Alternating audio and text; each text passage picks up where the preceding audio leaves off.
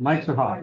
Mike's hot. All right, well, good morning, ladies and gentlemen. I will go ahead and call our special council meeting to order. And welcome everybody here this morning and appreciate your attendance. And we have a lot of work to cover. So with that, I'll turn it over to you, Scott, for a little introduction of what we're doing. Yeah, thank you, Mayor. Appreciate everybody being here. Appreciate your time again.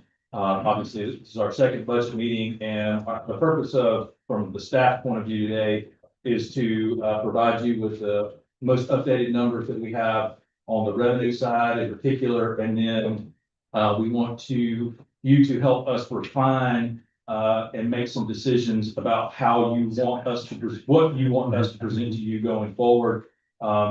Pursuant to the last meeting, we're going to talk about, again, the new position requests that were made at the first meeting.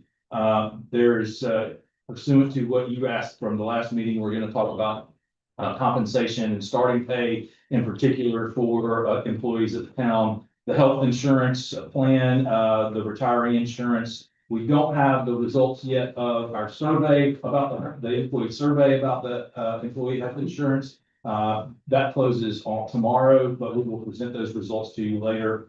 Then we would like for you all to prioritize the capital requests that were made at last month's meeting. None of those requests have changed at this point. And then we'll talk about the capital fund budget, the hospitality and accommodations tax budget, and then remind you of the IPRB debt service funding options that are available to you for meeting our obligation on the first payment for the IPRB for payment of the public safety complex. So that's what we're setting out to do. I apologize for not getting all of these numbers and data to you before this morning, but we wanted to provide you with the most recent. Not a whole lot has changed. We will explain the changes that have taken place that you'll see on these sheets. But it's going to be a busy day, and we hope that it'll be productive for you as well. So with that, I'll turn it back over to you, Mayor. All right, well, thank you. Well, we have two special presentations that complement what we're trying to accomplish today. One of those is from our auditor. JJ has been known to do presentations on our millage rate and millage rates and how that's calculated and what that means, so that we understand that. That educational opportunity that kind of sets us moving forward, since we're talking about revenue projections. And then, as you know, we participated with the county and the Chamber of Commerce in a joint vision planning process.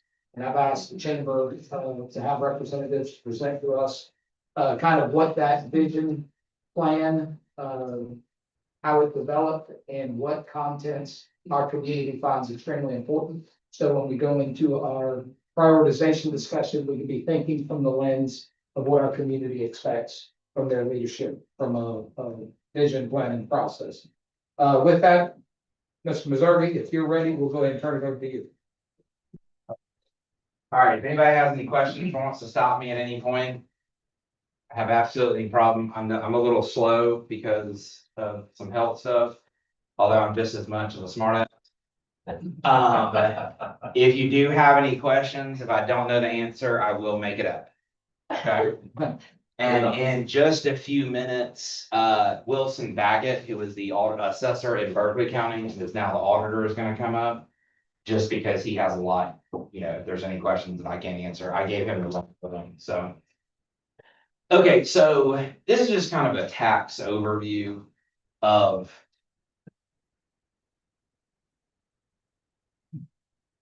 Set you up.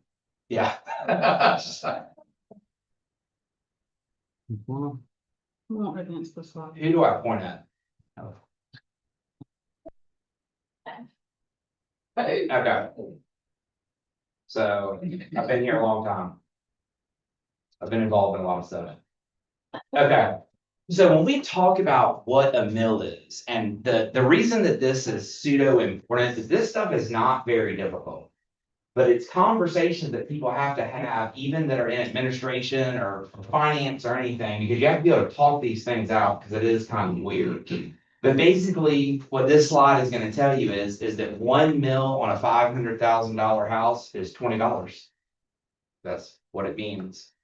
And 1 mil on a $500,000 commercial or rental property is $30. So whenever that thought process is, it's basically $4 per 100,000.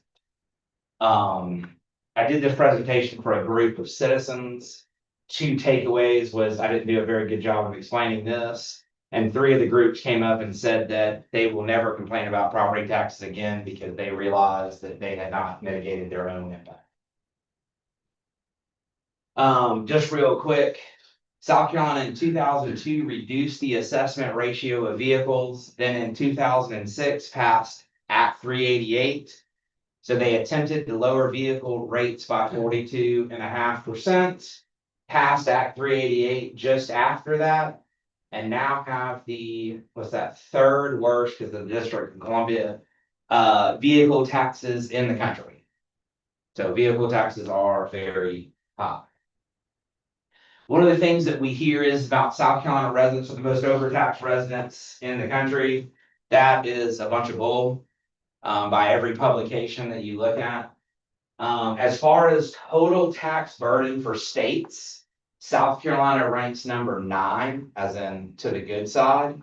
When you adjust it for cost of living, we have the 5th best overall tax burden for property tax and income tax in the entire country. This is Wilson Baggett. Oh, I'm sorry. No, this is my fault. Wilson, Should have turned left, not turning right. Wilson knows absolutely everything. He truly does. Except how to get here. Yeah, and he has been with Berkeley County since like about the time I was born.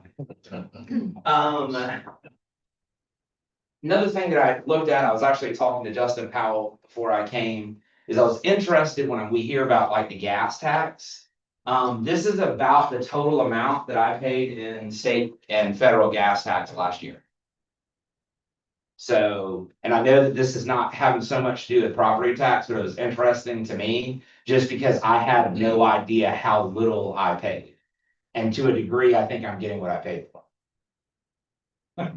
Okay, so when, Y'all jumping there? yes, Good. oh, I don't care. Yeah, yeah. So, he says I'm still the meanest person he's ever met in local government, but, okay, so when we talk about like sales tax and things of that sort, this is that sales tax map that everybody loves. When we look at our region, we have just the roads tax. Berkeley County has local option sales tax, which reduces your property tax bill. They have the road tax and they have another tax that goes, or sales tax that goes against educational funding for schools, like capital things, like building new schools, okay? Charleston also has the same thing, Colleton. So as far as sales tax, Dorchester County has the lowest sales tax in the Tri-County area. And I've heard all kind of different stuff about that, which is just, anyways. Dorchester County has voted down local option sales tax 3 different times. And it's, Do you know when they last voted on that? I actually do. It was 2013. And it lost 70-30. So, and you're gonna see why that matters here in a second. When we look at your tax bill, over 85% of the debt millage that is on your bill, the voters put on there. So the voters decided to put that on there, and the voters decided not to do local option. Okay. So Berkeley County is basically able to reduce the amount of debt millage they have with their sales tax. Charleston, in that sales tax alone, their millage for debt is only 23. Ours is 65 in DD2. Berkeley's is 55, okay? Charleston is about to eliminate that debt because of the sales tax. They have $175 million a year coming in for school building, okay? So when we look at our property tax bill, even from the town of Somerville in Charleston to here, that difference in those millage rates is what, 42? This is about to completely disappear within the next 3 years. And we're helping them pay that whenever we go down there. Yes, sir. Yes, sir. All because of the difference in sales tax. Yes. JJ, let me ask you a question real quick. So DD2 debt millage that voters put on is essentially the equivalent debt or millage rate that our entire town runs off of. Yes. Our 66 mils. Yes. Holy smokes. Yeah. Okay, say it again. Yeah. So your, 36 mil. your town millage rate is 66 mils. Your school debt millage alone is 65. And voters put that on. That, See, they understand, I don't know that they understand that very. well, that is kind of part of this though, is that I think that we need to be able to explain that to people. Absolutely. Because that in and of itself is like a really, really big deal. And you know, like I'm not gonna say, So how- just like the gas taxes, any tax is a bad tax until you say we need X number of dollars to do something. What was the question? I'm not sure if you're able to answer that, yes, but how do we get that? Will that TD2 debt millage always be on there forever? Yes, there's no other way to build schools without it, and currently. DD2 doesn't have the ability to go, what the state does is they don't want everybody to have access to all of these sales taxes. So they say you have to have a certain amount of accommodations tax, or you have to have this and you have to have that. Because what it is smaller counties, they don't necessarily want to be able, this is my opinion. They don't want to necessarily be able to do it, so they'll say you'll have to have over 250,000 people, because they can't say only this county can do it. Because local legislation is legal and equal protection, I believe. So that is just like a really big, important thing for us to look at. Because that money is spent money, right? That is paying for stuff that has already been bought. And if the two districts, 4 and 2 merge, that would then go away. Oh, no. It's actually would get worse.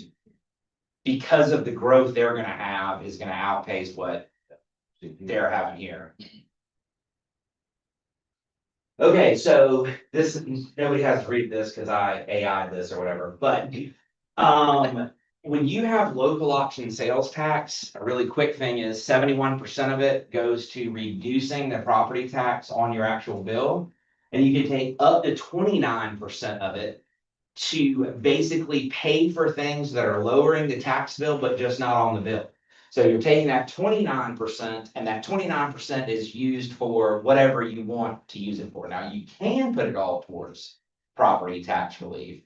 Most people don't, okay?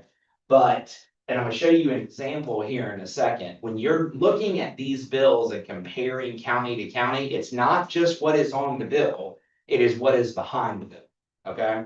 So we're gonna look at some examples here shortly, but if you are receiving $10 million in local option sales tax, you're gonna show $7 million worth over everybody's bills of credits.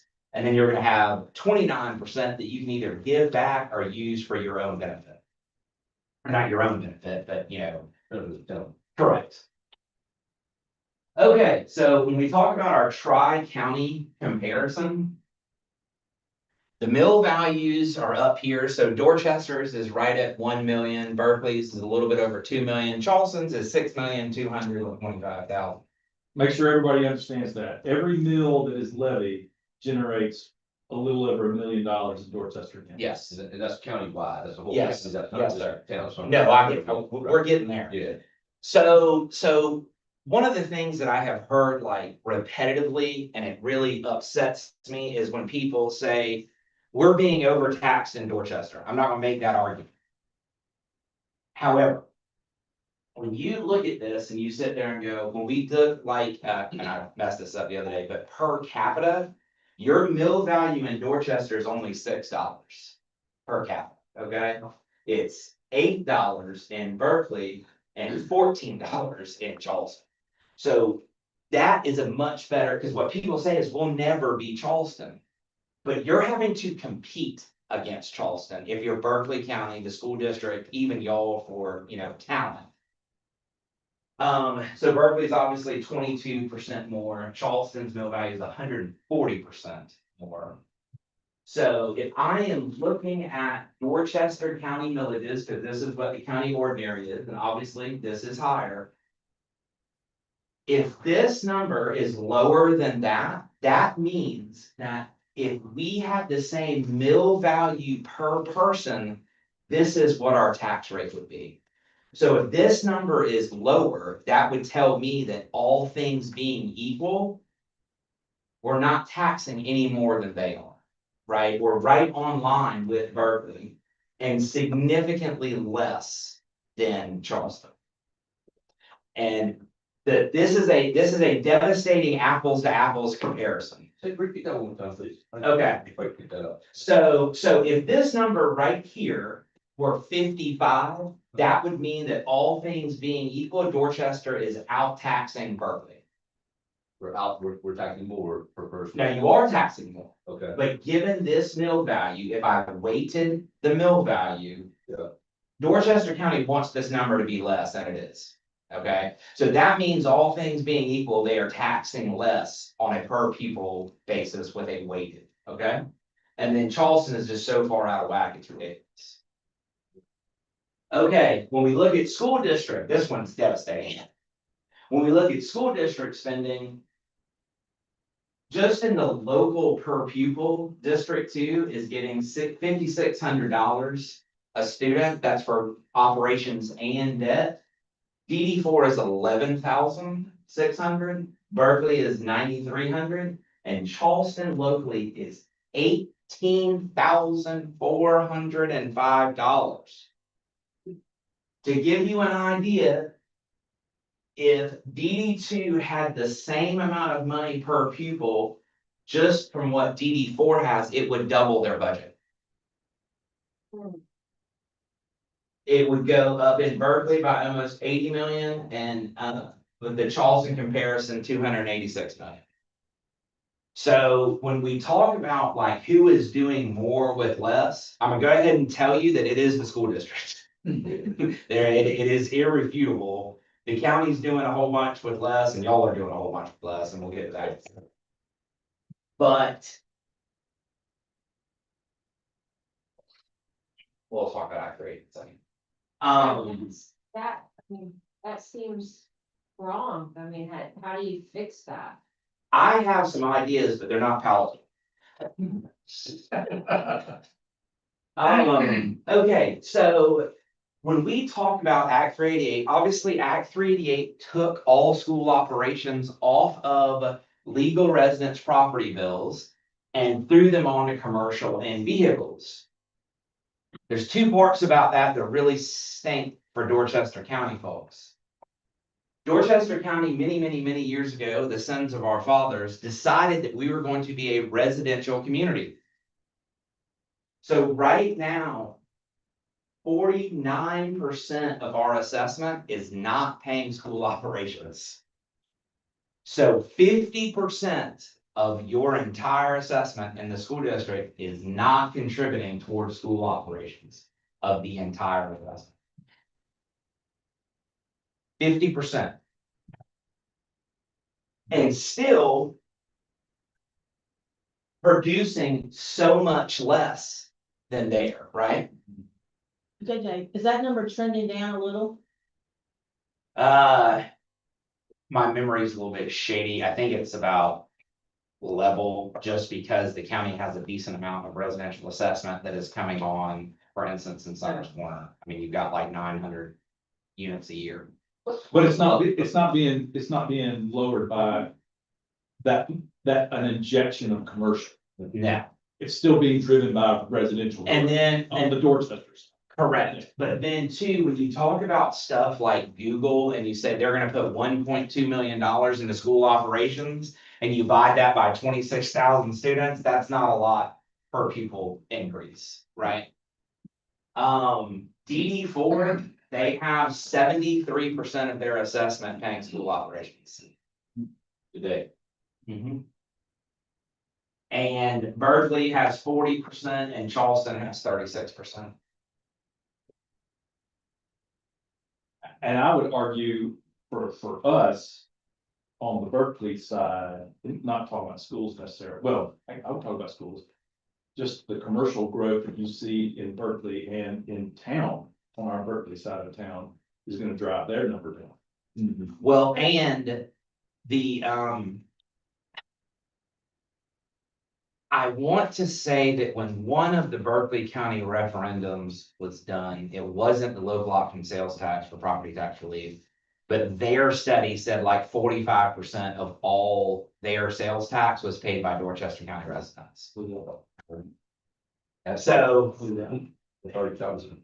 yeah, so my parents obviously been really involved, and years ago, there was a county councilman by the name of Bill Watley.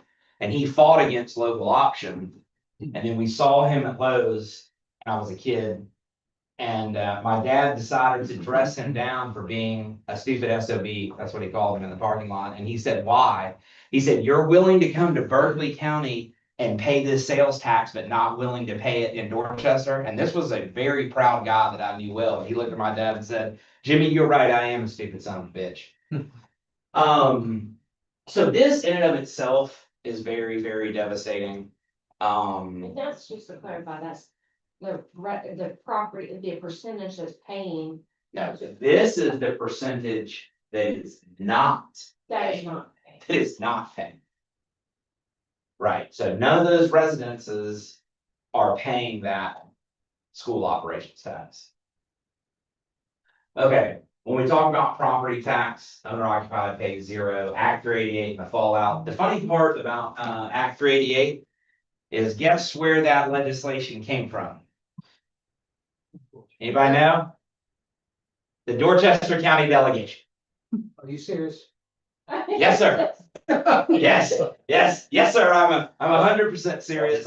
And you talk to George Bailey about it, he'll say, that damn JJ Missouri, I don't want to hear anything more about Act 388. When this happened, Johnette Conley, who was the auditor, made a big play to the delegation trying to explain it to them. She was right. One of the other things that we hear going, Because we were taxing grandma out of her house. well, I'm not getting into all that. All I'm saying The is, growth was driving her value to the point to where she could not pay her property tax. well, and what the argument at that point, Scott, you were more into it than I was. I was a less informed nerd than, I'm just a more informed nerd, but, I think that they were hearing a lot of different explanations on issues that were happening with reassessment on the coast. Yeah. And tax increases in the Midlands and the upstate for education, and didn't realize that things were actually very stable here. And that is bore out with what the millage rates were back then and these kind of things. When you look at, when, for instance, Florida is talking about eliminating property tax on residents, that is just undeniably untrue. What they are talking about doing is taking all municipal and county stuff off the bills, but leaving the school stuff. Well, what we did was already take the school stuff off. So when people are saying that, I think it's a mystery, because I've got spreadsheets on the state budget too. But as far as legal residents, and these are just publications, Smart Asset says we have the 5th lowest property taxes for legal residents. And Senior Living Magazine says we have the 8th most competitive structure for seniors. And it's gonna get more competitive because the General Assembly is gonna raise the homestead exemption by another $100,000. You're gonna take another $100,000 of value off of everybody's property over, what, 65? Whatever it But is. they're gonna put a 10-year requirement. It's gonna be fun to verify that. I'll go ahead and tell you. They say they're going to reimburse, they'll continue to reimburse us, but there have been proposals that reimbursement from the state be phased out so that we would have to plug that hole. You would have to plug that hole. And I can tell you that, and I'll show a slide on that in a minute, that will bankrupt y'all. And it will bankrupt Dorchester County and specifically District 2. Because they will not be able to service the debt. Now, the reason that won't happen, to Scott's point, is it would have to be phased in. Because the bond lawyers who have the big offices right across from the State House scurry over there to tell them, you can't do this under the Constitution, but. So when we look at a $250,000 property tax bill in the town of Somerville, okay? Point out a few different things, okay? Everything in yellow, the voters had a big part of putting on the bill. Either they put it on explicitly or they had a portion of it that they put on, okay? Through a bond referendum. Ma'am? Was that through a bond referendum? Some bond referendums, some are those advisory referendums, like for children in crisis. Senior center. The legislator actually forced Trident Tech on the bills years ago, because if you wanted a regional campus, you had to have a local minimum effort. But to Russ's point earlier, your school debt is 31% of your legal residence bill in the town of Somerville. And your town of Somerville is also 31%. They're almost interchangeable. So we take this entire tax amount here. We then take off the school operations and the career school, and we get a tax bill with no fees for a legal residence of $2,105. Okay, About $800 of that bill is debt. yes, And 660 It's all, is ours. yeah. that's all $250,000. Mhm. And that's general obligation, that's GO debt, that's property tax debt, that's not debt through other revenue sources. Mhm. Gotcha. Is that? Yeah, Okay. The county. Yeah, add those numbers in yellow, and that's $800. Yeah. And then what's embedded in that is obviously whatever debt service y'all have. Is part of that as well. Can you tell me where I can find this $250,000 house? Yeah. So, Yeah. so the CTAR says that the average house in Somerville was like $330,000 or That something. was, yeah. Oh, just the report I looked at last week, but it's just a good increment number, right? Cause you know, the houses are $500,000, so you double it, and, you know, what have you. So if I look at a rental property, there's obviously none of that credit. The percentages of the bills go down dramatically, right? So rather than y'all being 31% of a commercial bill, you're 16% of a commercial bill. We're missing a dollar figure up there. Where, oh crap, you are, that's an error, but it's still 16.58%. Either way, because that number is right. Your taxes are 283% higher on a 6% property than they are on a 4% property. Do you know if there's embedded in the county number that the town gets a portion of county funds for roads, what is that? Gas tax? or- There are no, other than whatever you would pay for like public works, there is nothing on the tax bills that goes towards roads. So that's like the gas tax. Okay. Right. So just, oh, no, go ahead, Richard. I was gonna, he said, we don't pay anything towards roads in the county, No, on the tax bill, that's what I'm saying, yes. that's our property bill goes towards roads. No. In the county. Correct. Is that everywhere? Correct. Well, some counties, and I'm not an expert on every county, but some counties do have a line item on their tax bill for roads. We don't have that, but if you think about it, we have a $1 million value. We got roads people in here. You got 1 million value of total assessment. If you put 10 mils on, that would be $10 million, and basically that'll get you the sidewalk done. And the county's collecting like $40 million in local option sales tax for roads. So you would have to put 40 mils on the bill in order to bore that same amount, all things being equal. But let me put a fine point on this. We are paying for roads in town by way of your funding of the streets department, the debt that we're paying on Bear Island Road project. You know, and other projects that we have undertaken. to improve roads here in town that are being paid for out of general fund millage, correct? There's just no line item. It's just not on the property tax bill. That's, Right. that, your contribution is wrapped up in that 66 mills, to some extent. So when we start comparing town of Somerville, Dorchester to town of Somerville, Berkeley for a legal residence. We get down, do all this cute math, and there is a.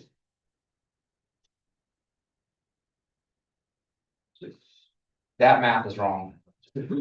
So, and I've had an issue, but anyways. The overall thing, and I know this is right, because their stuff is right, but. What's making the biggest, the total is correct, but what's making the biggest difference in these bills. Is that local option sales tax portion that they have in Berkeley. Yeah, if we, and then Charleston's example is even worse. And this is something that we don't have in our toolkit, because the voters have not put it in the toolkit. But Dorchester residents are putting those pennies into Berkeley County. Yes, So it's actually making, it's the mills or. It's actually making it less, their tax bill less. oh yeah, but it's even worse, because in both of these.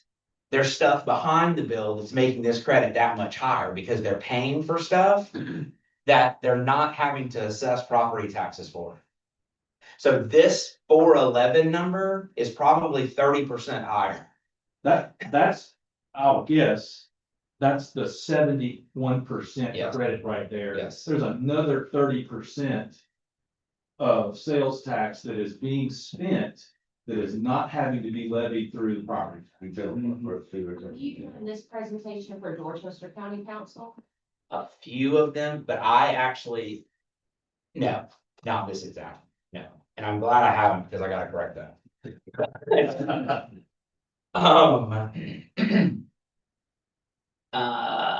So when we talk about sales tax, when those campaigns were beat earlier, they were talking about what a detriment it was going to be for people to pay this 1 cent. That example right there. I took the $411 that is on the bill, and you'd have to spend $41,150 in sales for taxable goods to make up that tax exemption on a $250,000 house. What is behind the bill is another $75 of local option, I think, if they gave a credit just behind the bill for school debt. So you'd have to spend $48,650 on taxable sales. And I can go ahead and tell you that is very rare that you're gonna be doing that in your own county. Because that is a lot of extra money. This is my personal example. I just moved back to town after living in the unincorporated area. This is just sitting here showing I live over here, what my truck is, how much all my taxes are, my assessed values. Obviously, I am paying 0 for school operations. And for all my primary residence, and on the truck that I drive, I pay $328. This is about to get interesting. Okay, JJ, make sure you go back one step. Make sure you make it clear that that $3,100 credit has nothing to do with any sort of sales taxes. That's just the school operating taxes coming on the bill. well, it kind of does. Correct? No, because Okay. when they passed Act 388, they did that constitutional amendment that allowed them to take the sales tax from 5 cents to 6 cents. Correct. What they didn't do with that was they created this fund, and basically they did not guarantee to give it back dollar for dollar. So when we put this. That was the Thank you. promise though. Yes, well, kind of, but they should have forced reassessment to market value right then, and then this problem would have been a problem in 10 or 15 years. But we're showing this credit on the bill, and the state is sending back like $2,300. So they're saying, we're giving you this credit for $31.25, and they're sending $2,200, $2,300, $2,400. Why? because that's what is in that fund, because they have it capped, even though it is collected more, then that there is ways they could increase that, which is one of my solutions. The state, this would be Yes, state. yes. But if you did away with Act 388, your tax would be $6,500. Yeah. No. So before Act 388, there was, and the numbers are escaping me right now, I think it was like $150,000, $200,000, whatever it was given as a legal, so you didn't pay school operations on the first, like, was it $250,000? Something like that, yeah. You didn't pay school operations on the first 250,000. But what was different about that was the state, the auditor sent them a bill and they cut a check back dollar for dollar. So they got out of that. Same thing that happens with Homestead now. I bill the state, they send y'all and me and everybody else, well, the county, that dollar for dollar amount back. So in your personal example, if Act 388 was repealed, how much would your tax? Be? Approximately.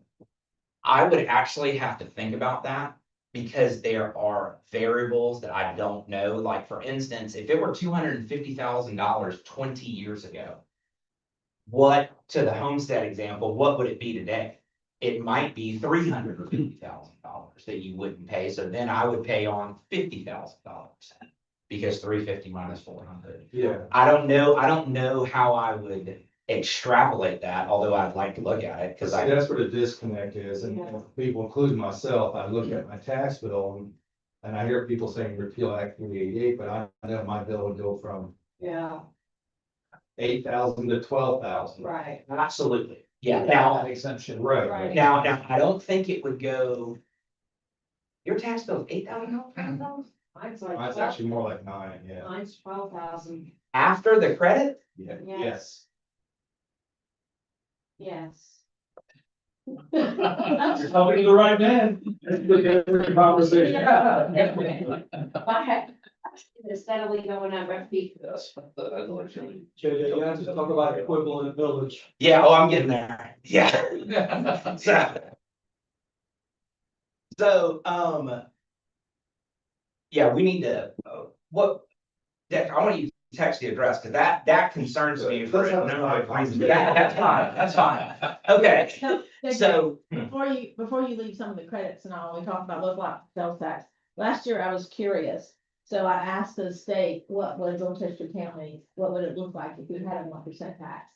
And we would have collected, just under $16 million in Somerville, and Dorchester County about 10 million. But because we would be a donor county, it would equate to about just under 5 million to go back to the property tax credit, and about 3 million to go into our general fund, if we chose to do it the way the state. In the town of Somerville. Mhm. So anyway, just a So it little. equates to about, you said 3 million more to us? Mhm. How many bills is that for us? Pardon? How many bills, what's the 10 bill? mils, almost 10 mils. Extra. so the portion I'm about to get to, They're already paying it. They're paying it, they're spending it, then hurt the county. Okay. It has to go over. So, like I was saying about this school operations number, and this is gonna be the vast majority of people, this is just a complete, personal example. I have 2 kids in school. Beth lives in Charleston County, so she doesn't count. When I take my vehicle taxes out, I have a school operations deficit of $5,924 a year. I can't service the interest on what that is. I would make an estimation that I did this example years ago, and I could do it again, I just haven't. I would say that well over 90% of the people that put a kid in public school, one kid, even if they make $200,000 a year and don't own a commercial piece of property, will never come close to mitigating their impact just for schools. And years ago, the example was I took the average car for a couple and I did it like 2.5 times. They were making $250,000 a piece, did their house, everything, their school, they were so far underwater, it was ridiculous. But back to this example, the total town taxes that I paid between both bills was $1,178. I have 4 people living in my house, taking a per capita approach to protect those folks would be $2,141. That is just police and fire. So I'm at a deficit of taking care of individuals just for police and fire of $963. You get the police and fire. I took the total number for police and fire and then divided it by the number of the population and then multiplied that by 4. And the total number for police and fire was county or town, or where did you get? It's just y'all's, just out of y'all's budget. And that's just operating? Operations, yes, sir. So you took our police and fire budget. Okay. Divided by the number of people. Did you divide that number, JJ, by the number of people just on the Dorchester side of town? No, it was the total. Total population of the Yeah. town. So if you take just the Dorchester side, Yeah. that number goes up even higher than that. Yes. True. But if you Well, use you it would- in the whole you- town, it's not- You would, to be fair, you would assign the police and fire portion of the police and fire budget that's on the Dorchester side, it would probably work out about. It wouldn't be as high, but it would be. Scott, you wanna do this presentation now? No. I'm just thinking out loud. I'm giving you a hard time. So to come down to this example, because I am a nerd, but I didn't personally understand this because I hadn't seen it. Your police and fire expenditures in the current budget, $28.5 million. All your taxes is $21 million. Your deficit. That's all property taxes? Yes, sir. Yeah. Total with cars and everything. Yes. Is $7,274,000. If people were on their property tax going to have to mitigate what the cost for police and fire were, they would have to pay another 22.1 town mills. Just for police, but.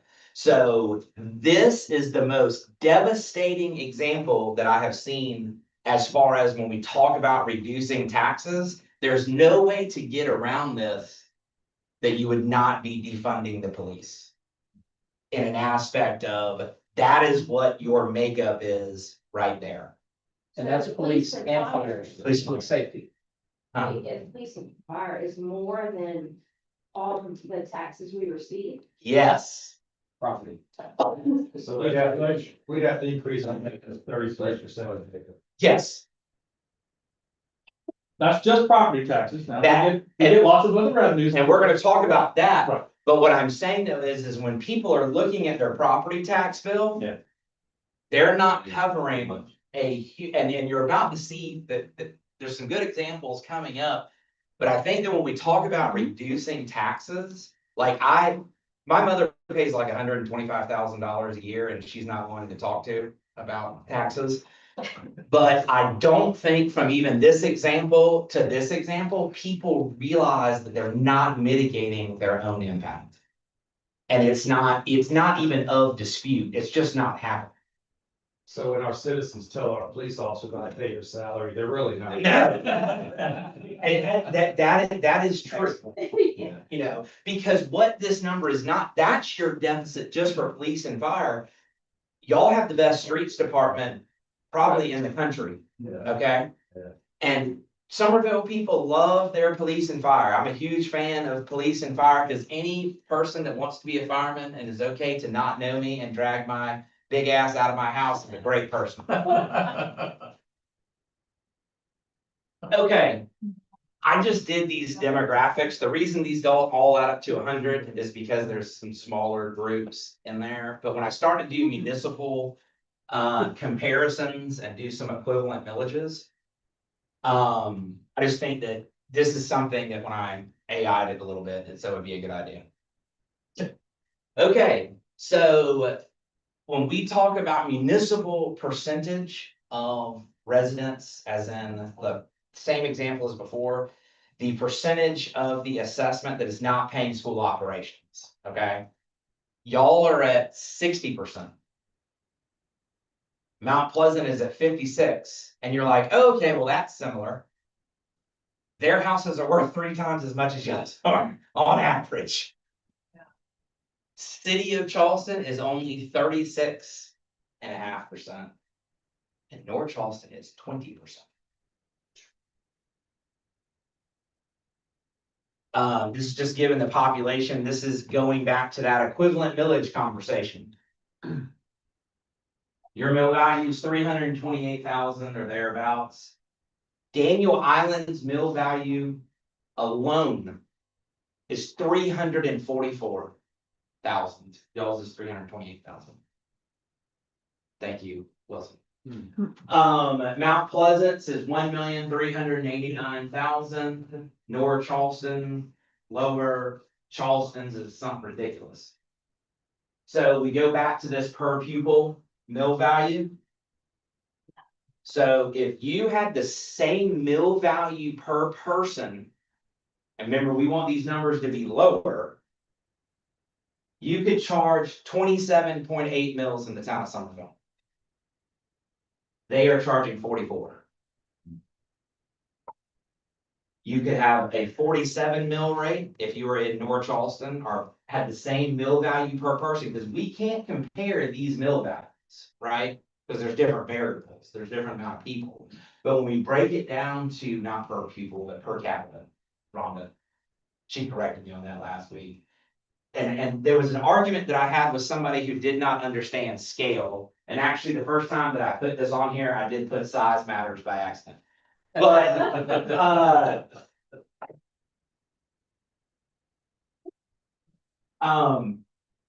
it is very hard for people to understand scale.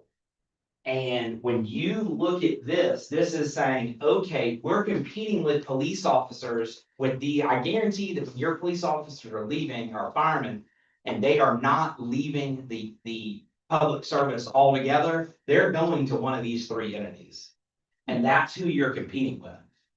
So if we want to say, if we had the same tools, and this doesn't include sales tax, this number would be even better for y'all. If we were competing with them for how we're spending our money, we are doing that much better than where they are. So it is devastating when you start to look and think about this. You can cut North Charleston's by half. I mean, So their population is much higher, so we could annex and have a lot more population, but then you. that's not gonna change what these numbers are though. Because you're gonna add assessment at the same time you're adding people. So as it sits right now, when you have a conversation of our taxes are too high, your taxes are higher than Mount Pleasant's. They are. The rate. The rate, yes, sir. They are lower than both of these, but Mount Pleasant's property is 3 times, residents are 3 times more valuable than yours. So that mill goes this much farther. And when I hear about the tax, they're not comparing apples to apples and they're only looking at rates. What is Goose Creek Village? 60 something. It was not as good of a comparable for a variety of different reasons that I wrote down, but didn't recommend. So when I see arguments about this different stuff, I'm like, okay, but we have to put us side by side with everybody else. Okay. So I gotta remember this myself, so I apologize to have to stand over here. So y'all are bringing in 21 million in taxes, Mount Pleasant 52 million, North Charleston 76, City of Charleston. North Charleston, their CFO, I haven't been able to get in touch with, but they are the leader in sales tax in South Carolina by a lot. If City of Charleston, $230 per person, they're in the probably mid 250s, 260s, 270s. So your local option per capita, because y'all get it in Berkeley and Charleston, is 65 for y'all, 188 for Mount Pleasant, 230 for Charleston. Business license. People have run before on eliminating business license. If you didn't have business license, you could not fund y'all's municipal government. So your total is here, your property tax and business license expenditure per capita is $685. Lot less than everybody else, okay? Your property tax expenditures per capita, lot less than everybody else's. Even though you have a higher rate than Mount Pleasant, a 50% higher rate. However, you're getting that much less in taxes, okay? Those expenditures you took from our budget Yeah, and and it's all gonna be equal because I took it from everybody's budget. So I went through every single one of these budgets to extrapolate this information and got assessment data from, and everybody's assessment data looks different, so that was a chore.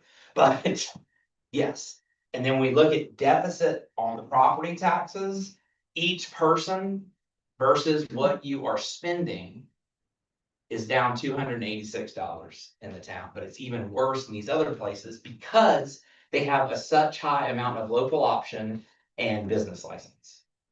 They have a whole bunch more in their toolkit than you have in yours. Before we go, I just want to take a minute to thank our department heads personally, just because you guys are doing, I think that we provide top-notch service to our citizens here in town. And looking at these numbers right here, we were doing it with a lot less than, and I know that's on the backs of y'all, and we appreciate it, and I appreciate it personally, so just thank y'all. yeah.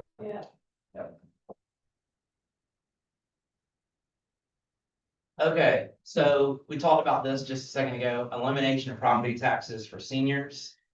No state eliminates all property taxes on homes, it's just for anybody, unless you're meet some exemption criteria. They'll offer freezes, 28% of all of our legal residents are seniors. Eliminating that property tax would be bad.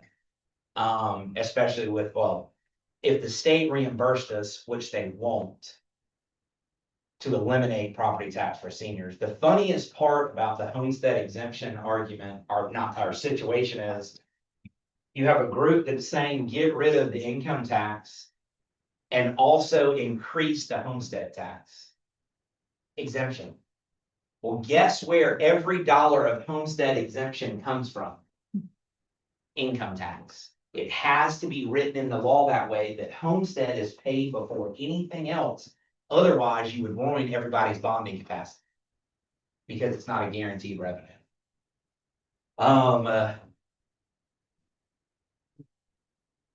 Then when you talk about that, you have to increase taxes on everybody else just to meet your bond obligations, like we talked about before. People that just moved to the state would obviously be big winners, and we would end up attracting people to move here that then wouldn't pay into the system. Currently, most people don't mitigate their own impact, as I showed earlier. And what happens to like the senior center? You would also have a large percentage of the voting population that could vote to put things on the tax bill, but wouldn't be responsible for paying. Does anybody have any questions about the fees that are on their bill? I will tell y'all that of the many public works directors we had in Dorchester County, the only one that did what he was supposed to do with fees was Matt Halter. He came to the first meeting and he sat down and he said, JJ, you do whatever you want to do, and walked out. So that's what I needed him to do. I've always had a little bit of a heartburn that the county collects stormwater management fees from town residents. They don't. Yeah.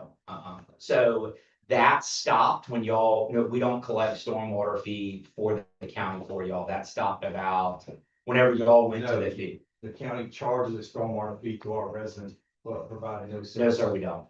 It's not on your bill.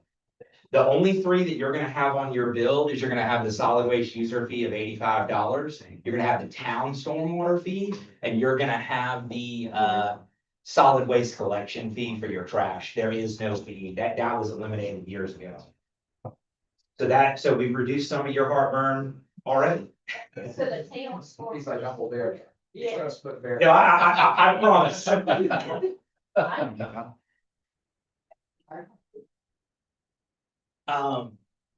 So anyway, another thing that I want to hit on just real quick was there is a big push now by developers to go to these different special assessments. They can say whatever they want to say. They are profit enhancers for developers. I have never supported one of these, and I've now gotten to the point where I was now speak outwardly about it because they are just a bad deal.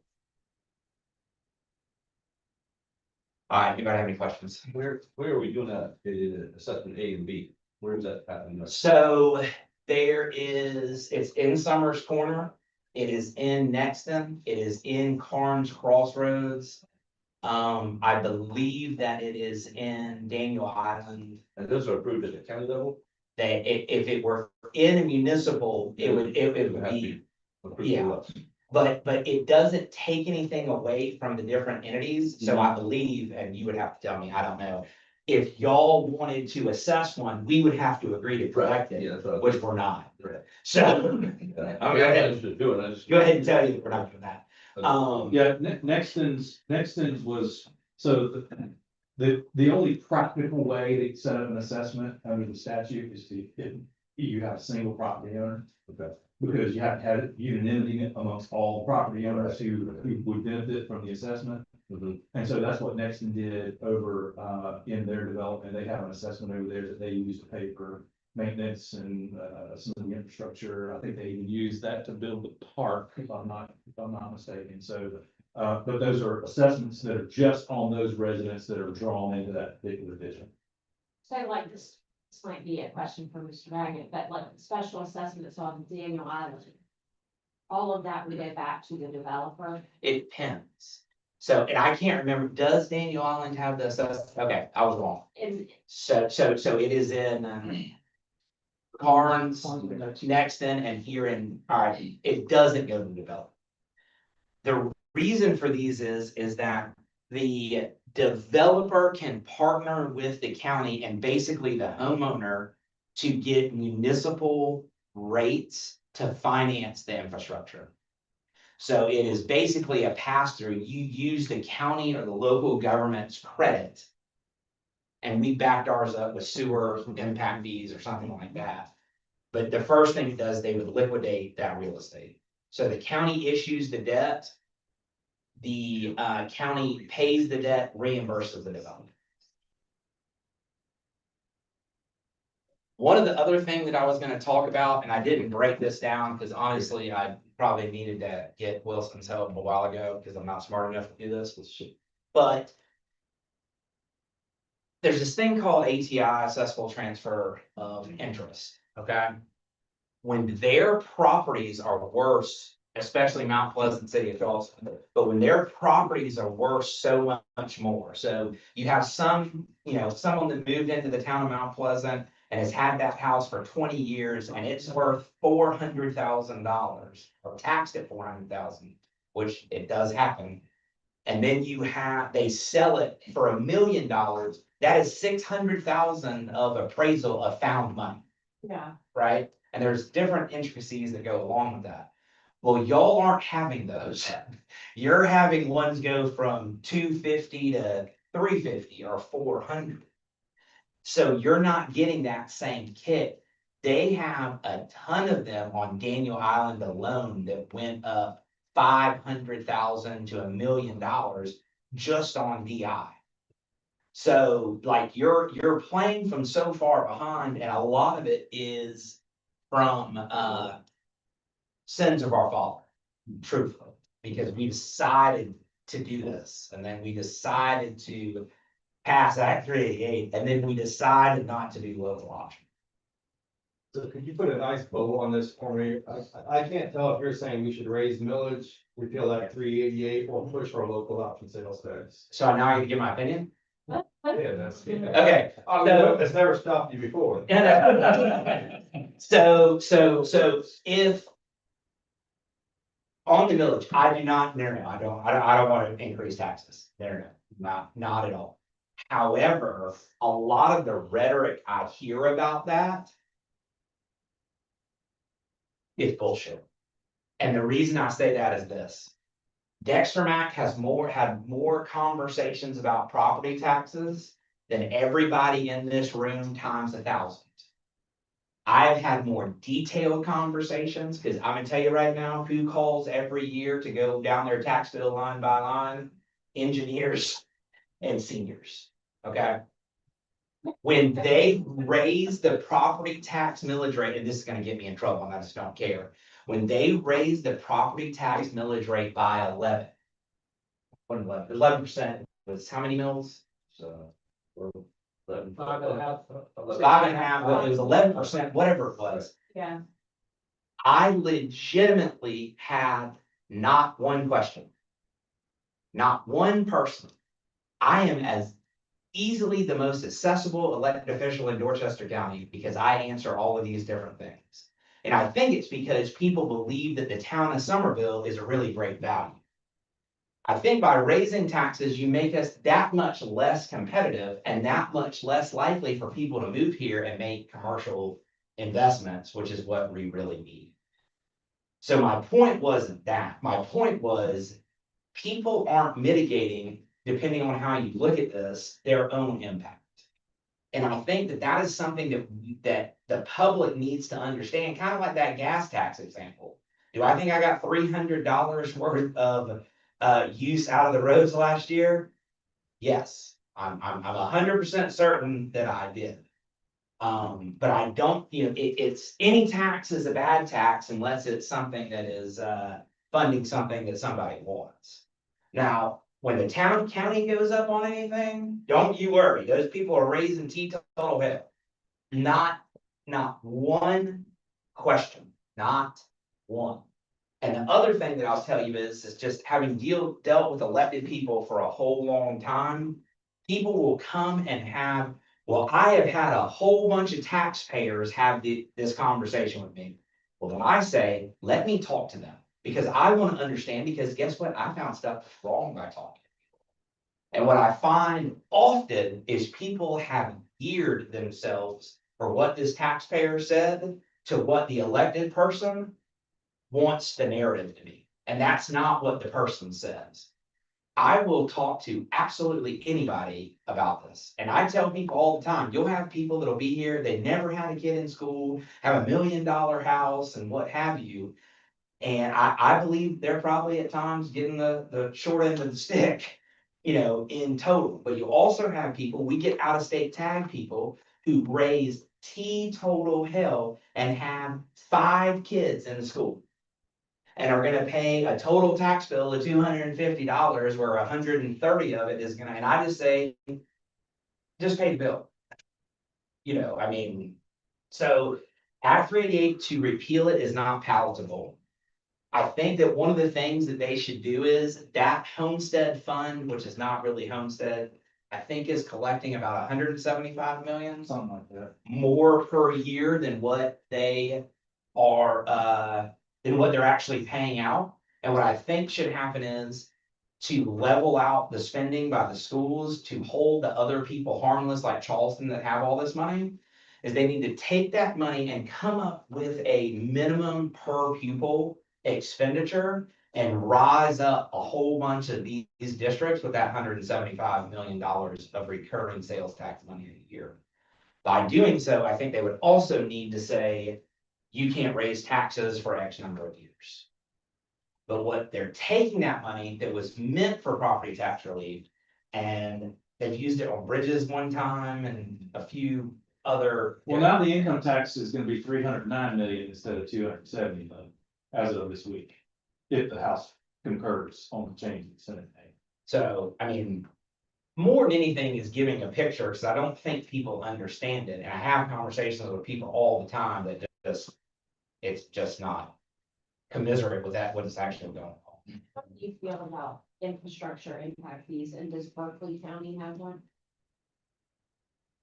Infrastructure impact, we do not have them.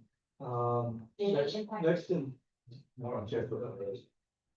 But you do have impact fees for water and sewer and things of that sort. Y'all have tapping fees. Yes. Yes, yeah. Impact fees, not on, construction permits, we don't have impact fees there, but on the sewer side, we do. Really the only impact fee that I can kind of equate is the next in Carnes, where the developer is building their own infrastructure. Some of those fees range from $50 up to $900, it depends on what phase of development they're in and what type of property it is. So some of the individuals that live in those areas are not very happy with a $900 next in fee. They agreed to it when they bought the home. But they don't agree with it when That's why I don't like it. Yeah, Lord, it's a little fishy and it changes year to year, so the developers, well, the county and the developers agreed to have an outside agency to manage it. And I'm dealing with that manager annually. And they. Y'all use that? Yeah. Yeah. Yeah, and they manage the numbers based on the need.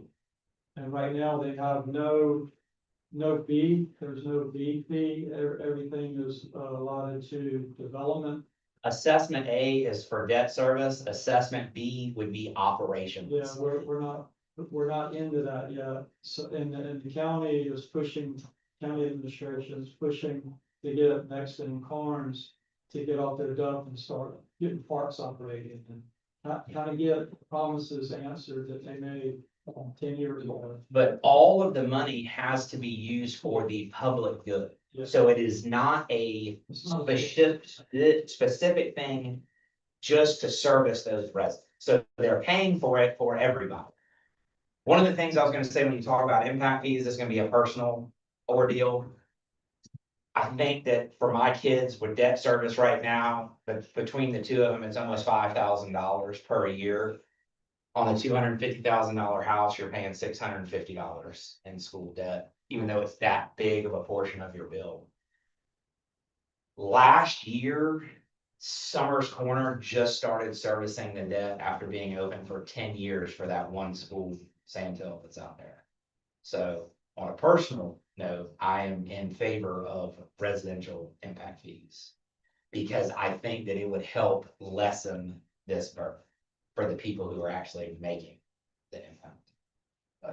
Have you done the math, and it probably wouldn't be possible, but have you done the math if there was not school debt, leading to school debt for the tax bill, but there were higher like school impact fees versus the amount of growth? I think Rebecca said 80% more building permits, something like that the past year. If there was an assessed impact, this school impact fee on every building permit, what this math. So See what I'm saying? I did do the math for this on what it would have been for sales tax and what that would do. I don't believe, based upon the needs assessment that I have seen, that the impact fees would make as big a difference in actually reducing the millage right away. Because impact fees cannot be used to service debt, correct? After you've issued the debt. Not half. So all of this debt has been issued and those referendums, so the most recent referendum basically was, you pay down on your regular mortgage, right? They don't let you get more out of that. If you have an equity line, they allow you to pay it down and then re-encumber it. That's what the most recent referendum did, is they were on the equity line. As they pay down, they can re-encumber. The impact fee can be only used to build new or expand existing. It cannot be used to pay for existing. Well, the other problem with impact fees, you collect it one time and you're depending on future growth. you Right. Collect more. Right. impact. Yes. Yeah, I just want people who can't afford chemical screw in it. Right. If we had another 2008, 2009 occur, Right. then impact fees dry out and go away. So to finish wrapping your bow, Yeah, that waits. I guess, how do we propose another local option sales and market it the proper way?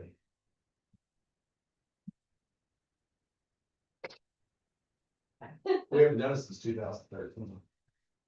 But I don't think there is any, I don't know if there's any will to do it, because it was a horrendous ordeal. And it actually has gotten worse every single time. We were the first ones to put it on whenever they developed local option sales tax. We did it in the early 2000s, the 90s, and then 2013. But I don't think there's ever been a bond referendum that got voted down.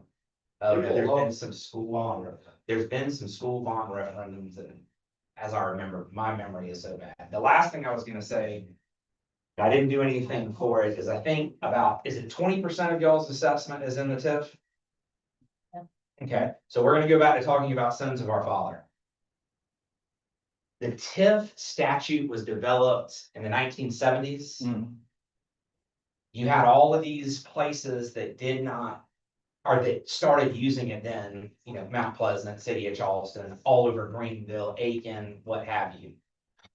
That discussion was had with leadership at the town of Somerville for significant periods of time, and the answer was that is not right for Somerville. A lot of the reasons, in my opinion, that y'all have not had the growth in commercial investment that they have had other places is that investment was not made 30 years ago, 40 years ago, 50 years ago.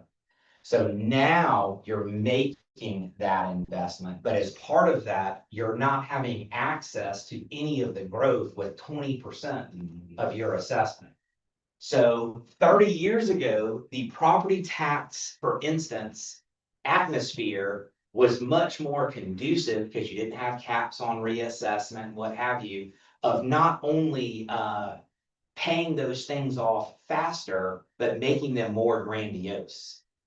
So by the time the town of Somerville started to do it, it was kind of late in the game.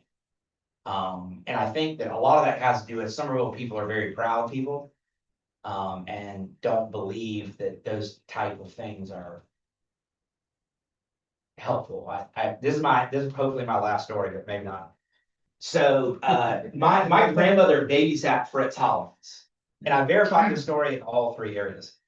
And, my dad worked for Fritz, and there was a time when we got money. Remember when the Burlington Parkway went from Walmart to Kmart?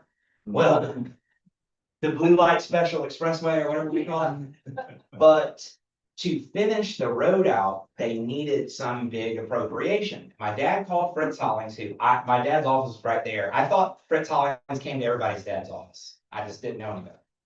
So dad called Fritz and got the appropriation. It was $24 million. The appropriation comes down, it's only 12. And you would know this. They call down and they say, we just want to verify this amount of money. Well, Mayor Myers said, we don't need that money. We only want to take the road from there to where it ended before it was expanded. My dad had a really bad temper and that didn't go particularly well because he cussed Fritz and then had a discussion with Mayor Myers. So my dad tells me that story and I'm like, okay, well, this might be a typical Jimmy Missouri story. I need to think about this for a bit.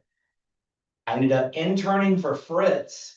I knew him, my whole life, and he walks in and he's, how are you, whatever. You're the smallest Missouri I've ever seen. And then he also said, how is Mayor Myers doing? I said, he's doing good. He said, only mayor in America that turns down money. So help me God. So that was in 2003.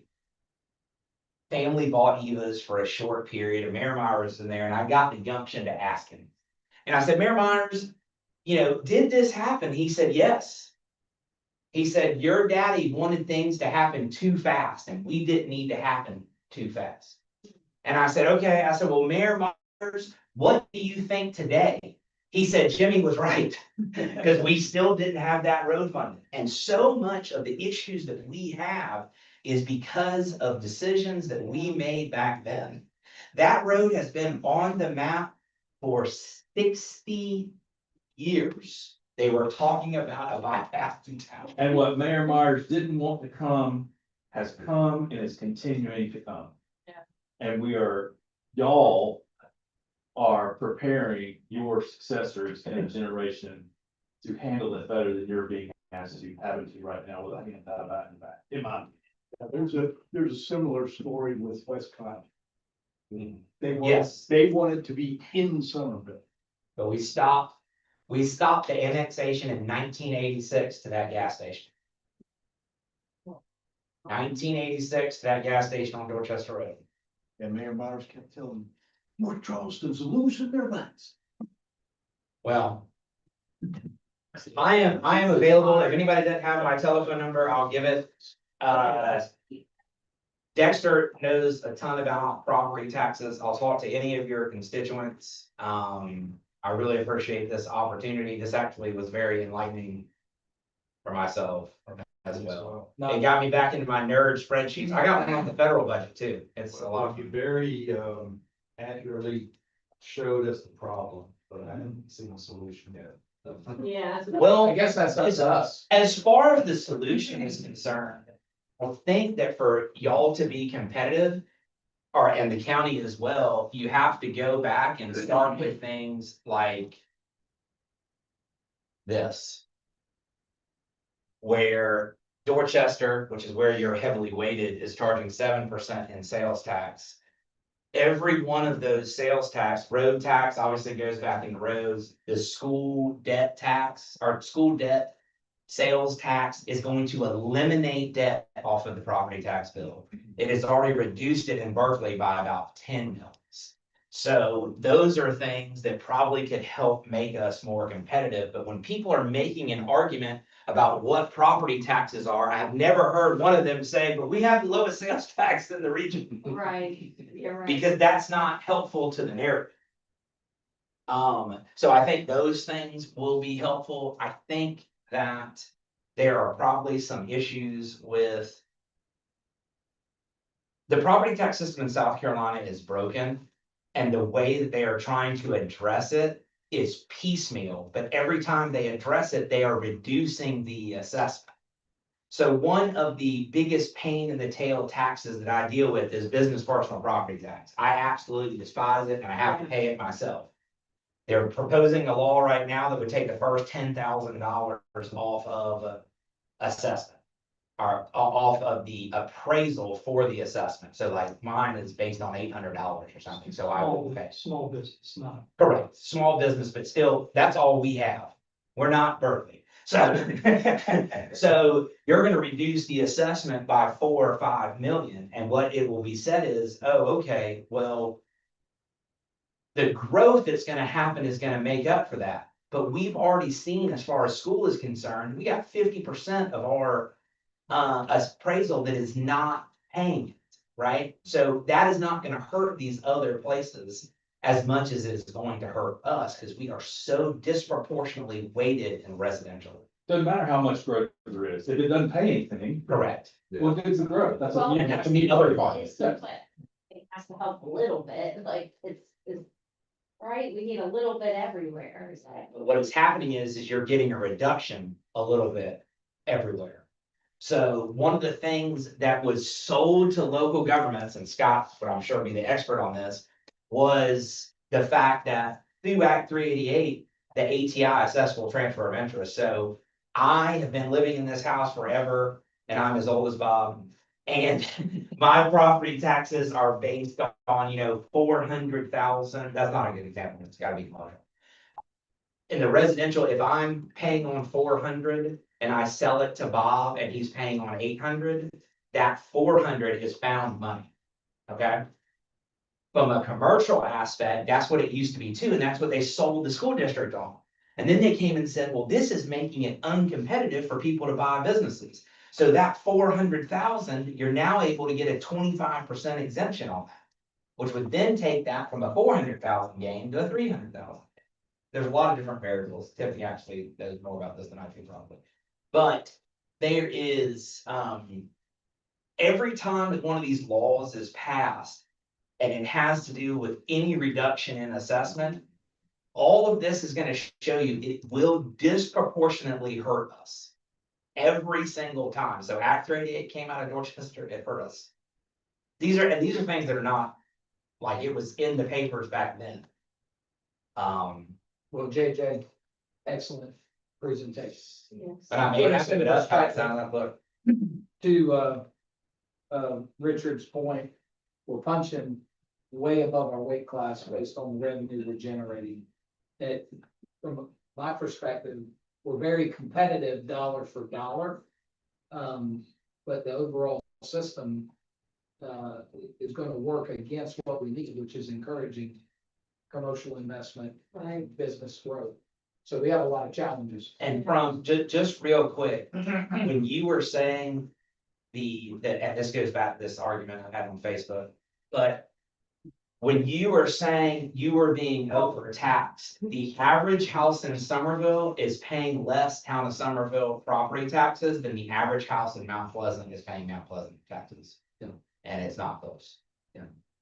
But, all right, Thank you, sir. I am gonna look into both of y'all's bills, because although that math might be mathing, or my mind is just everywhere right now. And we'll take a quick 5-minute break, but we're a little behind schedule, which is fine. That was a great presentation. 5 minutes and we'll be back. I have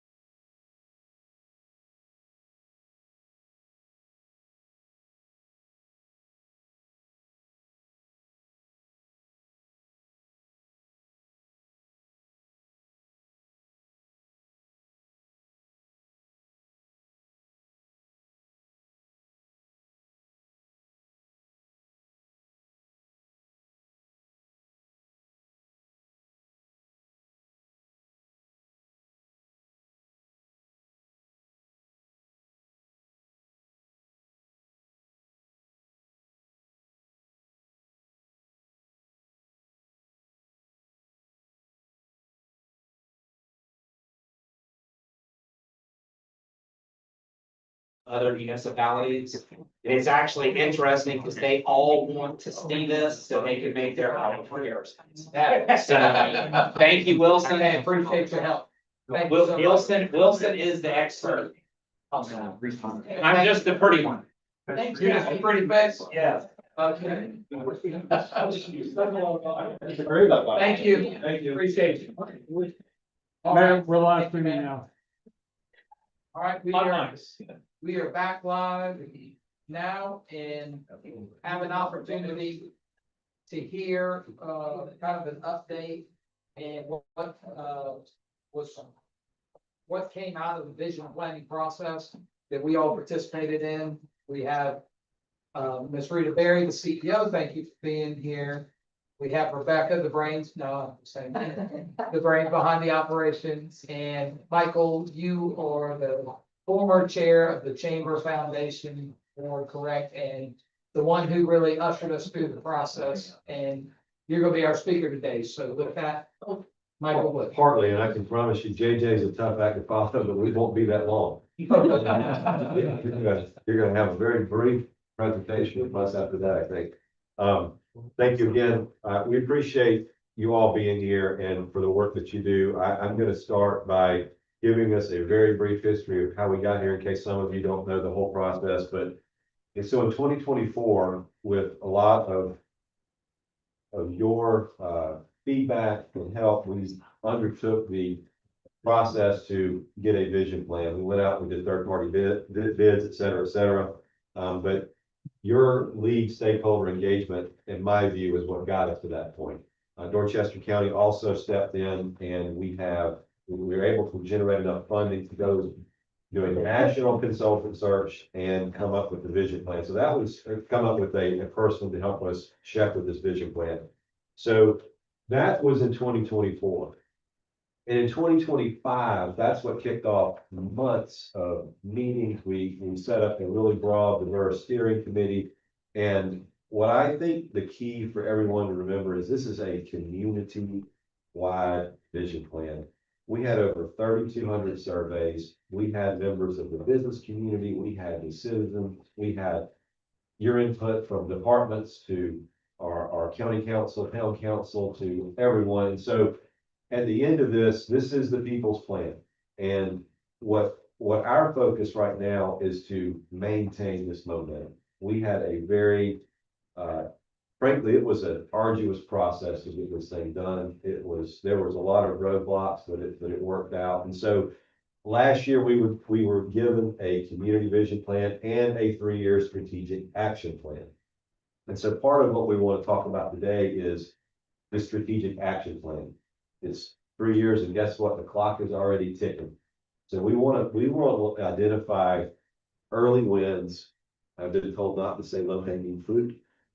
We want to identify early wins that a lot of things that were brought up in this plan, y'all are already doing. There are things that are not, this isn't like, we've never heard or seen of this before, but celebrating those wins is critical. And we believe that the Chamber Foundation can really step in. If you've got something going on, we would like for you to tell us, say, hey, we need to have a session. Let's invite some people. Let's push this out there. Let's get the word out that this is going on, because there's a lot of good. I know all of you work very hard. So that's how we got here. What are we doing now? Really, there's 4 things that we're focused on right now, and they're live as we speak. Branding. And I'm going to leave you with a cliffhanger.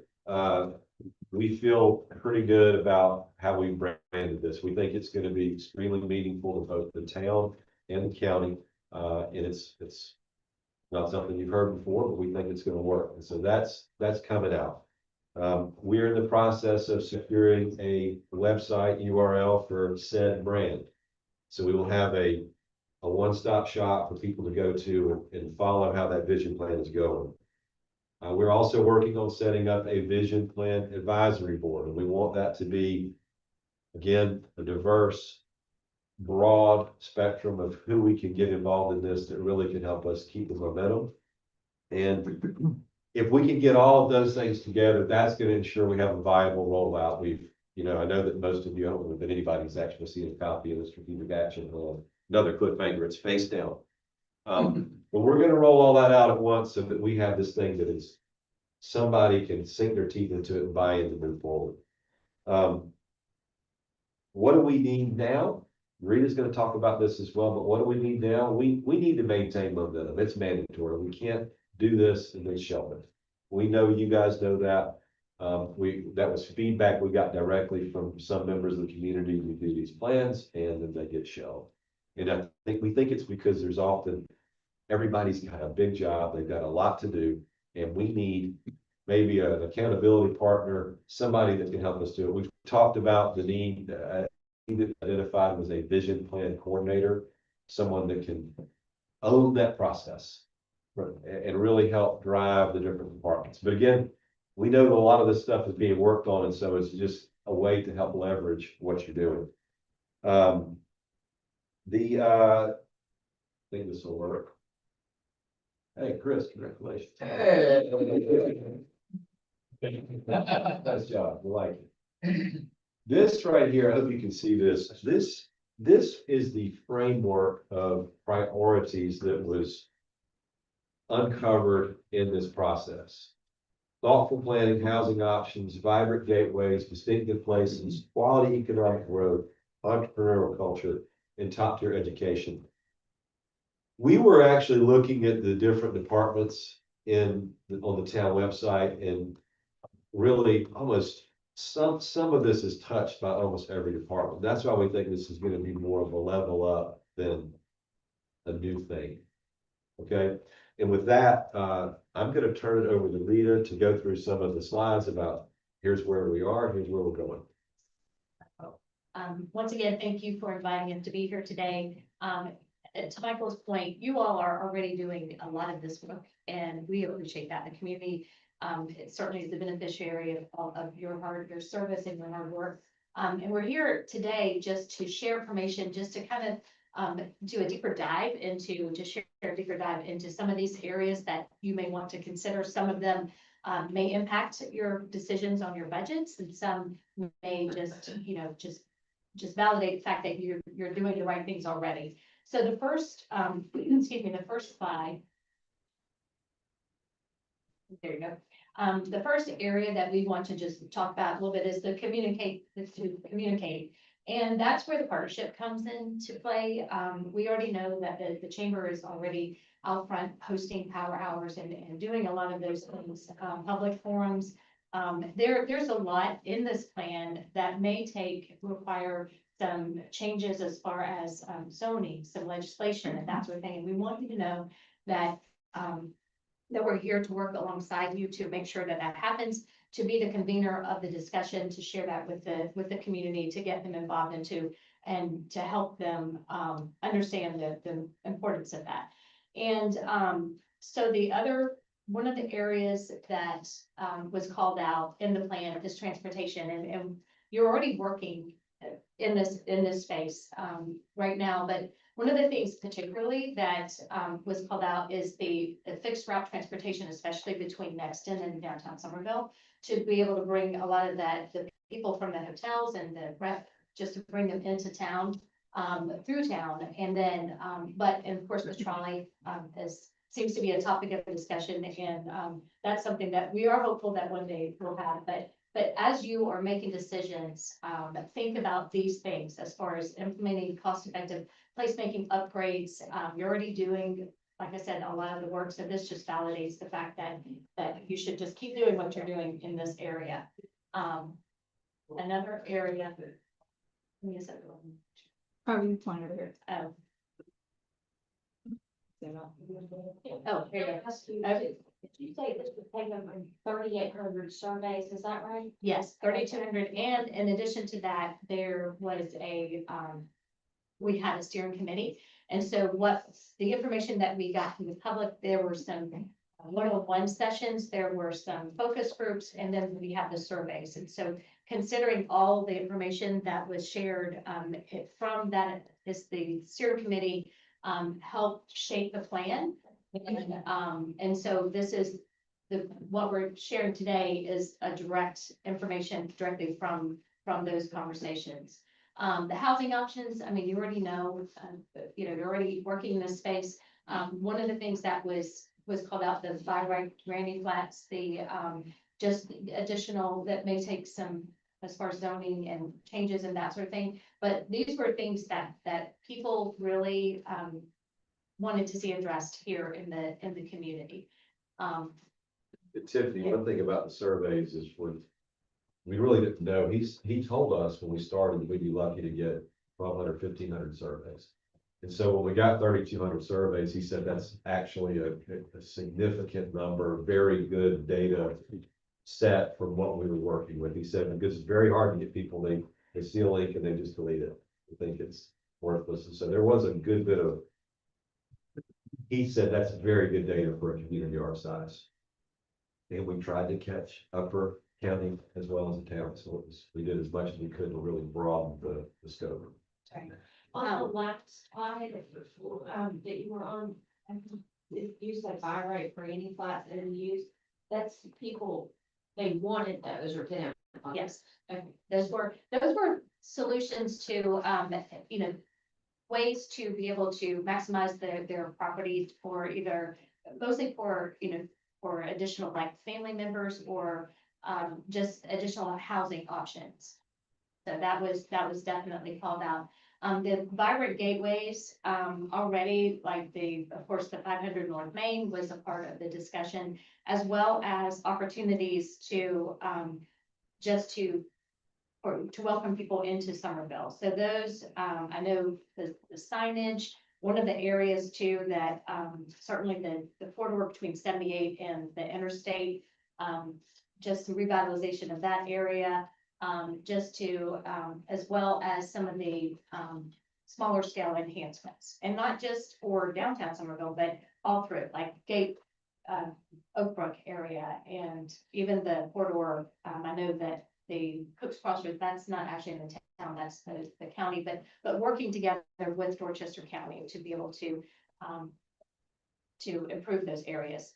The development and redevelopment, and again, this is to leverage staff and code enforcement to ensure key gateways are safe, attractive, and well maintained. Leveraging the zoning and regulatory reviews, and then financial incentives. That was actually brought up. I don't know what type of incentives are available for any development in the town of Somerville. So, but that was certainly brought up as to if maybe that could be something to address, and how that certainly will impact your budget. Distinctive places, and focus on placemaking decisions, creating places where people want to work, live, and play. Bonaire, of course, is something very special. We're excited about that. The improvement on Short Central, Hudson Square certainly we can see, the improvement of that. I mean, the investment in improving that space is incredible for our community. It's used so very often by all ages. And then, to identify some additional TIF districts, and, Oak Brook, the revitalizing Oak Brook was also called out, and then to advocate for regulatory reform that makes sense and easy to navigate. So some of this stuff is repetitive. It all connects, not repetitive, but it definitely all connects. And then, too far.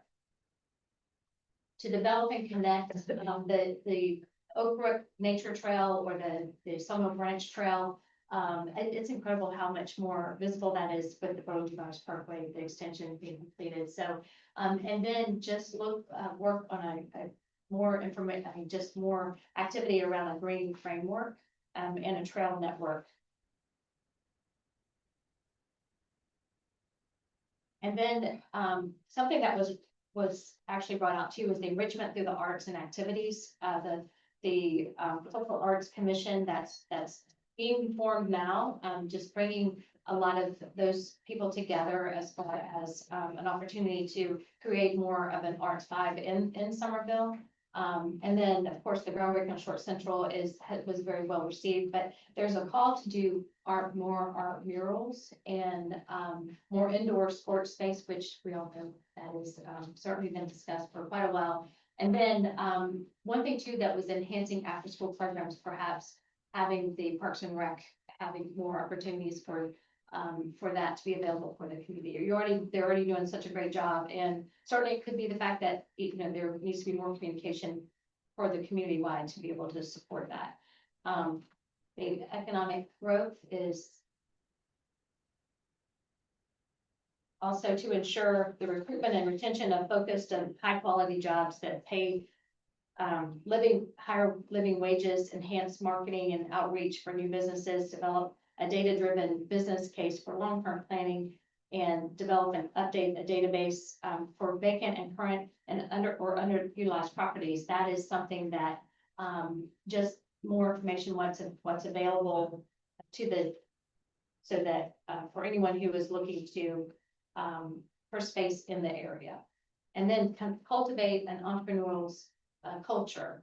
And this was called out actually in its own section that you can see on your handout there. I know there's interest there's some discussion already going on. I know that Dream is also working to space Dorchester County Economic Development. And so just to consider some additional ideas for that as you put together your budget. I don't know if that is something that is specifically you're going to lean into, but that definitely was an area that was called out in the vision plan. So that is my set. So I can go ahead and turn it back over to you. Okay.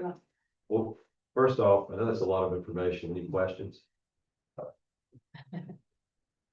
You don't, I really need them, but. Will you email this to us? Yeah, absolutely. Yeah. I'll make a comment, if I may. Just in the few minutes that we've been here, I've jotted down at least 2 or more things that the town is currently doing or is engaged in pursuit of the big tree. So to the extent that y'all suggest, and I agree, town needs to crow about these more. We all need to crow about these more and tie these, these are things that can be directly tied just to the big tree, not these specific things that you mentioned, Rita. So, you know, that's something that we as the staff and all of us can do more of, sure, so. Well, and that was one of the things that we did talk about as far as you're already doing some of these things. And so we want to come alongside you and help celebrate. Those things are things that we'll identify and help people understand. I mean, some of the things that are already in the vision plan that you're already doing. So, you know, being able to share that information with the community to make them aware as well. Or if there's something that you need to enhance, you know, and Yeah, because this is pretty broad. This is great. I love it, but it's pretty broad and this helps us narrow down exactly what people have said. Is that right? Yeah, so there is a much more granular document that is describing specific areas and whatnot in the town and county and different civic groups that can be involved in each one of these pillars. I appreciate you saying that because an investment has already been made in this, right? And so we believe that we got to see it through. And we've got a lot of people that are committed to wanting to help y'all see this through. I think that this staff and this organization is top of the heap. And that's one of the big asks. If you see something in here as we give you this information, please digest it, please read it. And if it's in your department or if it's in your area, say, you know what, this is going on, tell us. Get us out there so that we can push it. And there's a lot here that's going to already look like guess what? You asked for it. We're already doing it. That's that low hanging fruit. The early win. That's the early wins. That's what we can do right now. I mean, I would love for us to have 3 to 5 things in the next 6 months that you go, hey, you know what? We did a vision plan. And guess what? We've already implementing these things right now in the first year. I think that's critical. I understand there was some really good news about the village before we came in. I understand that was that there's a huge surplus. I understand that there's, a lot going on there. But we do, the chamber in the truest sense of the word is a nonprofit. we are trying to figure out ways to find funding for this. We are trying to work on grants. But I think they're out there, but part of the challenge is finding them. And so if you have resources or know, if we have grant writers that can help us push it, or if you know somebody, you should talk to these places. A lot of you have different connections, and that might be really helpful for us to try to get that person or whatever in there to help us with the coordination of this. We're going to be pushing, trying to meet the county to do the same thing where we can, here's where we're at. We really want this to go. We need your help. You got a bunch of people in the business community that are really committed to this. I don't want to leave that off too. I think that we have a lot of momentum and excitement around it. And, we'll have a lot more once we put the branding out. One of the things too is that we already know that some of this work is being done, not necessarily just by the town, but there are other organizations and even nonprofits that are doing a lot of the work that's already called out here. So with our advisory board, bringing in that information and being able to come alongside that work that's being done and help share that out to the community is part of it. So we're not looking to start over, recreate the wheel, do something that someone else is doing. We're just trying to find out what's being done just so that we can collaborate and actually to do the work together. And to your point, as far as the grants and funding, we know that there are grants available to do a lot of this work. And you may already be, working in that space. I know you have a grant writer as well. But it could be the fact that if a lot of times with the grant what they ask that partnerships mean a lot. I mean, you have a better chance of getting more funding if it's more than just one organization, if you're collaborating on a larger scale. So we want to come alongside some of that work as well and be able to identify where some of the funds are. We're not asking the towns to fund all the things because that's not it. That's not the way the partnership works. So we're looking to be able to help come alongside so that you don't have to spend additional resources on things that, that other people are already doing. In closing, I want to thank you again for your commitment and your investment because you expected something, we executed that, and we got done. And so let's keep it going. But I thank you all for your hard work and for your dedication. And we got a great place. So. Yeah, excellent job. I'll just say from being a part of the process, it may have been a little slower than we had originally hoped, but I think it was more thoughtful and more intentional than it could have been, which is going to last longer. The worst thing we can do is put this document on a shelf and forget about it, because we engaged a lot of people and the expectations are high that we're going to come around this and work together with our county partners, our business community, and start delivering on these. And what's awesome is, to your point, Scott, we're doing a lot of these things already. That is, if we tell our story, it just shows alignment. And then when we're questioned about how we prioritize some of this capital projects and some of the work that we're doing, we prioritize that. We can align them with these items and say, this is exactly what the community is expecting. And I'm very interested in not doing what we just heard as the last story from JJ. We want to leave this community more livable with a better quality of life and better opportunities than we found it.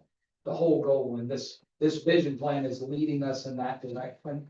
And it's going to be a living document that we continue to work on for a long duration. And I'm personally committed to that partnership and execution of this. So thank you for your work. I appreciate it. Great.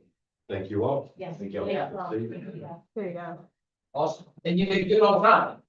Did good on time. Thank you.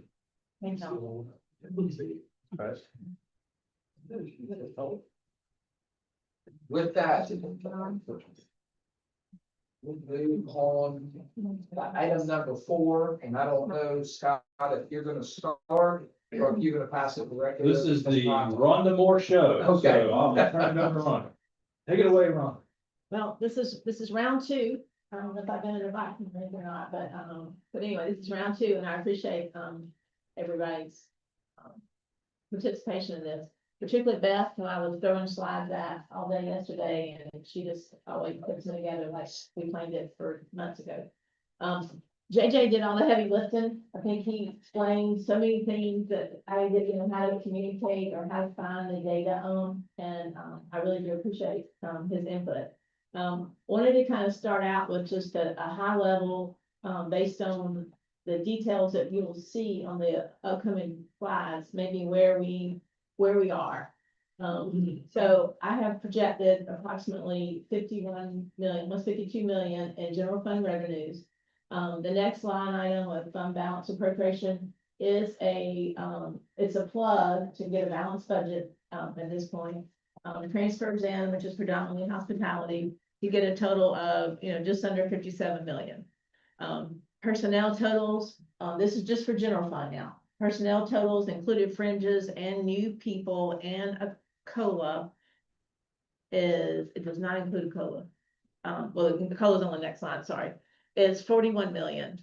The COLA is estimated to be a little over $1 million. Operating expenses last year were, 11.6. I estimated a 10% increase in cost, which I am sure is not enough, is $1.1 million. If we want to continue to fund our capital fund appropriately, approximately $2 million to transfer there. So that gets us at a balanced budget. This doesn't talk about some of the operational items that were kind of presented as capital, some of the bigger operational things, doesn't include those expenses. So I think our challenge will be operating expenses. I think since I've been here, I have felt that our department heads are conservative and get a lot done with what they have. And I certainly think JJ kind of cemented that home too as well. So I appreciate all their work. So that's kind of high level. Yeah, and I would echo what Rhonda said about the operating expenses, that 11.6.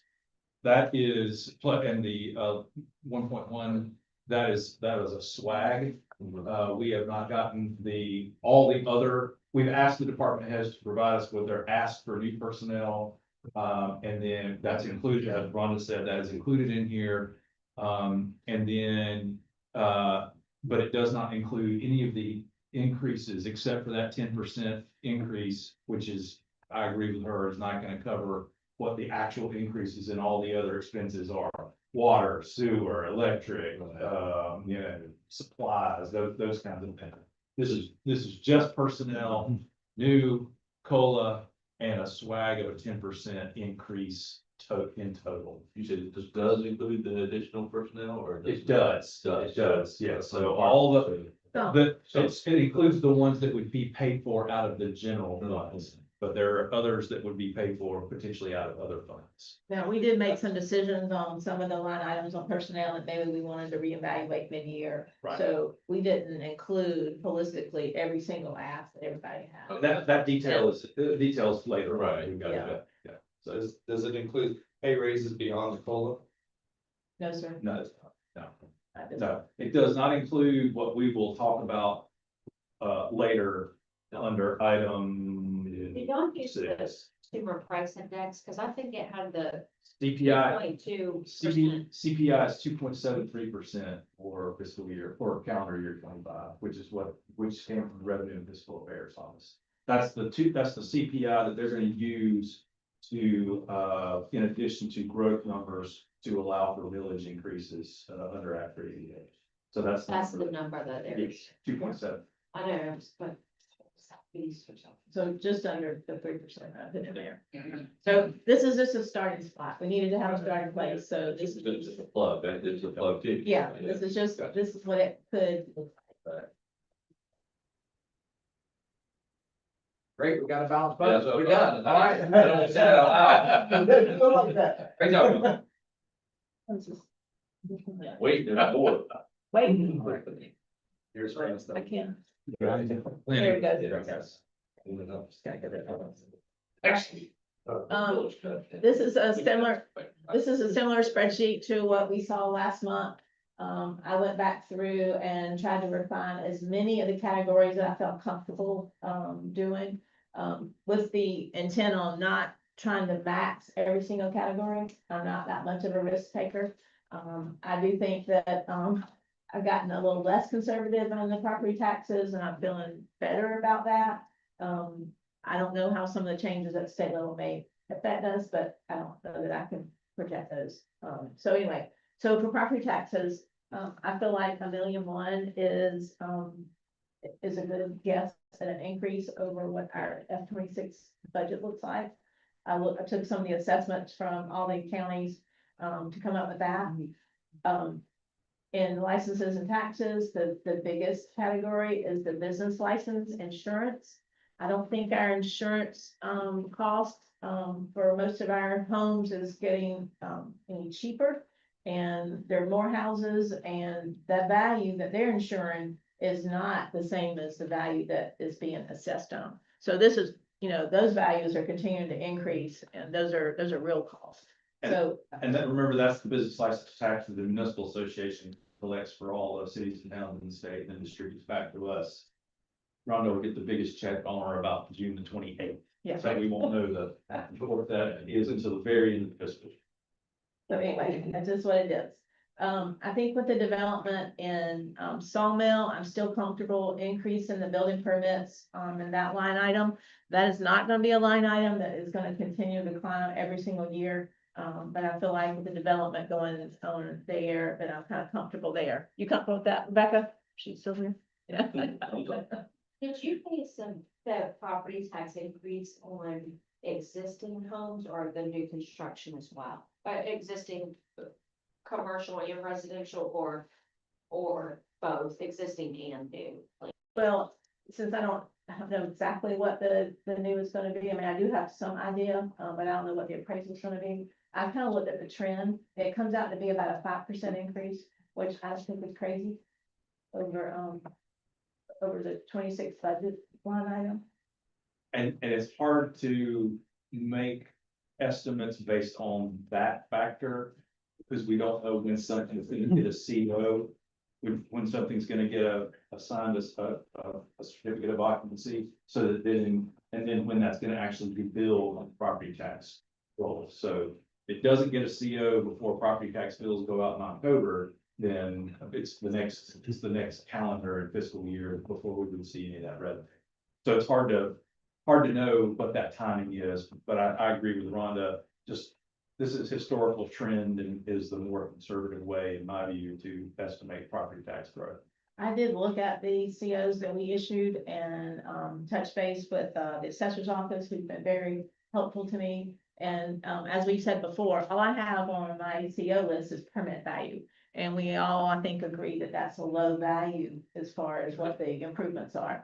So there was I believe it was an apartment complex that I inquired about, and it was pretty much double what the permit value was. So again, I can look at that, but then there's a difference between what is the assessor going to appraise that value at? What's the taxable value going to be? This is what's permanent fees there. That's right, yeah. That's right. And business license. Right. Yeah, absolutely. You're showing local option for Berkeley, Dorchester counties. Any way to estimate what that would be, could be? Dorchester County had one. Yes, I have that on, I have it up right now.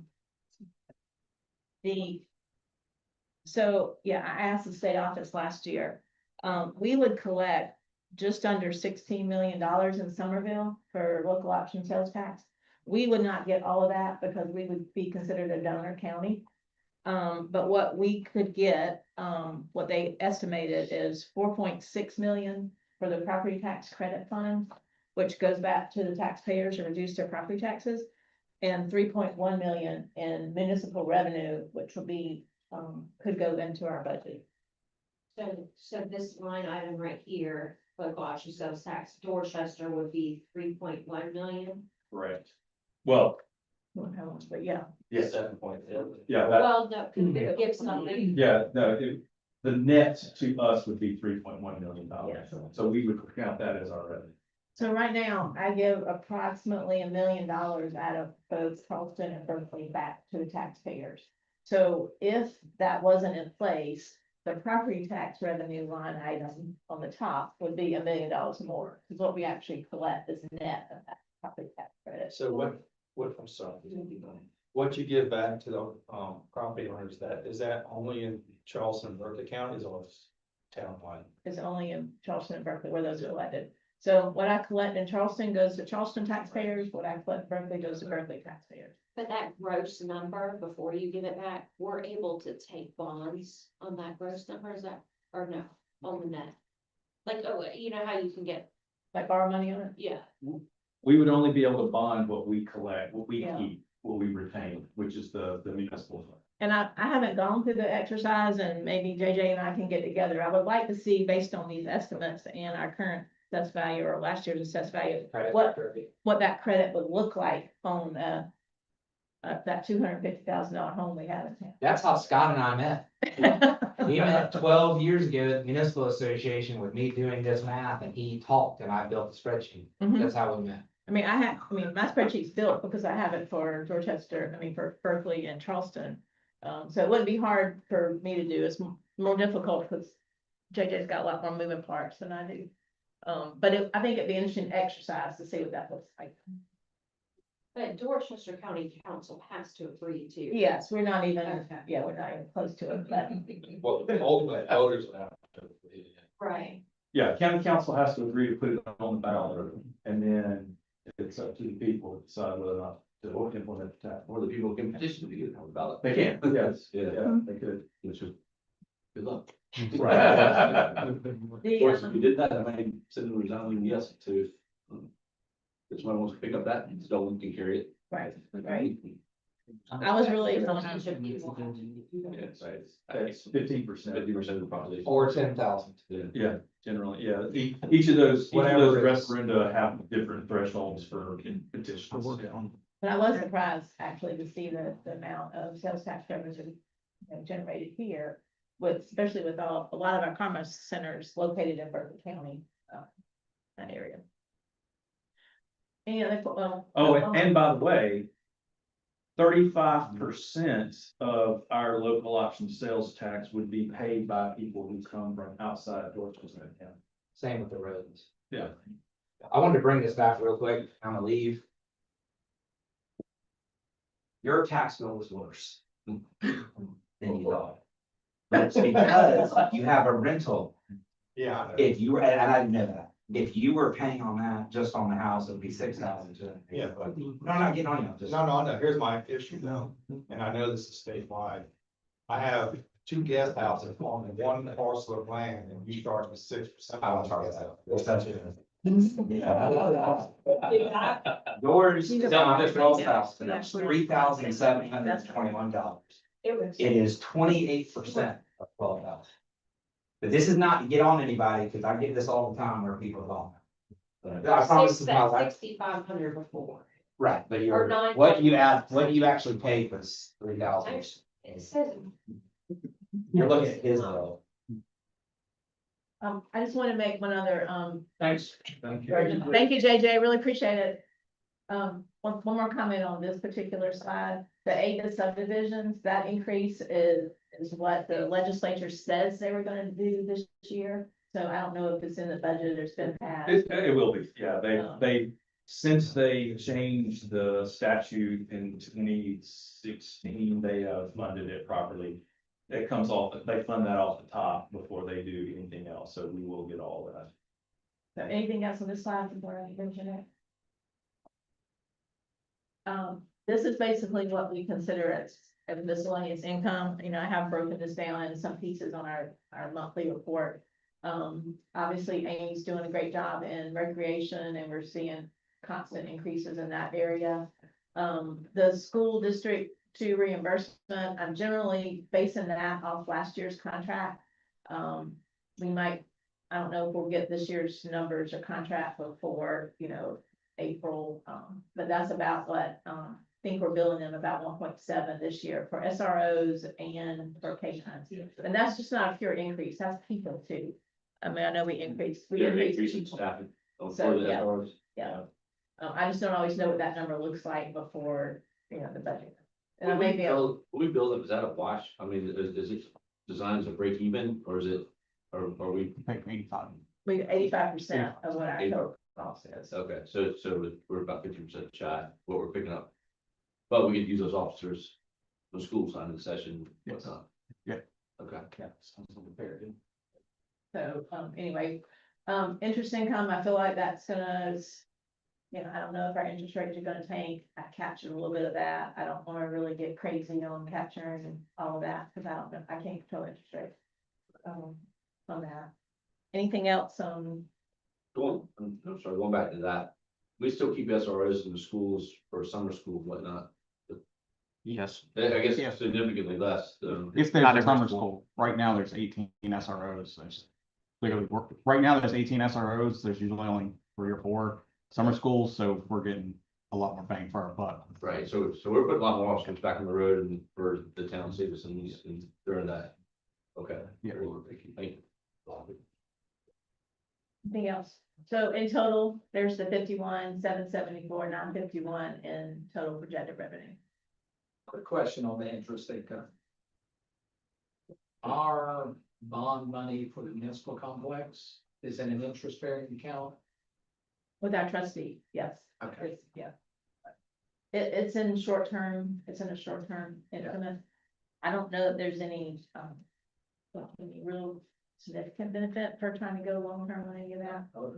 And the same with our general fund, and what I end up doing is, you know, we basically have all our money kind of in one spot, and I basically do an allocation of the funds like hospitality, impact fees, the funds that are supposed to earn interest and keep it in those funds. Then I do an allocation at the end of the year. I really kind of want to do it, start doing it quarterly to allocate some of that interest to those funds. But that particular interest is not reflected here, correct? No, the interest from. Because it's not available to, it's not Yeah. obligated. Yeah, that's in the. These are only monies that are available to you to spend. Otherwise, any other interest like that can only go to that particular purpose. That one fund. Anything else, Liz? Notice the property rental fees went down, is projected to go down quite a bit. That right? I think what happens there, because those are FY 25 audited numbers, sometimes the, those long-term rentals, there's a GASB 87 requires different accounting treatment. So sometimes at year end, those numbers get, kind of redistributed between some interest income and property tax rentals and some of that. I don't think, I can look at that again to see if we might see what those are. I don't think they've really increased. I don't think the rents increased that much. So we're pretty steady there, but I'll look at that again. And that's what we're renting property to others. Mhm. Sometimes we get Yeah, off we have- rent or like a tower, for example, or on the towers we have, that's that. Income comes from. No, well, that's the cellular tower rentals, yes. But the property rentals is all the properties where Bexley and all down the, Richardson. Okay, so I just put kind of a total, comparative, what 25 looks like, what 26 budget was, and where we are on 27. Mainly to show the change over the 26 budget, to see if there was anything that really made me uncomfortable. You know, I don't feel like 5% is a terrible increase, particularly when we're looking at some of the, like Berkeley County. You know, we have to be careful to understand that the growth in the tip does not land for there. But I feel pretty good about that. Obviously, there's some bigger percentages on some of the lower dollar line items. But I feel like the risk is not too much there. I think the key point here on this slide is, Rhonda has, as you did this current fiscal year, included the fund balance appropriation of $2 million, which essentially is your capital fund contribution. It's not represented that way here, but that's what it is equivalent to. So that's what gets you to the 57.6, 57.5. And obviously it's highlighted because you have a choice. You know, that's something that you all get to decide if you want to do that or not. But without that, as you know, you'll not be able to do later what we're going to tell you with regard to the capital requests. That would be paid for out of the general fund and the capital. That's not. Have to do it. So, and when it goes to capital, it makes me feel better as far as using fund balance money. Yes. So essentially, we're betting on betting on the future, Right, right. but based on historical data, we have a pretty good safe bet with that. Right, Correct. okay.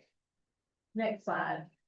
This is not a surprise to anybody, but just wanted to kind of show, you know, these are kind of, it's congruent with the message JJ sent to as far as property taxes is 43% of our budget, licenses 31, and our local option sales tax is 7. Those are the biggest categories. So just wanted to highlight that. All right, personnel. Well, before you do that, any questions about the revenue side? Any general thoughts beyond what we've heard already? Are we going in the right direction and continuing to keep that $2 million in fund balance in there? Okay, great, very good. Okay. The establishment of consistent capital fund is, I think, one of the goals this council's talked about through previous budgeting process. Absolutely. Yeah. Great. Thank you for making it happen. Yeah, otherwise, that's it. Right, exactly. Yeah. I think we're still playing a little catch up. We look like somebody saying Susan. At least for now. Took decades to dig this one. Yeah. You are leading by taking this problem ones and doing your allegiance. We'll talk about some of the details of that a little bit later. You have, this is a tough slide to see on the screen. You'll have it printed out on a big sheet. The unstable, the sheet. Yeah, because I'm not in the, this one right here. Under your name. 17. Oh.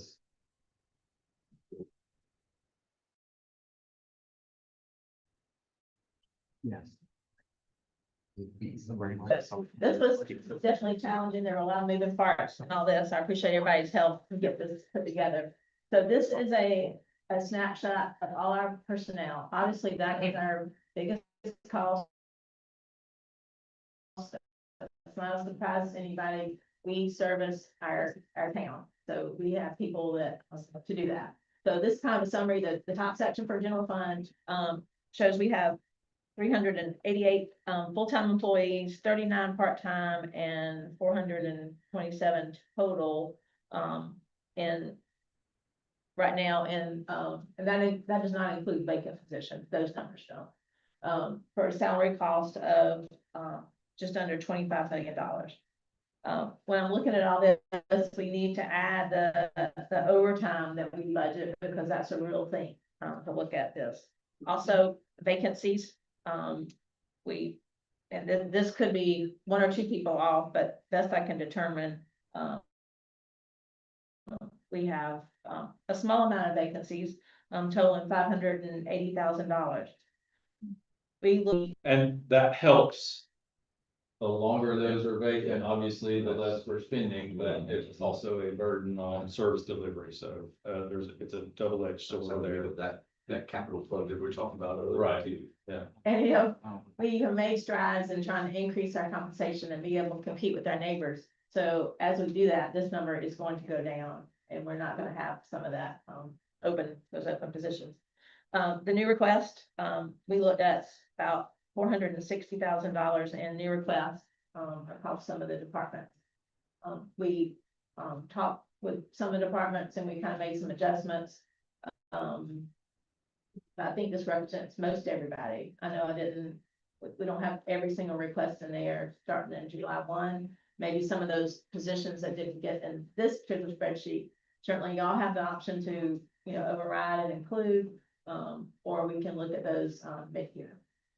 Is this all the additional requests, or have you already thought of something like that? We've taken a few out, yes.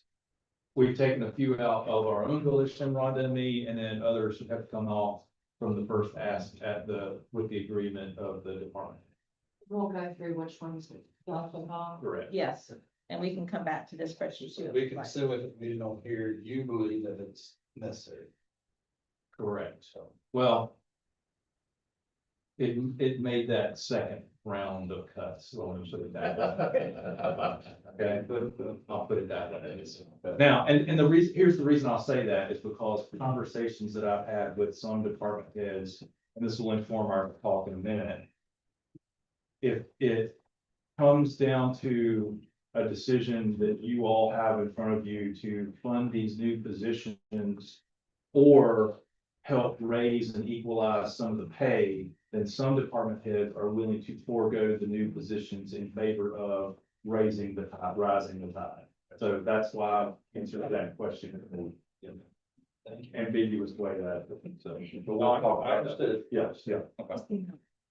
So we have a total of just under $27 million in just salary costs. Obviously, fringes are a big part of this, so, that adds, $16,000 onto it if you consider, FICA, retirement and insurance. And if you want to recalculate the math, it doesn't add all the way across because not included in this spreadsheet visible to you is some smaller items like workers' comp and life insurance and some things we pay. But the total with fringe does include that number. So we have the 41,100,000 represents all the fringes that we pay. Those two, can you explain the difference in the two retirement? Two different retirement. So PORS is retirement for public safety. So if you're a firefighter or a policeman, you qualify for you have to be in the PORS program. They get a higher retirement amount Yeah. contribution from the town and from themselves. It's about 1%. It's like 22% versus 18. Yeah. Okay. Thank you, Josh. No problem. Is the insurance health insurance or is that? Yes, Health and otherwise, yeah, that's all. just health insurance? Yeah. And there's, we had to average on some of those because obviously everybody's got a different individual rate. So, and as it's always been, it really depends on the composition of your employee base within your department. If you have everybody that has family covers, the cost is heavier to that department than somebody who doesn't. That's not a bad thing, it's just how it works out. Below the general fund category are all the other funds. You have grants or other dedicated dollars to fund employees. Obviously outside of stormwater, which is, our biggest category, that's 22 and 22 employees that are funded between hospitality, grant funds, and some of those. How many you get 46 here, is that the number? That is the number, yes. Okay. If you take stormwater out of it, that's 22. From the other positions. CIP.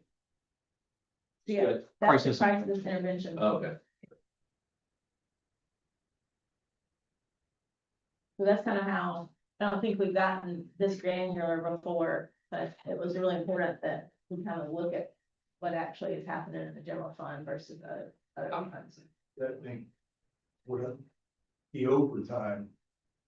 I mean, it's not a small amount of money, maybe look at that, hiring people to cut the overtime. That's a Brent Melcher comment, Yeah. question. Hey, chief, sure, come up and talk about your overtime. Seriously, well, I mean, the overtime, we do have. Sorry. Yeah, we do have lots of vacancies on the floor right now, in order to cover those to meet minimum staffing requirements for our trucks. We have to hire overtime, so the vacancies are, we'd love to fill them, but we can't fill them because of my last conversation last time. So that's a struggle for us. Right now, we have 17 recruits of our own that are in recruit school, but they're not on the floor. So we're paying for 114 positions, but 17 of those are not on the floor. So we're paying overtime for the people to fill those spots while they're still in recruit school, which drives everything up. And which on top of that, we have to have instructors to come in. I mean, we're expensive, I know, but it's there's no other way around it for us, and until we get some sort of solution here to slow down these vacancies. Chief, once you get those 17 on the floor, how many does that leave you with, vacancies or? They all graduated today, we've had one vacant. Okay. Yeah, So you see that 900,000 going down a bit there? it could, yeah, well, if we get the vacancies filled, absolutely, yes. Like with those 17? Yeah, because we wouldn't need as much overtime. We would still have to use overtime for, off-duty classes and things like that. Vacations. Vacations, those type things, but, it's really hard to say because we've never been full. So I really don't, it's really hard for me to make predictions. I mean, that I would believe that the 900,000 would come down because of, the number of vacancies, but, in that is some, we had quite a few guys get hurt this year. So that's 4 or 5 more that are out for an extended period of time, so more overtime. And then depending on what spot we're filling, if it's a captain, you're paying more overtime because of the hourly rates, so. But this 900, Rhonda, is a historical number as well. That's informed by our experience. Well, yeah, it was 600 for, You got scheduled overtime in the fire's normal schedule, so you got 24/48, you're working, it's a 53-hour, 56-hour threshold in a week, and they work. What? No, I'm sorry, it's a 53-hour and you work 56 hours, right? So you're all up there getting overtime always anyway. If you work every day of your pay period, you're getting 14 hours of overtime, 2 out of every 3 pay cycles, rotates. Okay, if you want to get down to weeds, we can, I did a lot of this over the years. If somebody wants to calculate this better, this is actually a swag, kind of It based on. is. I mean, It really is. We kind of talked about it. It was just literally a conversation. Hey, what do you think we should add? Yes. Let's go with this because I know we're gonna be over what we were before. So we just kind of guesstimate at it. So You add those 17 positions, I guess you won't be on a 53-hour. No, you will. no, they're Monday through Friday right now. But when we add them to the floor, they're going to be working the same schedule as everyone else. Yeah. So The average is 112 a pay period. The average that they work is 112 a pay period, but it's a short, like it's 96, 120, 96, 120. So every one of those 120s over 106 Yes. is overtime. Those hours above that are So overtime. they'll get a big check and then we call it big check and then a small check. Big check. Yes, I'm trying to answer Bob's question, will that number able to go down or it won't go down? It won't be over. It really be hard. Essentially, yes, it would go down. But I wouldn't say by all that much. Because the more people we add, the more people we're paying overtime because just for the regular schedule that they work.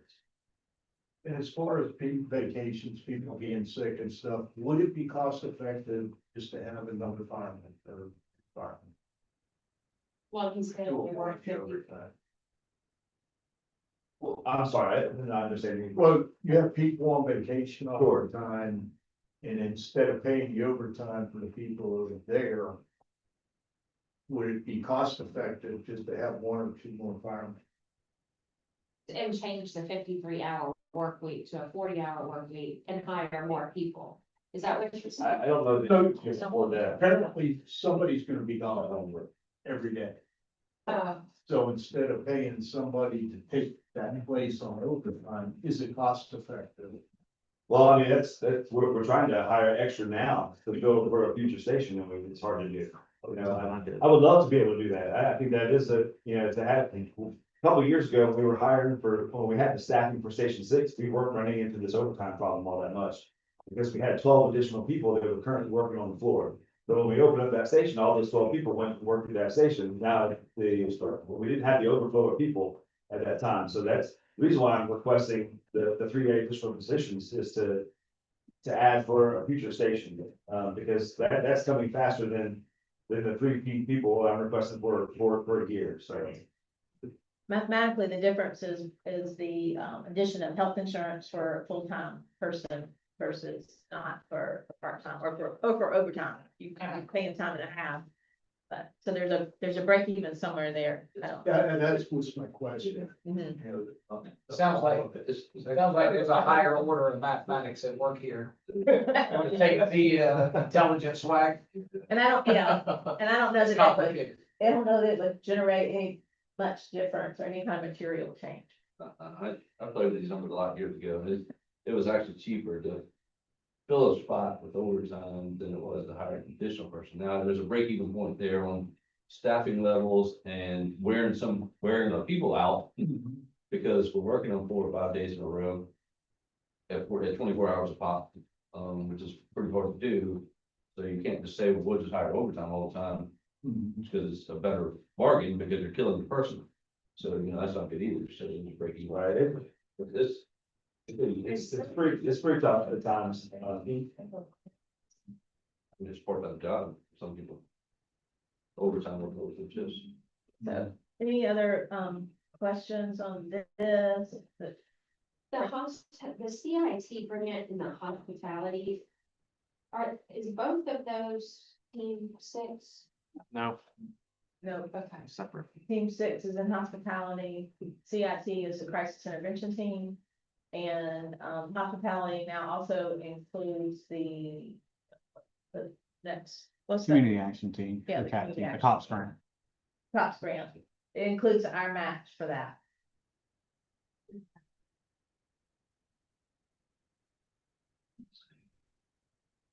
Thank you. There's a lot of information, and I will say the department heads, if your request isn't included here and we want to discuss further, we certainly.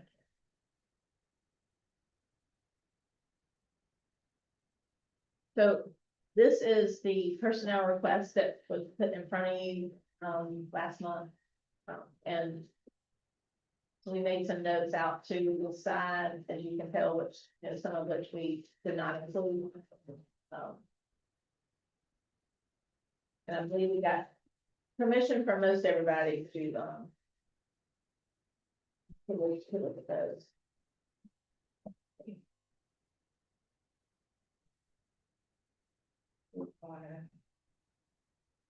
So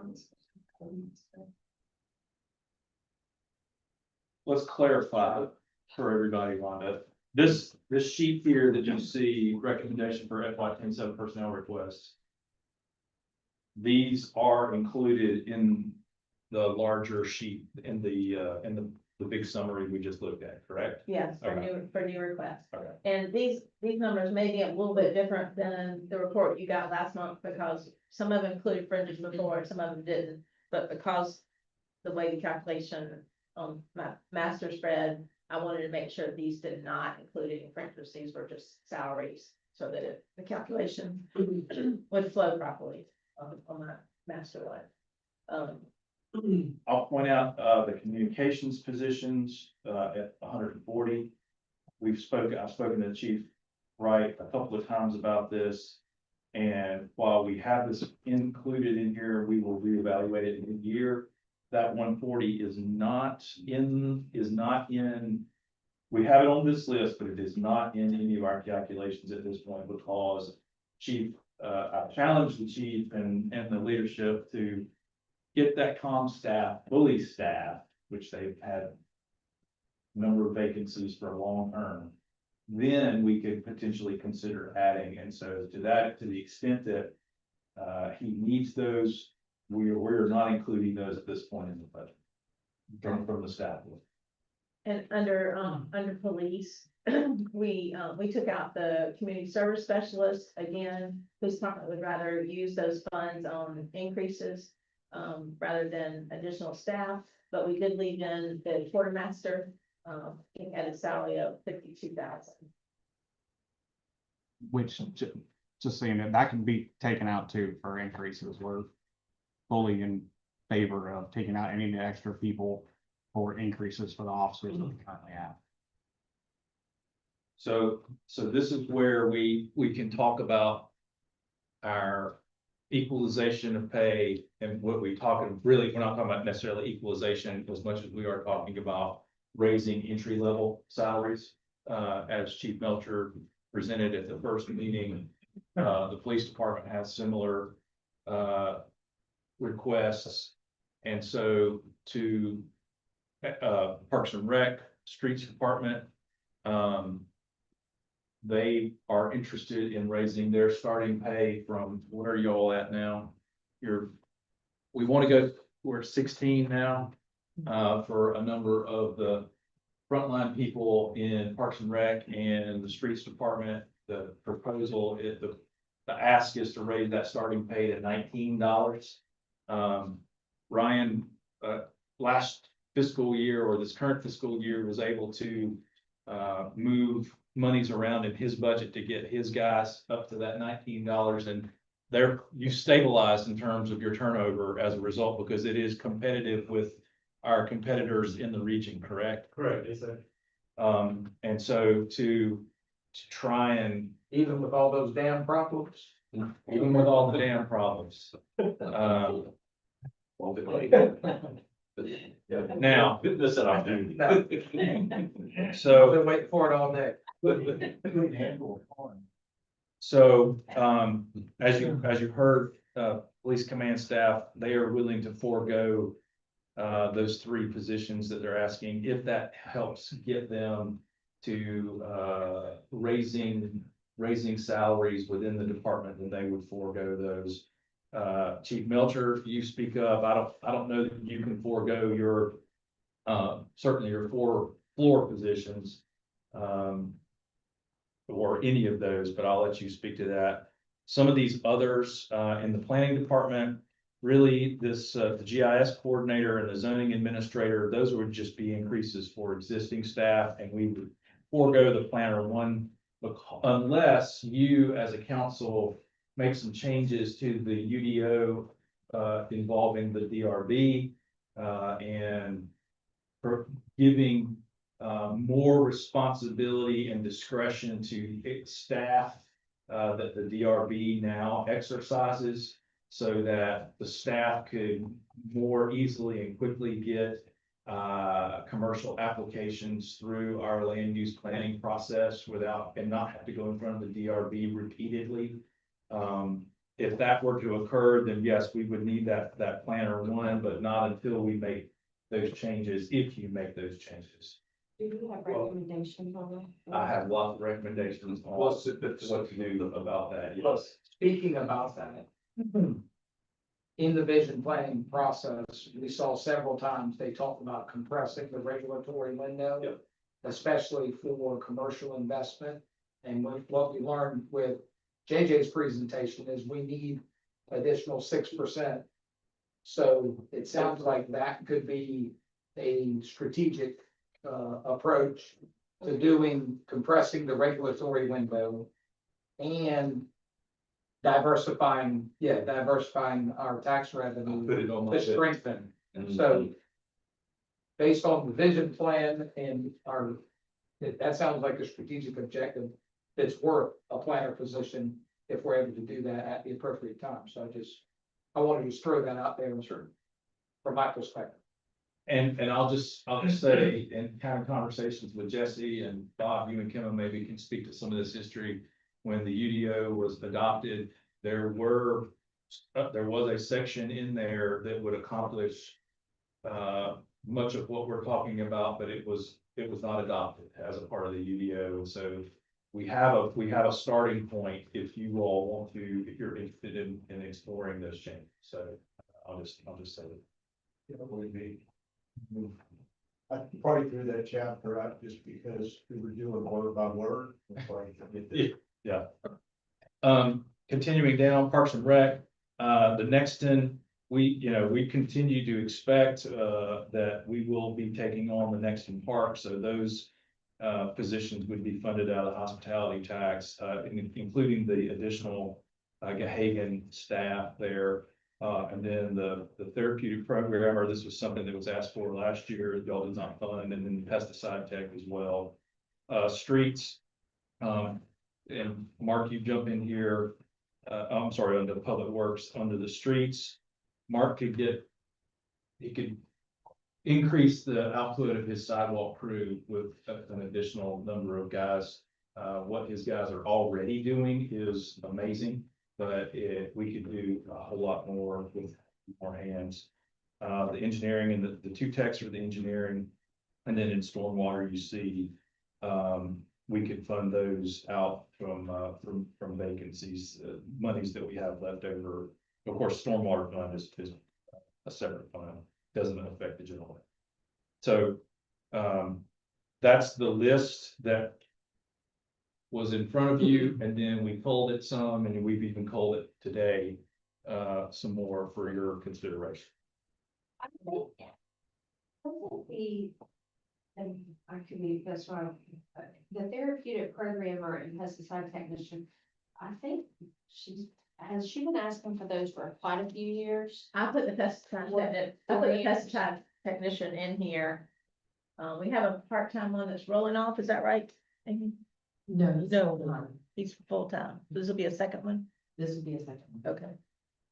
Yeah, I thought I've seen those on the budget for the past few years. Amy, how much longer does he have? He, at this point, is waiting for me to find a replacement for him. Oh, he's doing me a favor by staying at this point. But we need a second one. So she's been asking for these for 4 years. So I know that the technician is in here, the therapeutic programmer is not at this point. That's something, we should be able to make money from that position, is that right? Yes, we would charge fees for programming, so yes, that position will generate enough revenue to break even. I don't suspect they're not like a regular programmer, that we've proven she's makes more than her salary, probably double her salary every year. But this position will cover its own expense. But that would be good. And Amy, I've had, a citizen request that we have, more opportunities for other able, kids to participate in our Parks and Rec. Is this something that you kind of work with Beyond Basic on, that maybe there could be a partnership, or is that not feasible? We have partnered with them in the past on different various programs. Come sit up here so they can see, please. Sorry to put you in the hot seat.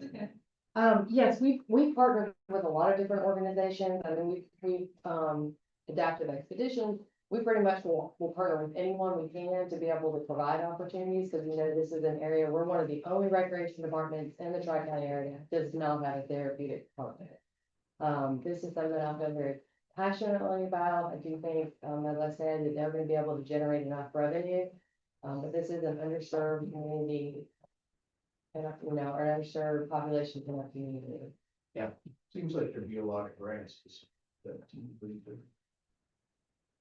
There's, we have had a lot of luck with sponsorships, when we offer like our inclusive dances, we've got a lot of local businesses that are happy to support those, so we've been able to generate, enough money to pay for those dances through sponsorship.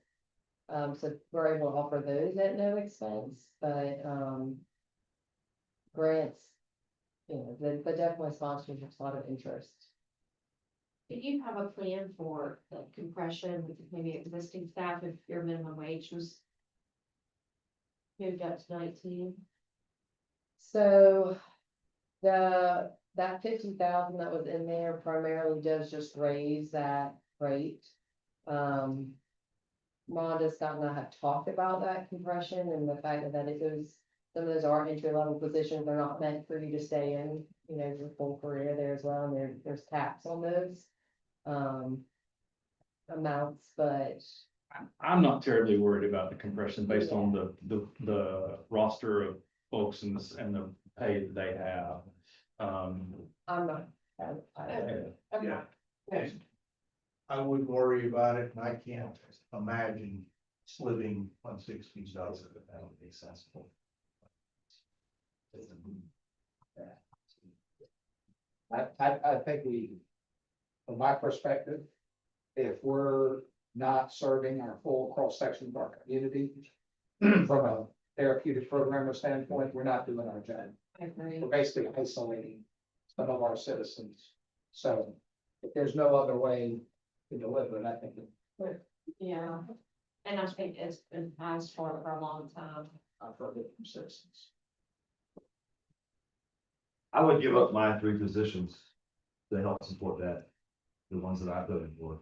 I know I'm gonna need them later, but I don't need them right this second. You I'm talking gonna about- need them later, You talking about the firefighters Yes, sir. or the bat chiefs? both, Both? To give up for what? For pay or raise? whatever that she needs now. I think we can put that in, obviously. Yeah, we can include the, And we can adjust the revenue accordingly to Yeah. offset that. Yes. Yeah, no, not seriously. Right now, I'm in favor of keeping the 3 firemen. Cause that's just kicking a can, and it's gonna bite us. it's 4. Just to be clear, 4 firefighters on the floor. And the other request was for 3 battalion chiefs. But keep I'm hearing consensus to at least keep the 4 firefighters on in there. Okay. And add the therapeutic program. Yep. Yeah, we'll do that. What about And the pesticide tech? pesticide. You wanna do both? We, Yeah, she can go. I mean, that's a certificate, and when this guy retires, we will have nobody. Well, his position is currently funded. This would be an additional one. This would be Right to now, give us 2, yeah. And we're at, the way we're at in Parks and Oak Brook and Maxton. Don't disagree. I don't have a problem with that, you can do employees. So anyway, so here's your personnel summary, and I would like to shout out to Chris and his team. I would not been able to get all this data if it wasn't for them, so, they were very helpful. Now, I don't have. Okay, the compensation, the position for you in your department, that's. We're still asked, that's in the budget, right? It is in the budget. The 46500 is just highlighted down here on this page. What's that represent? That's the dollar amount of all the positions that we recommended be included in the budget. So if you look at, Okay, from the first. for the first meeting go to around, this- yeah. This where we are Yeah. now, okay. I didn't want to just change the spreadsheet without kind of showing you where we, Where, how we got there. Yeah. So now, based on this discussion, just now we had, We'll add 45 to it, which would be four, just over. okay, so 460 plus 4 hours, 490, okay. I do think the GIS coordinator increase, I mean, he's, based on the document we seen last time, he's more than made. We included, That's included. included, We yeah. included that. And well, 45 plus. What else we, did we say we're gonna leave the planner in there too, or not? That's still gonna be, It's in there right now. that's in that 460. It's in that 460 at this point. We'll have to go through, I guess. Then we'll get capital request as well. We're gonna clean this up and bring it back to you based on what we're hearing today. Are you Yeah, clear on what we're doing? Yes, yes. Again, I just didn't want to change this Yeah. completely without showing you the map. Hey, you did good. I just, I We needed, get better every year. I needed the key. Could draw a line from one page to the other.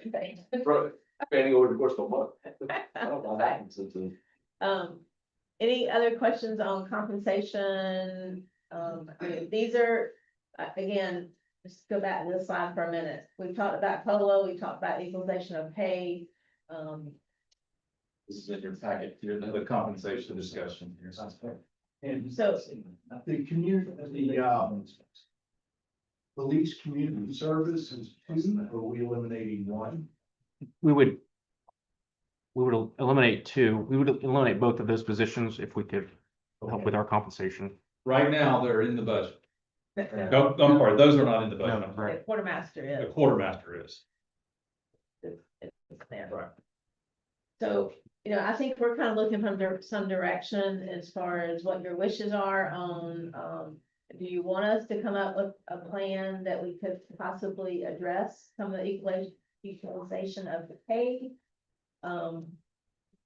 We haven't really, poked around at other departments. These are the kind of issues that we know about. We haven't really done an expansive, research on what that looks like. And These are the ones that have raised the most alarm bells. That doesn't mean that other departments wouldn't raise alarm bells if they felt comfortable to do And so. this is not included in the budget. so Good. far. Correct. Yes, sir. And it looks like your fringe is almost 50%, that's really almost 3 million. Yeah.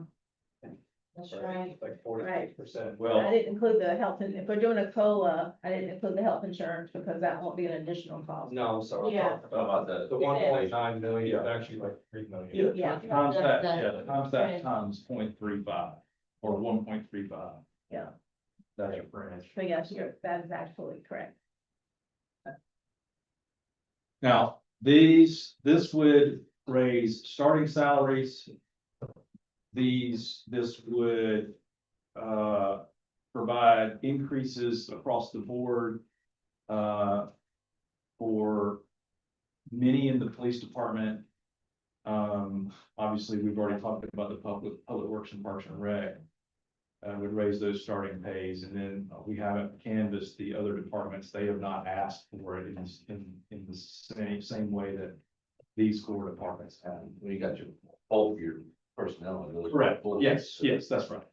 So, we're presenting to you a potential COLA increase. We presented to you the new positions that are and are not included in the big personnel spreadsheet. This question here is there interest in trying to do something with regard to starting pays and raising salaries in these departments? I don't know that I would recommend that you try and bite it all off in one fiscal year. You could, if you were inclined to do that. But certainly, we could phase some in, like Public Works and Parks and Rec, getting those guys up to $19 an hour. Those are peanuts. That's not a lot of money. But it's in the fire and police. And you've heard the case from Chief Melcher. You've heard the case from Chief Wright as well. It's just, we need to get some direction from y'all. You've also heard that they are willing to give up these new positions in favor of contributions to get that number, that 1.948 number down. So let's have that conversation if you want to. Just curiosity, the 1.9, does that include the COLA? No. Okay, so that's a totally separate issue. Okay. But we have the 795.23 already accounted for. Yeah. Yes. Okay, Yeah. all right, so the 1.9 is kind of the variable that we're really discussing. And Chief and DC confirmed with me, Batista, these numbers are getting us on par with our competitors in the region, correct? So for a newly certified officer coming out of the academy, our starting pay is the lowest in the Tri-County. Hanahan beats us, Moncks Corner beats us. All of them beat us. So what we're hoping to do is provide everybody with a $6,000 increase that's across the board, because if we increase the lowest paid person, well, then now they're gonna be making the same as somebody else that's been here for 4 or 5 years. In doing that, again, we would take away the 3 positions, well, 2, I've already been taking away the quartermaster position, we would take away from that as well. 41 of our officers right now fall into the low pay. They can go any other agency and make easily $6,000 more. Right now, that's 41 of our officers. So we're just trying to get competitive. The last council that we had 3 or 4 years ago, they made us competitive, but just with the way things are going and cost of living, we're kind of falling back down again. And we want to be competitive with our other local agencies and not lose people, great officers. Let me ask a question. So the 708 represents 6,000 per person across the board? Of budgeted positions, yes, and also in lieu of the cost of living increase, that would go away for the vast majority of our officers. I think my initial calculation was like 210,000 of that 798 up there is gone because we're not asking for both. Yeah, if we got this 6,000 across the board. Changes the COLA increase. Yes, Yeah. just for certified officers. And is the fire department the same way? So we actually reconstructed our entire pay system. So we actually have a built-in longevity plan through that. Once this is fully funded with the 1.1, it's only gonna cost like $70,000 each year after that. So we will remain competitive. So what I would do once this is funded is each year I would ask for that additional 70,000 just so that we remain competitive on top of whatever, if we get a COLA or whatever. Like step. Absolutely. And I have every position, we have every position built out. So that it's like a 25-step program. So they can kind of go through and they can actually see where they're gonna be in 20 years, you know, whatever. Yeah, I obviously can't account for the COLA increases or anything like that in there, but they can actually see where they're gonna be in 5 years and they can make plans to be out. But y'all keep in mind, we're in an arms race. Of course. You know, So that is the 1.17 is everything you need fully implemented. From top That to bottom. restructuring for this year. For the whole- And that can be taken out of the COLA, the 3% COLA increase as well. Sure, you can put that in there. I mean, yeah, I mean, you can. This would fully fund what our plan is. The 1.1 would fully fund where, put us where we need to go. Across the board, we're not just. It's zero compression. Okay. So the 790 number goes down, Yes, or both, yes. yes, The new 100%. employees also. I'm sorry, That's the new people, the fully staffed. So if we're 115 people in the department, it counts for every single one of them. If you hire 4 more people, it doesn't do this. It does not. Okay. Okay, one question. So if it was just, very minimal to raise the start of $19 for Parks, Rec, Public Works. And we did the police and fire in increments. Is it a possibility to give half of what fire and police is asking for at this point? And say in another year, we would give the other half. And I'm just throwing that idea out there because I know that there's more that's gonna be presented. and I, Logistically, the answer is yes. It's just a matter of how y'all would want to structure that, getting them to that. Do you have a proposal to pay for that? I'm absolutely in favor of it. I just, it's not in the budget presented to us Correct. in the beginning. We do not yet have a proposal for that. But I will tell you that it would require cuts elsewhere or increases in revenue somewhere. What? You said this a few minutes ago that you were willing to forego your new positions for healthy positions. How soon would you absolutely have to have that? Is that for the new fire So station, the new fire station is. which is, we've got to build? Yeah, we don't even have plans for a fire station now, but we know that it's needed. We do know that it's needed for that area because Yeah. we're trying to stay ahead of the game.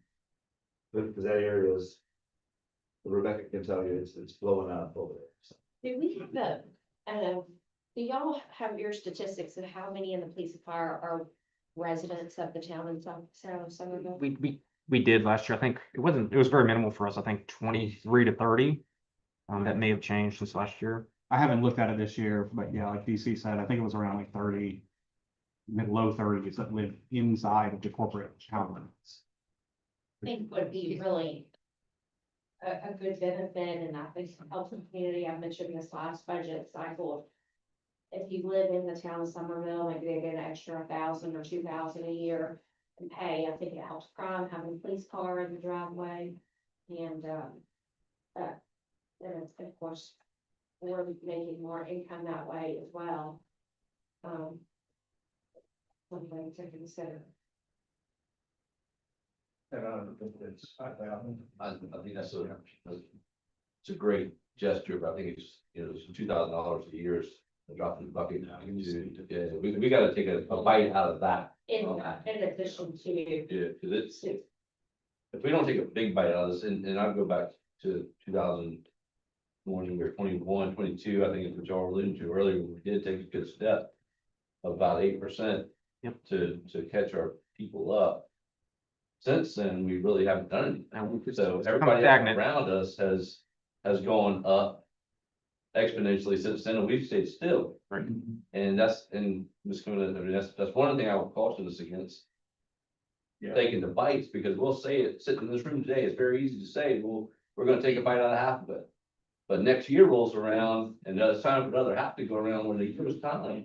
There's been 100 other different little things that have popped up on us and the other half gets forgotten very fast. What I've seen in the last 12 or 13 years. As I've been involved with this town, that's what's happened and that's why we're in the boat we're in now. Where the fire department's looking at 1.7, the police department's looking at 708,000. And then another 70,000 with Parks and Rec. We aren't keeping up. We haven't even got there and then we're not keeping up. So that's just where I'm at. Let me, since we've been talking millage, 7.96. With the fringes, it would be 7.96 mils at $330,000 per mil. Just to help provide some perspective. About a 10 or 11% increase. Can I give some, two things I'd like to see, just see? Where you have the 3% COLA. If we had a 5% COLA for everybody, or a 5% COLA for the people under a specific salary. And that will help, because while we talk compression, there's also expansion. And the upper echelons are getting a lot bigger raises than If, and kind of to piggyback off of what you're saying, Councilman. If the fire department and the police department are made whole with these numbers here for this year. That takes almost 60% of our staff out of the COLA. Right? Ish. So you take 60% of the staff out of the COLA. Then I'm in favor of raising that COLA for the remainder of staff. You see what I'm saying, to maybe 5%. So that goes to 5% for those outside of the ones taken care of by the police and 6,000 increase in the restructuring of the compensation from the fire department. I know that's not helping us find where the revenue is coming from, but I think we're looking to retain and be fair across the board. That could be more helpful. Yeah, that's $70,000 out of that. We fall behind slower. We're falling behind. So if we fall behind slower, I feel more confident. Yes, sir. And just to be clear, with the police compensation, this is bringing us in the 9 other agencies we compete with here, most of which Mr. Missouri spoke about earlier. Doing what we're doing brings us to 56,340 for our starting pay, and the average still in the area is 56,769. So when we talk about gradual steps, just like you mentioned, sir, you're doing it gradually. You're still trying to catch up, and eventually all these other agencies are moving forward and catching up. So I mean, what we're asking for is to get us just up to the average of where those other agencies are. The problem that obviously JJ highlighted is that, we're competing with those that have more revenue than we do. So it makes it tougher, a tougher bite for us to take. Because we don't have that level of revenue. Yeah, but I think these fights are the hard. Government. They don't really need us, they need this. So if the 3% is a cost of living increase, whether I'm making $100,000 a year or $30,000 a year, we all have the same cost of living increase. What would it look like if instead of 3% of someone's salary, just 3% times the payroll divided by 388 employees, which is almost $2,000, which helps the people at the bottom more than it helps the people at the top. You could do it that way, understandably. You do it that way. That's kind of how our bonus work, in December and. I mean, I it think- costs the same for me as it costs for an entry level employee. They did it, that's how, when you say everybody's getting a $6,000 raise, that's essentially what you're doing, right? So it's not really a COLA anymore, a percentage COLA, it's not based on percentage, which I agree with. It helps with the stretching. Right. Cause your top tier people would get that as well. Yes, Yeah. no one, basically with what I've laid out, the pay from the bottom to the top, every single person stays exactly the same where they are in the step. Nobody jumps anybody. There's no compression. Everybody moves. The whole thing changes. Yeah, nobody, it doesn't do this, it doesn't do this, it does this.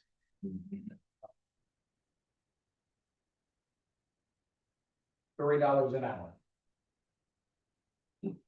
Isn't significant. Wanna revisit this? Yeah, we can talk about this for a while.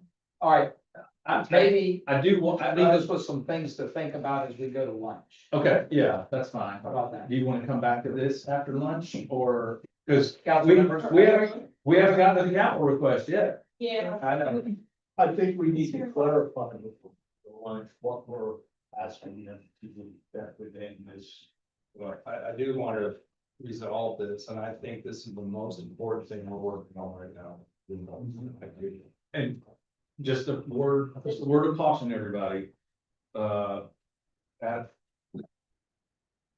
when the microphones go silent, we need to stop talking about this. We can't continue to conduct, we can't keep talking and conducting business without the broadcast. So if we want to have a working lunch, we can do that just for expediency and to save time.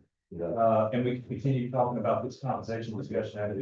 To give us, what, 15 minutes? Yeah. to get back in. Yeah. To reset. Yeah. Like 15 minutes, we'll come back. Y'all want me to say the last one real quick? Sure, yes, please. Yeah. Heavenly Father, we just pause and give you thanks, for this day, this opportunity, Lord, to come together in service to our town. We ask for you to bless the food, nourish us so we may better serve you and those around us. Your name we pray. Amen. Amen. Be back at 50. Ready to work through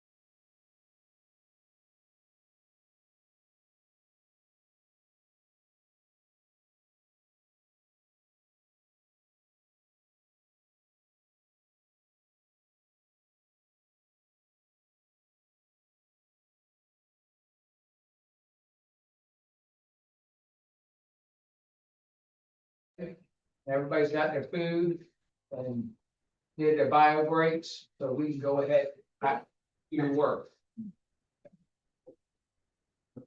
With that, we'll turn it back over to the Rhonda Scott Show. I think at this point, might need some input on where do we wanna go? We have lots of options. What do we want to do with this slide here, if anything? Forgive me for the cause of the food. Do we? We have to make that decision right now. No, but we need direction from y'all. Agreeing details. I think we need And to. See the rest of it. For me, I can't really, unless I see the rest of everything else, to know what we're looking at. Where we're over and under and how much. I think we need to agree in concept, something that we want to pursue, and then we figure out how to do it. Yes. Where would you like to go? I think if there's any way possible, we need to make this work. I agree with that thought process, and I'd like, if we're doing the bottom 5 items, we'll add up to 1.948. I know it reduces the COLA, but I would like to see what a 5%, not as a percentage, but as a straight line dollar value for the remaining employees, to see what that looks like. Because that'll help our lower level more so than upper level. What I would. So we're. Keep at 5% with our existing. So take the 5% of the remaining and divide it by the remaining employees and give a straight increase similar to what police force is doing for their employees. Whatever that will be. But like you say, we'll have to cross the bridge of figuring out how to fund it. Right. But it helps our lower level folks the most, which really who we can take care of right now. Yes. I feel strategically, we need to try and. Let me make sure I'm clear. Rhonda, you help me. Cover some of. Like before mid-year and then after mid-year. You want, y'all are, you're not voting, but you're in consensus. You want us to suss out these numbers with bridges. We're gonna pursue this to see what these numbers look like and how it affects this number. Because this will help. Yeah. And then for whomever is not in here, we would take 5% of their total personnel costs. You get a per person amount, flat amount, and then you would apply that flat amount to everybody who's left, who's outside of these. Outside of here. Well, I think as decided, therapeutic programmers should go in there. Well, this is for existing people. This is on top of the additions that you already have, we have calculated in there. So take the number that you have for personnel costs in the big spreadsheet, and we would adjust and add as needed for the positions that may or may not be affected. This number here, plus 35%. I think we need to consider having, well, this is the equalization thing. So I personally, I'm just one vote, I don't agree with giving a raise to the zoning administrator of 9,000 a year when I've had over 10 complaints on the person in which I've given you all. So that's me personally. I don't think it would be that amount, but If that's what's in here. That's on the list of personnel requests, is to raise the second list of personnel. All right, so I got, is that right? Am I clear? Yes. Rhonda, you're clear on that? And we'll bring this back to you whenever we convene again and talk about budgets. I don't know when that is. I have to go, I need to leave my budget calendars, but it'll be in addition to your mini meetings and council meeting next week. Yeah, so you'll have another meeting. Yeah. Sorry. No, that night. That night? No. Oh, okay. I mean, we could do some budget work at finance committee if you want I'd to. rather not. Okay, yeah, no, it's not. Yeah. Well, that down. I agree. I think we need to stay focused on this. Yeah, not making them. In a dedicated meeting. Surpluses and. Right. The vehicles. You're clear on that? All right. So. Okay, great. Moving on. Let's talk about another expense potentially.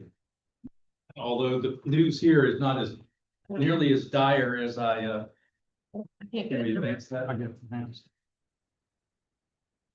Okay. You all asked us to take a look at the effects and costs of offering retiree health insurance coverage. And Chris Grant has done yeoman's work in that direction, and you have that information in front of you, and I'll turn it over to Chris. All right, so this is basically a continuation of the second part. This sheet right here in your packet. You want to have it? Okay. You'll recall from the January meeting that we presented to you a particular scenario for retiree insurance. Among that criteria was 20 years of service to the town. That was basically the first scenario you see up there. Although before I go into that in detail, I do want to acknowledge that in going back, you'll recall in the January meeting that you also asked to see a 25-year requirement as part of the criteria. All the other criteria remaining the same, but just 20 and 25. I do want to point out that the numbers on 20, which is the upper of the two scenarios you see there, scenario 1, those have been revised. When we went back to the consultants to ask for the 25-year requirement, going back through the criteria, we discovered that there was a misinterpretation of what we had told them before, and the numbers were incorrect on that 20-year. So this top one, the 20-year criteria, those are revised numbers. The good news is they're actually lower figures there that you would see from what it is. So just to point out some highlights and clean this up, if these exhibits are less busy than that first one shown in January.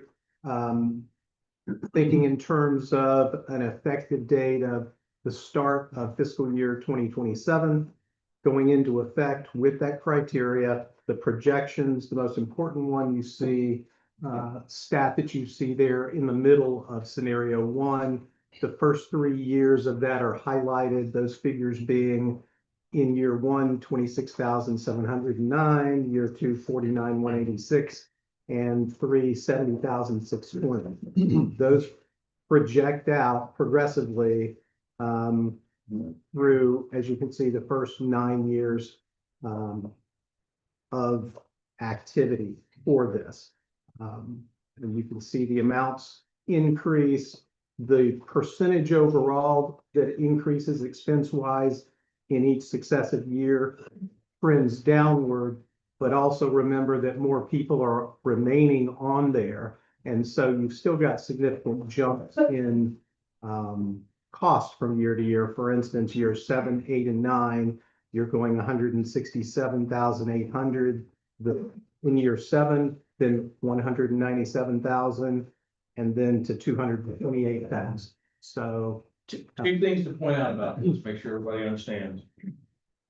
These numbers presume that every employee that is eligible to take advantage of this benefit would. correct. Number one, and then number two, the $1,000 per month stays static over that period of time.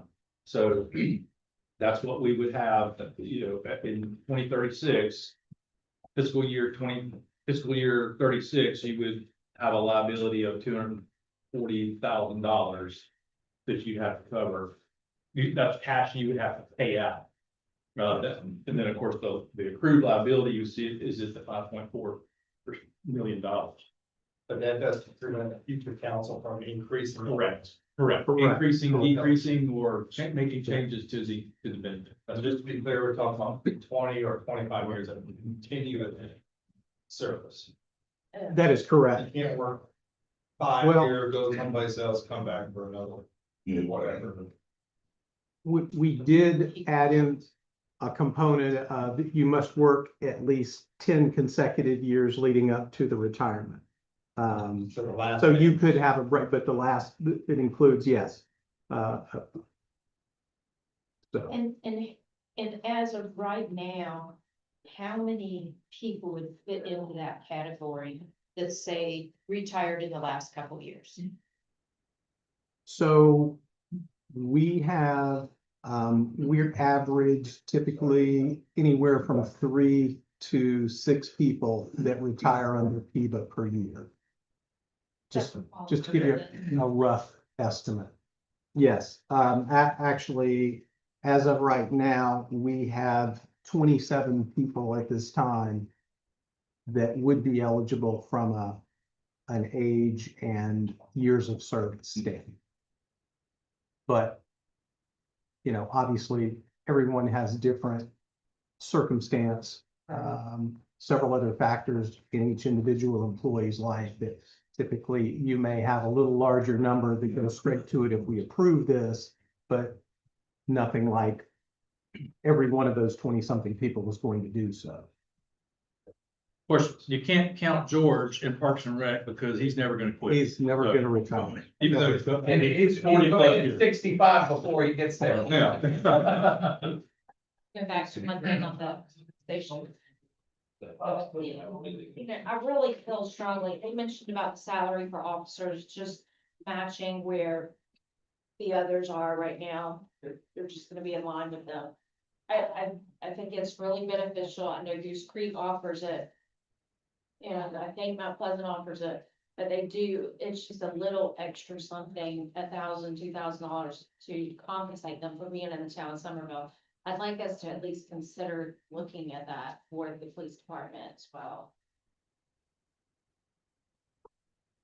And then just to complete the exhibit, scenario 2 simply, again, leaves all criteria the same with the exception of bumping that total years of service up to 25 years.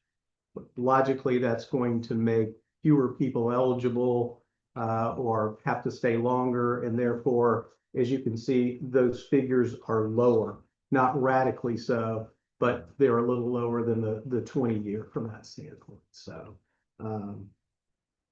that's really it in a nutshell. As Scott pointed out, this is all assuming the $1,000 a month benefit and throughout the entire 9-10 years and so forth. In addition to, as was acknowledged, that future councils could increase that amount. We could also start at a lower amount. The benefit could be $800 a month instead of $1,000. Not making any particular recommendation, just giving you a frame of reference, both from a starting point and considering. On average, how much does the town subsidize for individual, family? Individual. Well, we pay 100% for employee only. That's closer to 800 than it is 1,000. That is correct. That is correct. If we were to do something like this, not done by ordinance per se, it's more so an employee policy goes into the handbook, is that correct? And then we have to approve or rewrite of the handbook? With Yes. one ask for one vote, correct? Yes. Obviously, this would be, these liabilities would be included in the budget. Right. So it would be, yes, it would be a policy that would go into the personnel manual. And then each year you would appropriate the funds necessary to fund the funding. It includes this, so, well, I mean, in that regard, essentially it could be written out or increased. Correct. Every year for the Correct. budget, and but. And the policy would state, have a disclaimer to the effect of, just like the old one did, hey, this thing is subject to change and termination and terms at any point. Yeah. And subject to funding. Right. And you're proposing that if we were to do this, this would start the day that we actually voted in, and it would not be retroactive for those who've already retired.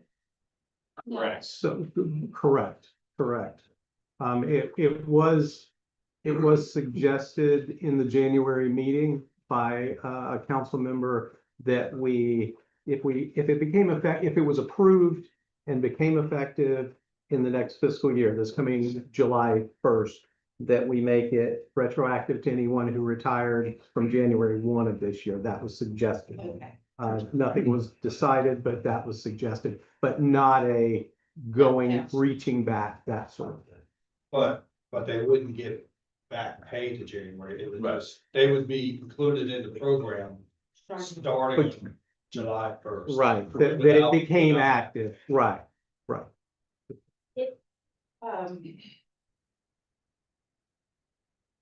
If the insurance wasn't quite 800 or 1,000, it was only 500 or something like that, then that would be the amount that we pay. Or they would get, Just get a check. Yeah, Yeah. it's a flat amount. You'll recall, if one of you will go to the, I think there's one more slide. I think I've got a criteria slide, just as a reminder. Sorry. We both. oh, y'all both got it? Oh, you did it too? Yeah. Let me see this.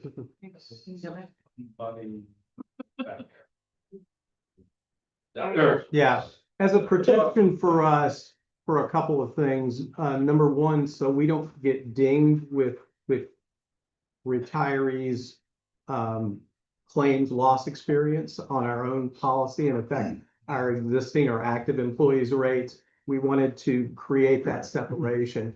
And the best, we felt that the best way to do that is not even have an alternative policy available, but simply give the stipend, if you will, that they can put towards premium.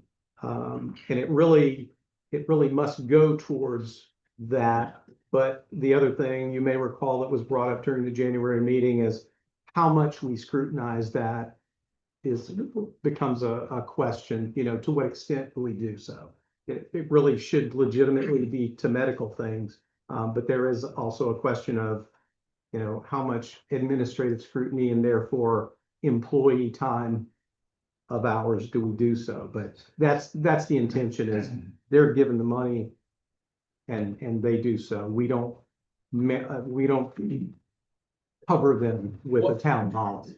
What I would envision is them seeking payment from the town for premiums to ensure that they're spending the money on a health insurance plan. They would have to show us documentation that they've spent at least $1,000 on their health plan. Or even if their benefits are, maybe their premiums only $800, well, okay, we've got proof of the $800, the $200, maybe it's, we would want to ensure that the money is being spent in the way that you all intended to be spent, rather than just putting $1,000 in your pocket and walking out. And they don't have insurance. And it would also, Yeah. and they don't have insurance. It would also be taxable income for them, I believe, if I'm not mistaken. I would prefer that if we can, to go through something like a flex spending plan or something. So that, benefit coordinators or whoever manages it, who is experienced in that, they would be the ones taking on the administrative load to, look at the documentation and that kind of stuff. Yeah, that's a great idea. And if you think it's about 800 now, it costs for Well, the town. That's on our group plan. If I go out in the market as an individual. Right. There's no telling. But it's income, It'll be a lot. but like health insurance marketplace, Well, maybe yeah, so. it's based on their income that they're getting. Depending on the source, the carrier and the type of policy, I will say, for the longest time, our previous plan, it was a flat rate for everyone. But for now, and a lot of plans out there, they rate by age, even by living location, zip code, and that sort of thing. So that can kind of be all over the map from that standpoint. So this is gonna be based a lot on what happens federally too, because now if you're not on a group plan, you have to go through the health insurance marketplace to get insurance, because that's how you get insurance if not on a group plan. And then it's based on your income of how much your premiums cost. That's the Obamacare or That's what health insurance is if you're not on a group plan, that's all there is. So this would change drastically, like. I know, before I offered insurance to my employees, I had to go in there and health insurance marketplace and have to apply and put in income, and so that's how I determined what I would pay to my employees for health coverage as well. Based on their income, because that's the only way unless I got a group plan.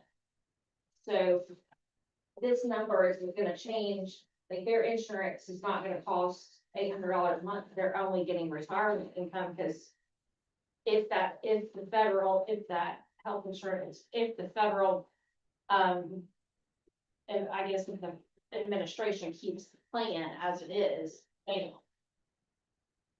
don't see what I'm saying? So Yeah, oh, go ahead.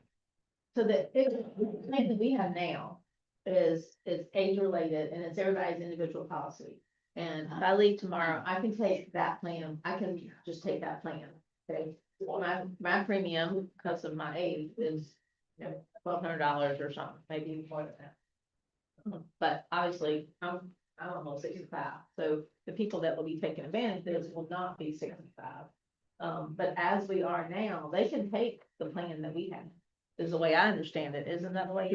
They can, because as you said, they're all individual plans from that standpoint. Also, I think, I do agree that the exchange is the primary place to get it. But my understanding is also, I've talked to Woodard about this, and I think others do too.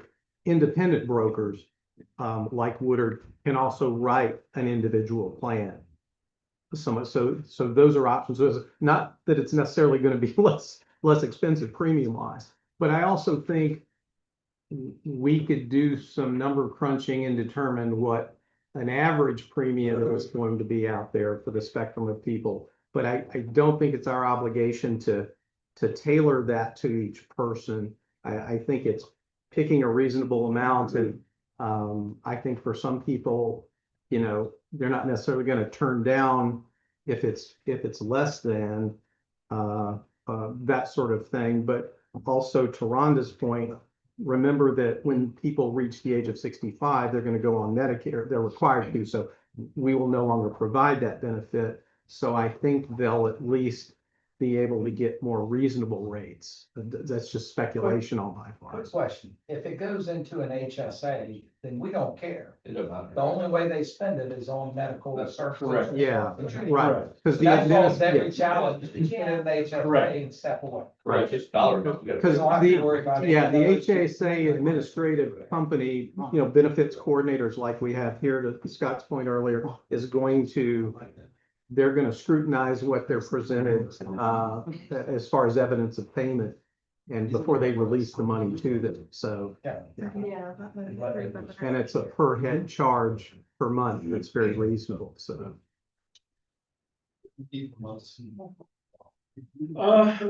terms of this, we just wanted y'all to see this, and you could see the fiscal effect that it could have.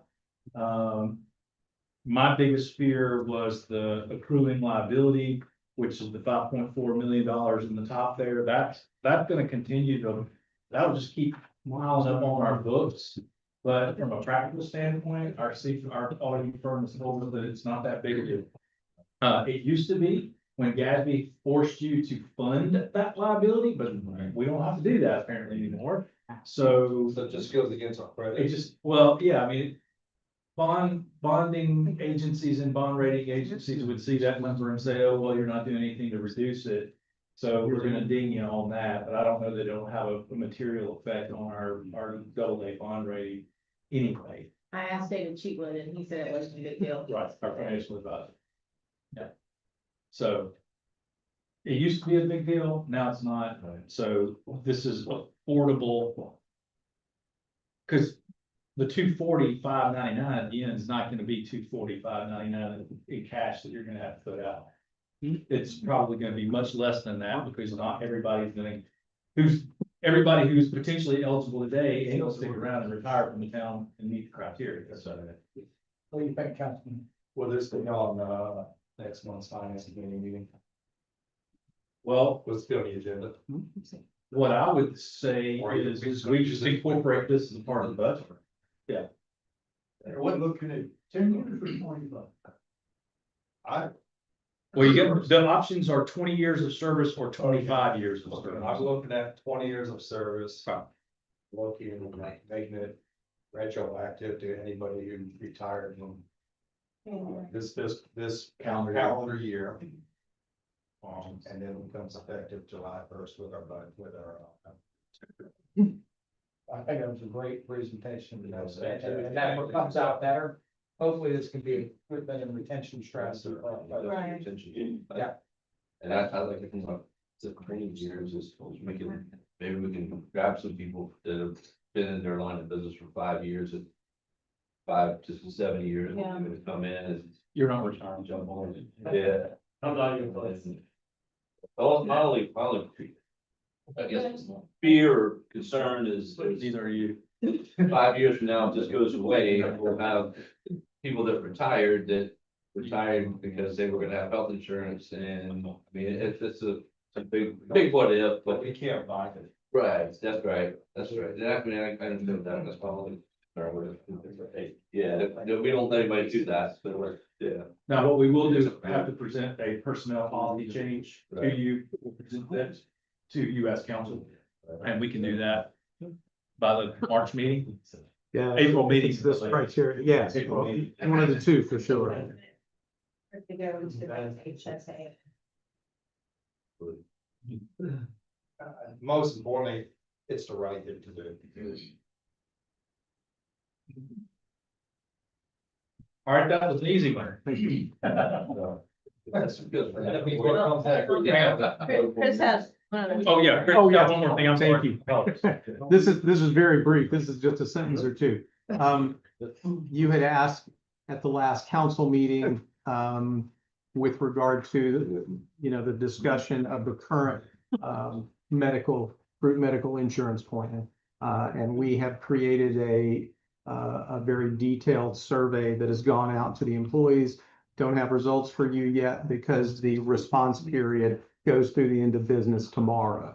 So we will collect those. We will have to take a little time to review and analyze and summarize the data and so forth, and then we'll look to present that to you as soon as we can. Possibly, hopefully at the March meeting, but as soon as we're able to, so. But on that regard, will we be able to continue to do this plan, no matter who our carrier is, or whatever insurance plan we have into the future? And I'm not suggesting anything like that, but let's just say 10 years from now, the town goes to a different insurance plan, we could still continue to do this. The retiree Yeah. insurance thing we just Right. discussed, Yeah. I would Oh, yeah. think it's an independent thing, because again, Okay. we're just providing That's dollars. Essentially. Okay. And we can double check on, I can double check on, compliance and if there's anything in the industry that puts some sort of restriction on us. But that would, this contribution is completely independent of any insurance. any insurance. Okay. Yeah. We're just making a cash donation To to retirees that's gonna go into a health savings account or something into it, and they'll spend out of that. Okay. Totally independent, so long as they spend it on eligible expenses related to health insurance under the federal law. Right. Then it doesn't matter what the employee insurance coverage is. Yeah. If we went back to a traditional group plan, then they would not necessarily have the ability to stay on our plan with those dollars. Right, Yeah. They- right, Yeah. absolutely. Okay. Sorry, I got a little confused. No, it's. Thank you, Chris. Thanks, Chris. Thank you. Okay, next, capital request. Rhonda's gonna talk you through this. All right, this is a spreadsheet that you saw last month too. Again, I didn't want to change it all up on you, so we made some additions and some changes on this. The first thing you might notice, if you look at the capital column that has a lot of the green, if you look at your. This is the really big Yeah, we have a big one. This big one right here says, upper left 50 FY 2027 capital request. Yeah, it'll look a little different than what the screen, remember I broke it out into. Yeah. Yeah, we had to break it out a little bit, but I'm gonna go down your big sheet, I believe, if that's okay. That'll be easier to see. So the first thing you'll notice under the capital fund, so anything capital that really qualifies to be a capital asset funded with our capital plan is in the capital column. So the first two items, you see, I zeroed out the fire trucks. That doesn't mean that they're not important, Keith Melcher. But what we decided is that there's such a lead time on those that maybe we didn't have to provide funding for them. We would go ahead and put the purchase order in. That would encumber our fund balance. And then we would do a lease purchase more than likely, when it got closer to, time to get those two. One might be in 1 year, one might be in the other year. I don't know. What you're saying is we still get the order in next year, hold it, yeah, I got you. Hold fund balance for that purpose until then we would incorporate our budget and our lease purchase plan. Mhm. Other items that, really don't qualify for lease purchase so much, and we didn't really want to do everything that way, is the bunker gear and an upgrade to the classroom. And there's a chance we might be able to find some other dollars to help with the classroom. Is that the training center? Yes, thing? ma'am. That's okay. I know Pat's looking at maybe some CDBG money to help with that, so there's a possibility there may be, some help there. The next item is the police vehicles, 18, as we did, this year. And you'll notice just below that in the general fund column, there's some, really technology, some capital items that really kind of don't really qualify as capital items.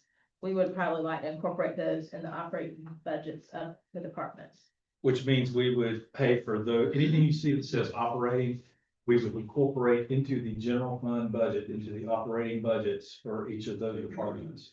And we would have to, in addition to everything else that we're looking to fund, that would come out there, and then the capital is being paid over time. But these would be one-time expenses in one fiscal year, the operating. Say that right? That's right. These operating numbers, are they included in that page one that we hit this morning at 9 o'clock or 10 o'clock, whatever time it was? They are. None of these things are incorporated into any of the budgets in front of you so far. I think I have a total on those. Of course. Communications, I think the radio, is this part of the radio refresh Yes. to the, okay, that's what I thought. For fire and. Yeah, for police and fire. I think that's pretty much an annual capital numbers, the way I understand it, we've done this year. The next item on building and grounds, and actually I moved that into capital and it doesn't reflect that on this, report, I'm sorry. The brick pavers for town hall, I don't know if we actually, I don't know if we have a concrete number on that, but, sure. Was that fun? Is that where they've just torn up No pun intended? the whole area? No, that was a sewer line repair for Old Town Hall. These are the brick pavers around the tree. These are bricks, not the slate. The tree roots are pushing the bricks up so that they're creating trip hazards, and we've actually been sued by somebody who tripped over twice. 2 times and Twice, because these brick pavers are being pushed up by the tree roots. The next items are IT related, and again, I think incorporating those in their operating, I mean, those are annual charges, so they don't really belong in a capital item that has extended life. I look back now, Parks and Rec, we've got the vehicles. The vehicle, I think don't have a right total. That's what happens when I move stuff around. But we have a truck that we would put in a lease purchase for the Nexton Park, assuming Nexton happens. The rest of the items for Parks and Rec, would go in their operating budget as well. But that's the tractor, and the tractor would also 55,000, that would go under in the capital fund as a lease purchase. Under other equipment, we've got 2 vehicles that we would replace in the capital fund. again, I'm proposing that be included in a lease purchase. And a lift, small boom lift of 85,000. The other two items, I'm proposing that we put in operating budget as far as a trailer and a replacement mower. I know Amy uses those mowers, might not have an extended life either. Some of the other Parks and Rec items, the Christmas lights go in operating, skate park, I'm proposing that we use impact fee for that, and $600,000. And the other two items, dirty restrooms, proposing that we use hospitality funds possibly for that. And the placing the pole lights and Gahagan, capital, yes, if we can put that in the capital fund as a purchase. On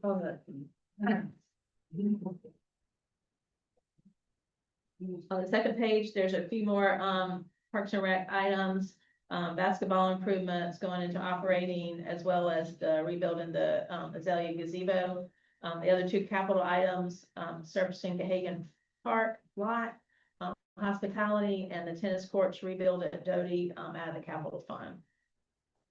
I think those courts are definitely in need of that. Public Works, they were requesting a steel frame building for storing equipment and vehicles. I think we all recognize the deficiency in some of their buildings out there. So $150,000 as a purchase within our capital fund. So we've got roughly $4 million in our capital fund that we're looking at. Half of that, right at 2 million, is what I'm proposing we do a lease purchase for, which is close to the same amount that we did this year of 1.8. And I think you said last time we do have one of our lease purchases coming off this next year or Not in 2 years. And the following year. And that's the one we fund with the general fund, so. So if you look at that summary, that's where we're looking at. Summary lease purchase would be half of the 4.2 that you see in the capital fund. Then funded with operations, this is $595,000 in purchases that are not incorporated in any of the department budgets yet. You've got the outstanding, the 2.14 in the capital fund, and then impact fees you'll see there. So the math that we're gonna have to solve is for, well, all four of them, but you've got part of it solved with the lease purchase. If you continue to keep that $2 million in there to fund the capital. So this is just a snapshot after we broke out where each of these could be paid from, so that to lessen the effect on any individual fund. Did you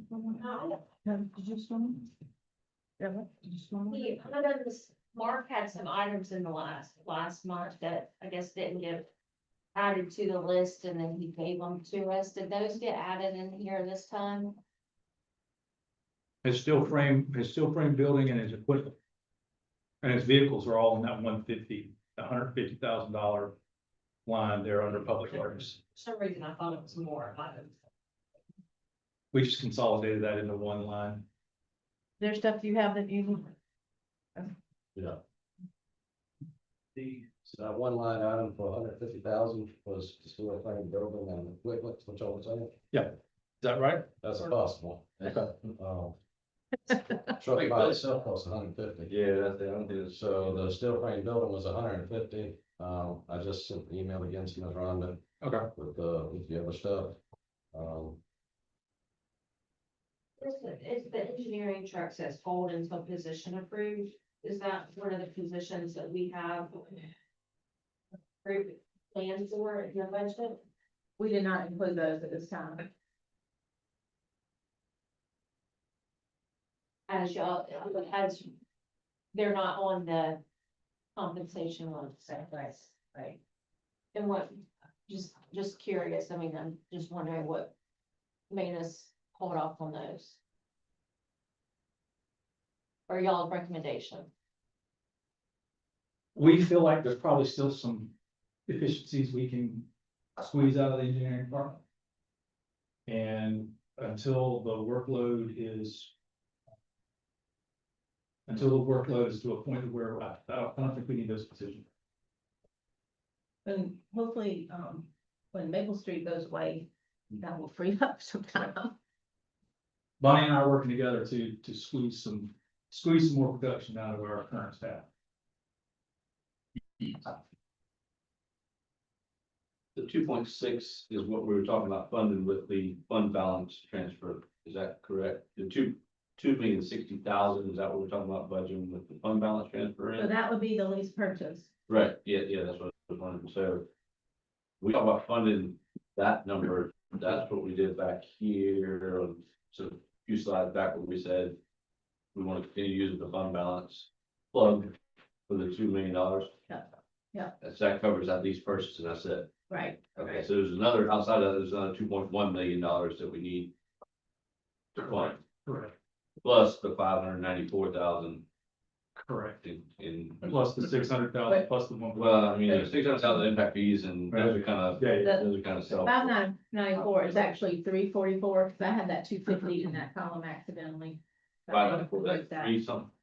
So, yeah, so on the next, in your slide packet, you actually have a operational capital request and then a capital request. And I've kind of broken down, so it's a little bit easier to see. Neither one of them are funded adequately. Is that correct? Some of them are, yeah. So probably not 100%. Whether they're capital or operating capital or whatever. Capital. Whatever that is, yeah. They're not very capital. So I tried. Except that you in underfunded. Which one are we, which slide are we on now? Well, I was just gonna go back to this one. I was just gonna let them, you can look at the operational, again, that's just breakdown of the existing spreadsheet and operational. Gotcha. And then I put the capital on a single line so that it's better. So you can look at it a little cleaner. So we essentially got to come up with a point. Fund all the capital that y'all still have included. We either gotta make up a $2.1 million somewhere. So yes, so We do have the $2,060,000 covered already. Is that correct? yes, Okay. well, I'm gonna put that as a lease purchase. So Right, but I mean, that's funded by our fund balance transfer in to the That's capital correct. fund. that's correct, Okay, which is a great segue into this capital fund budget. that wasn't rehearsed. It's a lot of work. Right. So, when Scott and I were talking about this, the capital fund, you really can't look at as a single year because, you're obligated yourself for 4 years. We've tried to keep our lease purchases short, being 4 years, just to be a little smarter with our money. So even though years 3 and year 4 probably aren't completely accurate, it gives us something to plan for and to kind of look. So if you don't mind, I can walk you through FY 26 and kind of what it looks like. We put in, 2.5 million last year to our capital fund. We sold real estate, the, Woodlands property that we sold, that we said we're gonna save that for the public safety complex for our part. And we sold some vehicles of 46,000. So we took in about $4 million. We spent, I think the 438 is actually probably communications, part of radio refresh. Parks and Rec had a vehicle, I think that was actually H-Tax. And we had a streets vehicle, 224. And the building and grounds at the 49.5 is a roof repair at, works facility. So we spent 800. So we have an excess of 3.2 million. So 500 of that was a sidewalk for Lee Street that we budgeted for. We don't know if that's sufficient to cover that or not, but I still need to reserve that out of the fund balance of that fund. The $1,493,000 that came from the sale of real estate needs to be reserved as well. So we have a net surplus of 1.2 million. Okay, from FY 26 is what I'm projecting. I have everything in there this year. So next year. This year. That's this year. Okay, so we're sitting right in. So hopefully on July 1, I'll have that amount of money that I can still spend in FY 27 in the capital fund. So at the top of FY 27, I have to carry forward from the prior year a $2,000 transfer from general fund and $150,000 in sale of vehicles. So I'm looking at some of the items that we designated as to be purchased in the capital fund. The 485 being the communication, the radio refresh. 580 was the bunker gear and the training center repairs. And the 550 was some of the parks and rec, the trucks and some other things. I can't remember all what those were. And public works is the building. And now you see the lease payment highlighted in yellow. So the 488, 584 is the first payment on the lease that we did this year for the police cars. It'll be just due in September. And the 250 for building and grounds is the slate that we talked about there. So we have funded, according to this plan, $2.5 million, or really $2 million in other things outside of the debt service in FY 27. And that gives us 890 to carry forward to the next year. Ooh. Everyone gets, someone's gonna get hurt. So then it gets squeezed a little bit, but I put that just as illustration for FY 28 and FY 29. I went through the same scenario. I do have the 2 fire engines in there, which more than likely will not be purchased outright. They'll be a lease purchase. So that will ease some of the pressure in those 2 years. But again, the lease payment line category increases. It'll increase basically 500 each year. I think it tops out at about that FY 29, at that $1.5 million, just because we're trying to keep it short. And obviously the, fire engines will go longer than 5 years, than 4 years will. 7 to 10. And we're keeping the 500,000 in there for the sidewalks, so. That's correct. But that's really proved to not do much at all. You're correct. Based on what I know. But with our current streets department, they've been able to knock out Some of them, a yeah. lot of sidewalks and Right. perhaps with the equipment or additional staffing, they can do even more Right. in-house. Does that make sense? Yes, that makes you think. So, again, I mean, not everybody concurs with borrowing money. It certainly has given us the ability to get some equipment, leverage what we have. There may be a time when we have more than that $2 million that we can fold into this fund, that we can work out of some of those. I feel better. Some of the real estate. Right. And also in those FY 28, FY 29, I didn't put in there sale of assets, but I know Josh has cars that are going to sell, so all those funds are going back into this fund. While we're on sidewalks, Mark, if you get the 2 guys to build sidewalks, do you have the equipment to fulfill that? If I get 2 guys to added people, you mean? Because I'm asking for 1, but yeah, I would definitely take 2, and yeah, I can. As long as the money's there, I can get a lot of sidewalks done. But do you have the equipment that you need for all of those guys to do what we want them to do? Okay. Yes. Okay, yeah, you can't just hand them shovels. If anything, it would be, well, I mean, if anything, for hiring more people, for getting 2 more people, eventually we need another truck. But yes. Okay, I'm sorry, I stepped out of the room. So we have an excess amount still? You were talking about physical year 27, that you would have an excess and you would roll that over. We carry those up to the top and add that to our spending. It's more like a running total, because we've incurred debt that we've stretched out, so we've made an obligation for 4 years in advance. Okay, I see that you said that you had that $500,000 back for Lee Street, but we don't know. I reserved it. Okay, you research it. Yeah. Is there any way that we could reserve another couple $100,000 for Yeah. that? For Cause we know it's gonna come in more, so at least we'll have at least a couple hundred. Yeah, we can add that to our capital fund budget for sidewalks, we can add another 300,000. Yeah, because I thought we were gonna continue to try and increase, each year. We can, it wasn't on my radar, I was thinking about that, I but. think we gotta subtract somewhere else. Correct, yeah, I mean, the more money you put towards sidewalks, the fewer dollars you have available in this budget to pay based on the schedule that you have. Unless you cut something, or you inject more revenue into it. New revenue. I know we did a small amount the first year and then we added the second year, last 2 years, and I thought we kind of said, council, we were gonna try and continue to increase that each year, because it was such a big item that the people were asking. Okay, we're just gonna add, you're gonna increase funding or decrease. Well, we have, passes. we do have, projects Yeah, underway. North Maple Street that is being completed, that has additional costs we haven't quite recognized.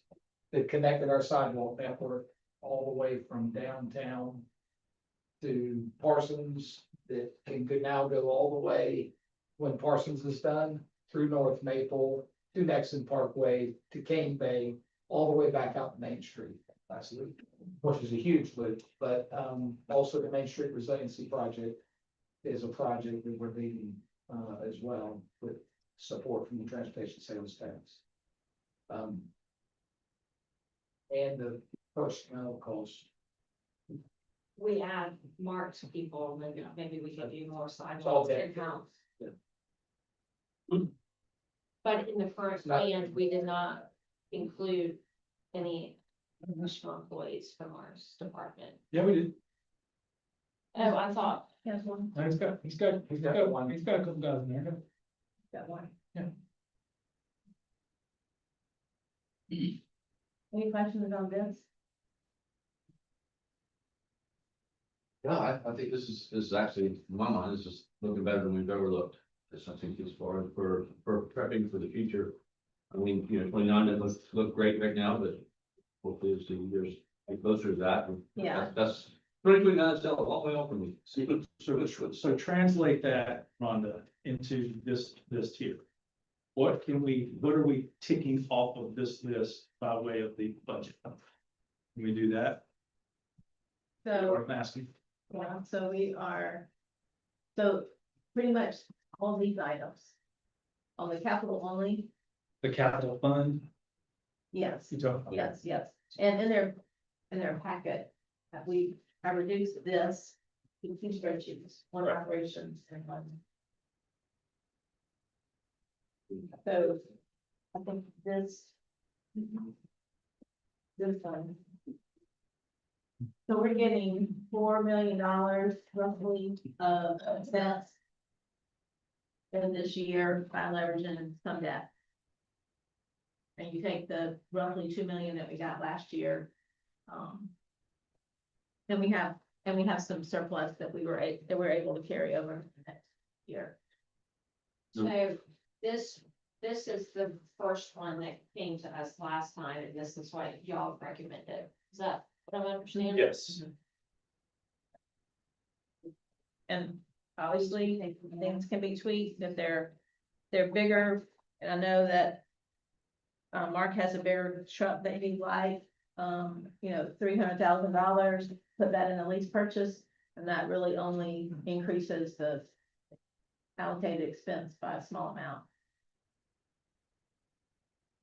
So under, just what I'm understanding, so this list here has IT items on it at 58,000, but this does not. Or is that's because we're covering it In general. in general? Yeah, you have another sheet that has operational only on it, so I broke down the big sheet into 2 categories, 2 forms, so it's maybe better digestible. So on the capital only sheet, everything that's under capital fund is included, and the items that are highlighted are gonna be lease purchase, is that correct? That's correct. Okay. Everything else, except for, the vehicle in engineering. I think everything else is included. What did we cut out of the request? Departmental request that we heard last month, what What did, the 4 million? Not, the engineer vehicle, No, that could put you side by side. I don't, think they're even, Put anything else? yeah, I mean, the two fire trucks aren't actually in Right, there, in there, right. but, other than that, that's all. So we have to find, correct me if I'm wrong. On the operational capital request list, Yeah. we've got to find $345,000. Right, that's number one. And then on the capital only, we've got to find.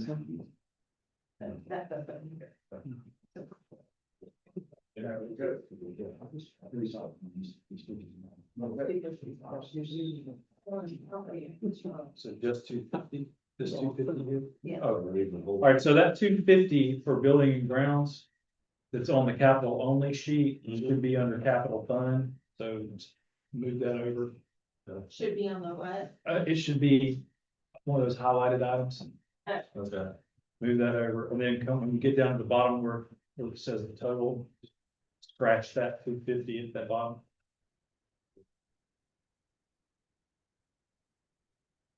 So what we are not proposing, we're proposing to fund. Let's go back to the operational capital requests out of the general fund in each department. We're proposing to fund a total of $345,000 worth of stuff. Okay, we don't have that, we don't have any funding for that. And then when you flip over to the capital only, we're proposing to fund each of the items that are highlighted to the tune of 2.06 million. Right. And the 2.14 is what is on this list, but is not being proposed for funding in this round of lease purchase. Correct? All right. No, but we're funding a good portion of that I understand that. out of capital fund. I'm not following. Capital fund budget already has a balance of 1.2 million, we add another 2 million to it. Right, So that's 3.1 million. right. So in the FY 27 column, all those things like the 485, the 580, the 550, the 150, those are all ones that are not highlighted here. The 250. Okay, all right, I'm with you, okay, all right, okay.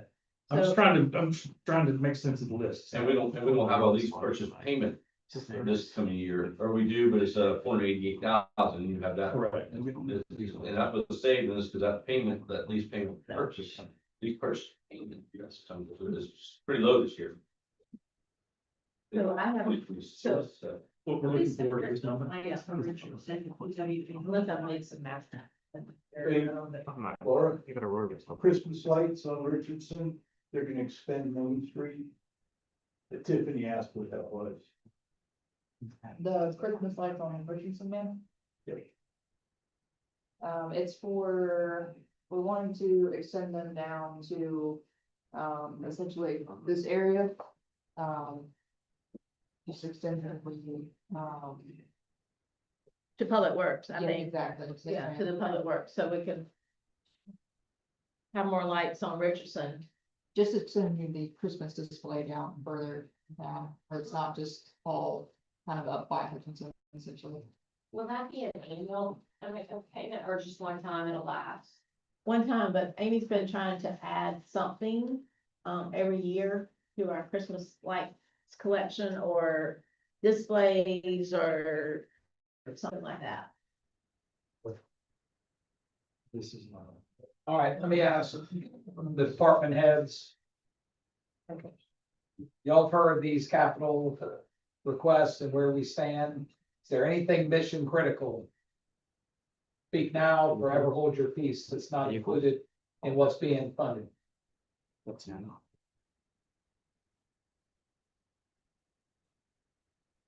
There may be a few things, I mean, Mark just sent me a list.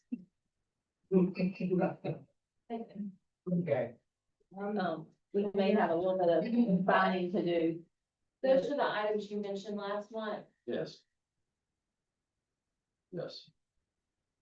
So Rhonda has confirmed that what we're looking for, yeah, is the $345,000. Miss Bonnie's Sorry, trying to I'm raise sorry, her Bonnie. hand. Go ahead. Yes, I was just gonna say that with our MS4 audit that was done in December, that is a big unknown of how much it's gonna cost to get us into compliance. So we have that. I want to release the RFP, sometime soon. And so when the next budget comes, just have money to pay for that. But we could, that could be more staff or paying a consultant to just help with our inventory. We have some MS4 compliance issues that we need to work through. And Bonnie and I have talked about this, and as she suggests, at a minimum, we need to get somebody on board by way of a consultant to help us make an assessment of our system and help us figure out how to get compliant and stay compliant with the DHEC regs and EPA regs. That is, a big gun number, we talking 500,000 big or 5 million big? At this time, I think it's 500,000 big. Yeah, it really, it just came out of the blue, I thought we were doing well and, with the deficiencies noted, we're like, we gotta do something to get us in compliance. But I think we need to assess. We need to assess where we are first. And what it's gonna take to get us into compliance. I don't think that assessment is gonna be more than $50,000 to have somebody come in. But what they, 50 to 100,000. but their assessment and their recommendations for what we need to do to get compliant and stay compliant. By way of changes to what we're doing already or adding people, that is going to cost money, and I don't think that's something that we'll be able to evaluate before we adopt the budget in July. Certainly, we need to have engaged with a consultant to come in and put their eyes on what we do in our system and help us figure out where our deficiencies. We know where some of our deficiencies are just because of the audit that DHEC did a few months ago. But obviously, there are probably bigger fish we need to fry, but we just don't know what those are. We might also give our local delegation about unfunded mandates. Yeah. It's an honest option. So I can tweak this a little bit, and we'll kind of regroup with our department heads, make sure that we haven't left any critical items off. So right now it looks like about 350 short, 350,000 short of our operating. Yeah, budget. well, we haven't got all the operating budgets from our department heads yet, but. Call it $500,000. Yeah. Okay. I noticed that we don't have anything on here with the dam or the Public Works Art Center. Did that staff decide to not have that on here? So on the dam, first of all, we've got to continue to determine what our responsibility is, if we have any responsibility. Let's assume that we do. We're gonna choose the consultant that we wanna have come in. We got the low bid of $11,000. Ryan's going to, gonna see if he can get this guy on the schedule and have him come and take a look at it and tell us how much it might cost, what some solutions are. That assumes that we're responsible. How much that's gonna be, again, I don't know. Could be as little as $500,000, it could be as much as several million, who knows? And are we are pursuing temporary solution? So here's Until we have a better understanding of what's. here's a question that arose out of that conversation. If a repair or a replacement is gonna take place, we're gonna have to drain the thing anyway. Well, So is it a draining of the thing? If you have a temporary solution, you're essentially blocking it all, well, temporary. Ryan's got a temporary solution that's gonna cost several $1,000s, and we've gotta get an easement from the property owner that's adjacent to the dam. Brian, have you had a chance to talk to Jennings at all? Jennings Smith? I think GW was gonna reach out to him, Greg. Was that the last? All right, we gotta get in touch with Jennings I Smith. can reach out to them. We gotta get in touch with Jennings Smith to get his permission. That'll be the next step, is to try to obtain a temporary easement from Mr. Smith on the corner right here, so that we can access the area if we are to perform a temporary repair. Yeah. But like Scott said, if at Public Works, we put it on the agenda to vote on whether or not to move forward with the engineering firm to come up with a permanent solution. You know, do we want to do a temporary solution, or do we want to wait until we get a permanent solution? And then that way we would be ahead of the game as far as implementing that permanent solution. But if we wanna spend the money, I'll tell you this, and we all know this. If we pursue a temporary solution, we own Yeah, I'm in favor of that. it. We own it. Yeah, and I'd like to see a legal opinion before we spend a penny. Well, that's where the abstractors. Abstractors still. Really the details, right? Yeah. Because if we're gonna do that bond, we need to budget doing all of it. We know we have an easement in the center. We know there is a link easement. And whose easement that is, it says it is a public easement. Well, we can presume that we are a part of the public. The state, county, and town. But an easement does not convey ownership. So Easement through every pond in town. I wanna help those folks, but Well, we need the information from the Yes. abstractor. yes, You've engaged someone to yes. make an evaluation of it. I Right. guess that needs to be on the Public Works agenda. Yes, it will. for Next month. Two weeks from now. Yeah. But at least a temporary fix will.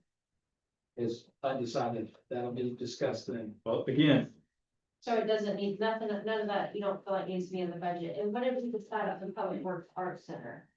Are you working with the state on that or something? For some funding, We've had discussions with, Jana about that. I've not heard us isolate any money here. I know we have a tax that is opportunity. When we talked with her at one point, one of the members of our legislative delegation suggested that we apply on their behalf for a one-time legislative appropriations, which we were told by other delegation members that that would not be an appropriate way to do that. We mentioned to her, when we met with her, that if the county were willing to do that, we would consider that, but after hearing from the legislative delegation, I don't think that's a good approach. So there are still discussions going on unless the council wants to identify money and put that on this budget for them. I don't. I think we find other ways to fund it through ATAX. Yeah, and I agree. We've got too many things here in the entire town that we're cutting out. I definitely would love to see them funded. But we need to fund us first. And y'all are gonna have another request for money from another nonprofit at the March meeting as well. That's the other thing, you can just keep saying yes. Yeah. You say yes, feels good, y'all, they didn't know that, they didn't say yes at all. Yeah, very expensive. I got kids. Thank you. I wonder if we should look at this council revising how we do a tax. Now. Something about allegations. Well, they can still apply for ATAC through the same process that they do every year. Yep. Right. All right, thanks. so just to put a period on this operational capital request, we've got about $500,000 gap we gotta close. We got that, yeah, somewhere. In addition to the other gaps that are being created from earlier parts of the conversation. Correct. Okay. You, those for underfunded. Yep. Okay, I will say, I do feel like that our streets department works hard and they asked for a couple of tractors, I think enclosed tractors last month. At like $40,000 each, and I think they to not be in the weather. I feel like, I don't feel like that's reasonable to them to ask for that. I didn't see that on here. It's in here. If you look on your FY 20, look at your capital fund budget. This sheet right here, Okay. the 150 for the building is right there, under FY 27. Right, but That's the bill, yeah, and then we'll add the equipment in for our next round. The emails that we just discussed.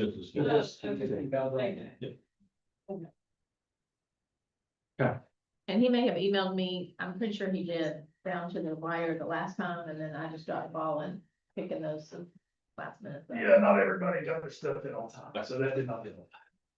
So that's why there's some stuff that's missing. So, anything else before I move on to HTAX and ATAX? This will be brief. Am I correct if I might count about $3 million in the water between pay raises and capital? I'm glad you got that running total. Sorry. You're not far off. So the 1.9 is really 3 with the friend. 2.65. Yeah. Yeah, that's right. That's right. 2.65. Okay. Cool. I've got a little bit of a run in this. All right, HTAX and ATAX, obviously HTAX is where we have recurring expenses in that fund. Our total revenue is about 6.2 a year. Personnel, this is based on the personnel summary that was presented earlier. It's under $1 million. Operating expenses from last year's total was about 1.3 million. And transfer to general fund is 3.7. That leaves us a very skinny $250,000. We have capital requests out of this fund of 1.3, which is the Doty bathroom rebuild and the lights at which one?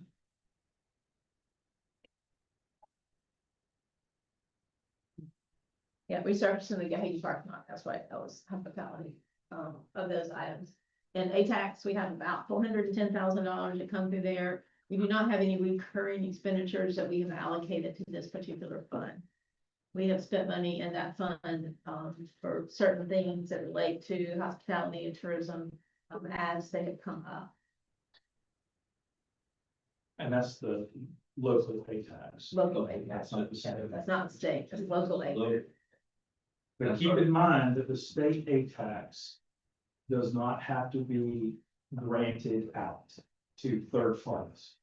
Like we do. Like we do. Correct. And we're giving out 100% of that. That's correct. No. Roughly, no, we're giving out that. We're trying to pay all of Dream and all of Chandler Right. first. Right. And then look at what's left. Whatever, that's what we got. Yeah. But we, 65%. essentially, we're to zero. That's a We wash. zero it out, yes. Yeah.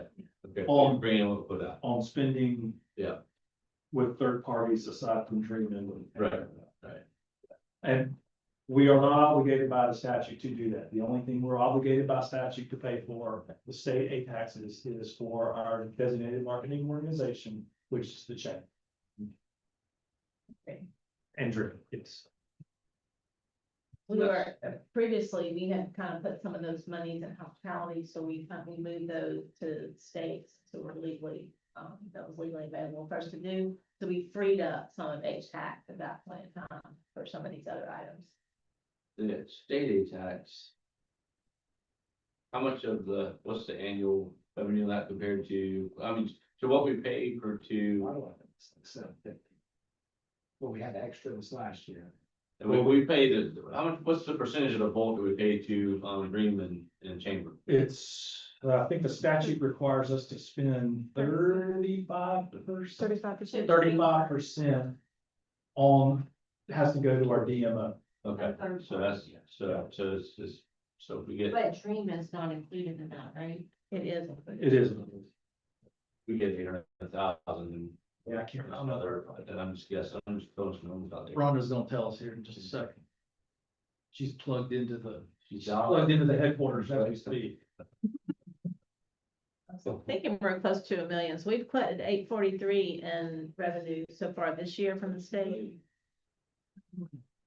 You say 30%, I guess, so it's not 700,000. Yeah, I have to look it up. I have to look it up. So But that's right, it's like It's 35%. 35% for, yeah. The first 50,000 goes into can go into the general fund, which I assume we do. Mhm. And then 35% of what's left has to go to the DMO. Okay. I think it's at least. At least. I think it's a little more than that, but I think both tree and chamber. So just say between those two numbers, we spend half of it, so there's another half that we're giving out to our. Right, Look, and we're just private under, securities. just under $1 million Right, is what we're taking in.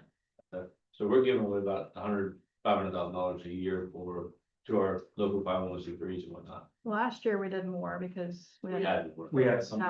Yeah. We hadn't spent. right, okay. I mean, there's, our A-tax committee doesn't phenomenal job, I mean, they do, and I know they get probably requests for a few million, and they gotta live that down, so I'm definitely anything from their work. I was curious about how the numbers fell. And do we put that 50,000 into our revenues, or do you know? We do, there's a, actually, you see our transfers in of like 3.775, that 75,000 actually comes from that. Okay.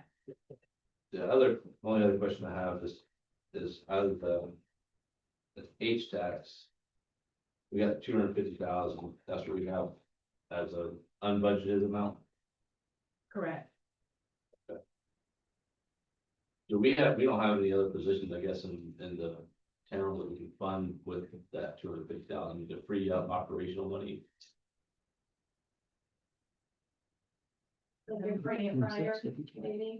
That's a stretch. Positions. It would have to be somebody in Parks and Rec. Right, yeah. Somebody in marketing, you know, we already fund PIs out of it. Therapeutic program. That's not, I would max out on public safety folks in that regard. Would grant write-offs Parks and Rec be eligible? we have a townwide grant process. I would think somebody just looking at public. I think Amy already got that. So that's Yeah. what- I want to pay for existing, not, We take No. into account when some of these grants, that grant funded positions, when they run out or expire. Do they, any in this fiscal year, this budget? There's a lot of them that expire and that are generally renewed at this point. I don't know of any that we will not, we don't expect to get funding on, do you? I don't have any. I mean, of course, the government could just decide to pull funding at any point in time, but no, I don't have any plan. But the cost grant's only for 5 years, right? So 3 to 5. 3, yeah. Yeah, 3 to 5 years. Come the end of that grant period, then your choice is to continue funding them or let those positions go away. stop gap. Yeah. And remember, we have looked at both of these funds to absorb some expenses from the general fund and maybe, you know, this is an example, the Christmas lights. You know, we get a lot of people for our Christmas tree lighting. I think there's a case to be made that maybe that expense could be transferred over here. Because we were going to designate some of this for debt service for our public safety. Like, Other 250. that and the ATAC. I just like to see us burn as much operational as legally possible Absolutely. to get out of that fund to free up for, that helps us close that $350,000, $500,000 gap. Right. And we'll look at 3 that. million. Well, I was just talking about as we currently exist. Gotcha. Everybody, I didn't got what we do for the future yet. Yeah. So we'll look at that again, and see if there's something that will. Squeeze in the term. Anything else here? You want something else? Well, I was gonna say, to the extent that we could also use the ATAC, we could do the same. Yeah, I'm all for it. You know, that we could offset general fund expenses that are eligible. Yeah, there's another. Because the H-tax and O-tax laws are, their uses in the law, the actual language of the laws identified in terms of what you can. What we, so essentially, we're looking at essentially $670,000 worth of. Correct. Well, and technically, the 3.7 that we transfer to general fund is absorbing, you know, Yeah. part of me, part of Scott, Yeah. because we're all working on those funds. Yeah. Just beside the shells are a little bit better, a little bit faster. I agree, I agree. Maybe you go get sweat over there. Speaking of more shell. Impact fees, I want to give you a little revenue history on these, because obviously this, this changes, it changes with our development appetite and what happens in our town. So I guess in 23, 24, I can't remember when the, impact fees went up. And obviously there were some grandfathered in, so the full effect of the fees didn't really come in until a little bit later, and I don't think they fully, taken place at this point. But right now, we have roughly $6.8 million in fund balance. Approximately $750 is allocated to Parks and Rec. That actually takes care of their $600,000 skate park, which we propose to fund from impact fees. Creech is our construction management architect, yeah. And we are funding the cost for that, which was like a 3.3 million roughly contract. We have $2.2 million left on that. The remainder is just under 4 million. I would recommend that this is something that you'll have to decide every year, but I would recommend that this first year for our installment purchase revenue bond, that we fund that out of impact fees for $2.6 million. I'll be keeping track of that and what's allocated to municipal and fire, and I'll do that because there's certain square footage limitations on that, so it doesn't have to be year by year, but getting cumulative dollars to meet kind of our goals on that. I would also then suggest that we kind of reserve the remaining as of where we are now for the new fire station, because that's certainly going to be new fire station, new fire truck associated with the new station. The importance of using impact fees for that IBRB debt service payment is because impact fees have an expiration date on them. So we want to use those monies first, so that we don't potentially lose those as a payment source. 5 years, right? 3.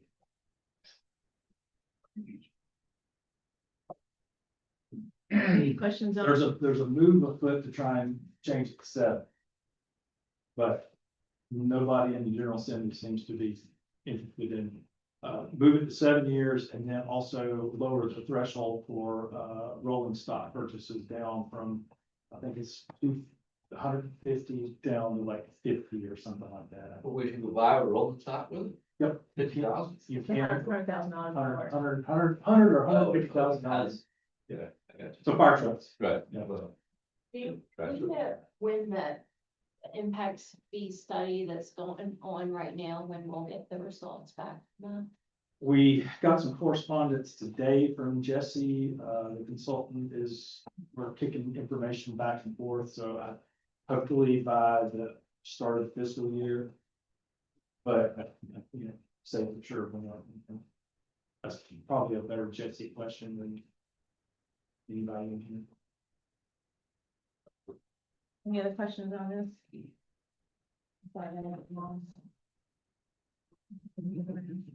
Okay, so now we started with this, now we're kind of at the end with all the new information that we have. So same scenario.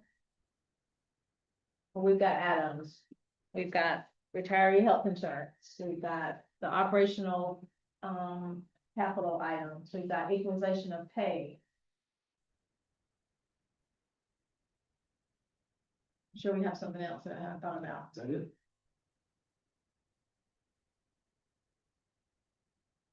How did Ron? Well, the equalization of pay was twofold. We Yes. Increased your COLA a little bit too. Mhm, Which right, shifted that right. number, so. Actually dropped a quick little full Yeah. all to them down. Did you just add those, or were you just looking at pressure? Actually, no, I did that yesterday. I told you. Or 58 now.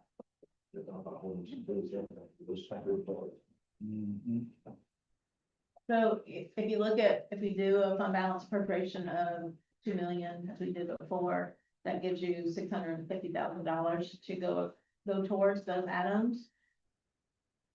Say it again, I'm sorry.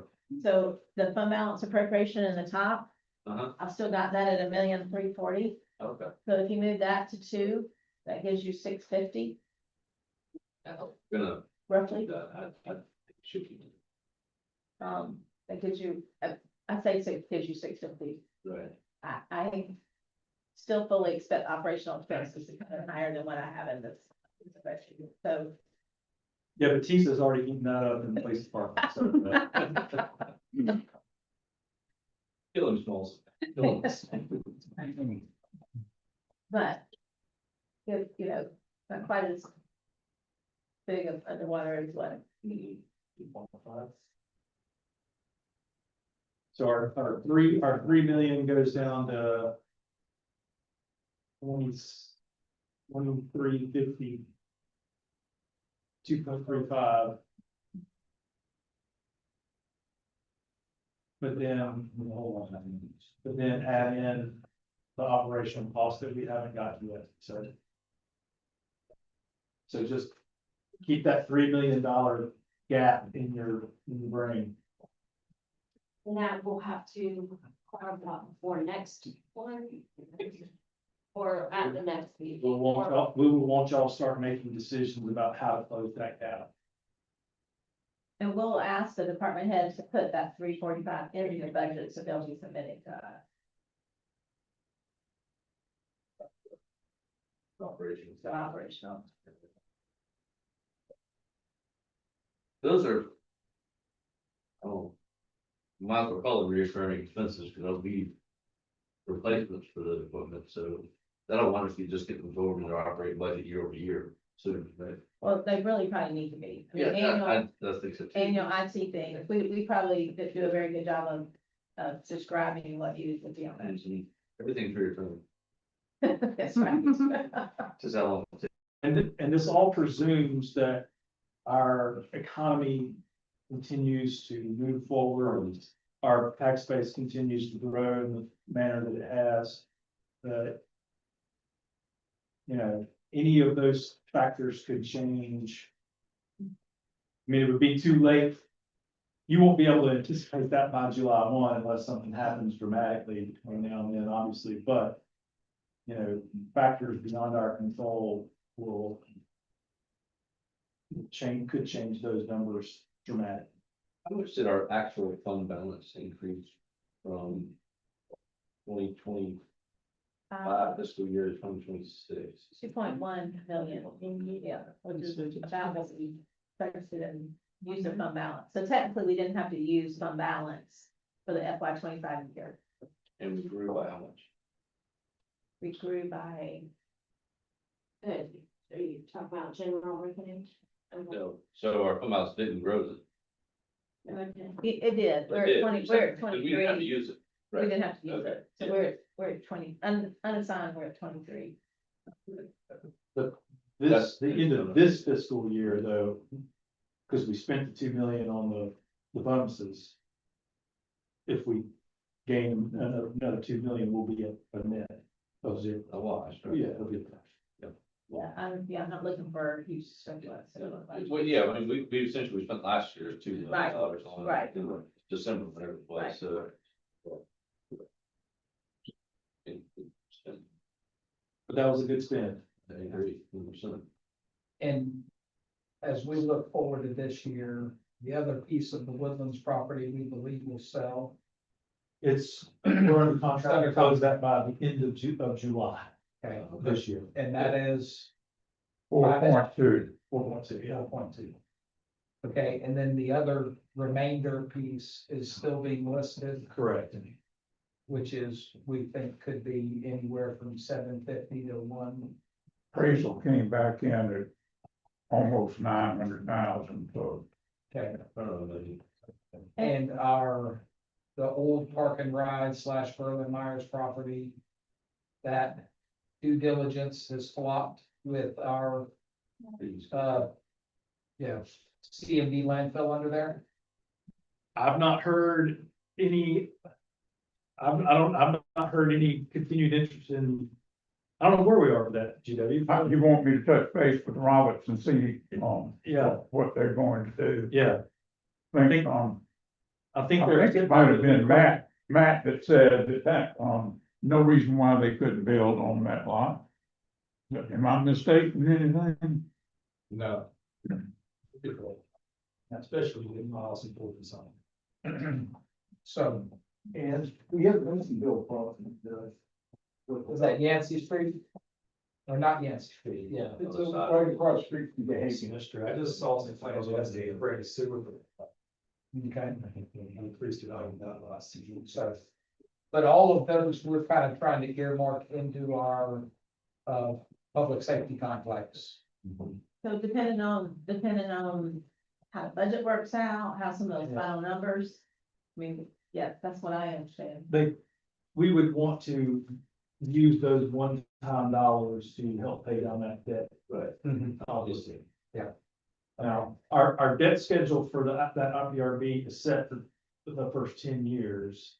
But then after that 10-year period, we could pay the whole thing off without penalty. Okay. That's what we do. We could accelerate our payment schedule on that if you wanted to. But, I mean, right now, the more we put into it, the better. Okay. Did we reach the end of our agenda? But that is also independent of any new projects too. Yeah, but I know we would all like to see come to fruition. Schedule the next meeting, everybody want to look at their calendars? Yep.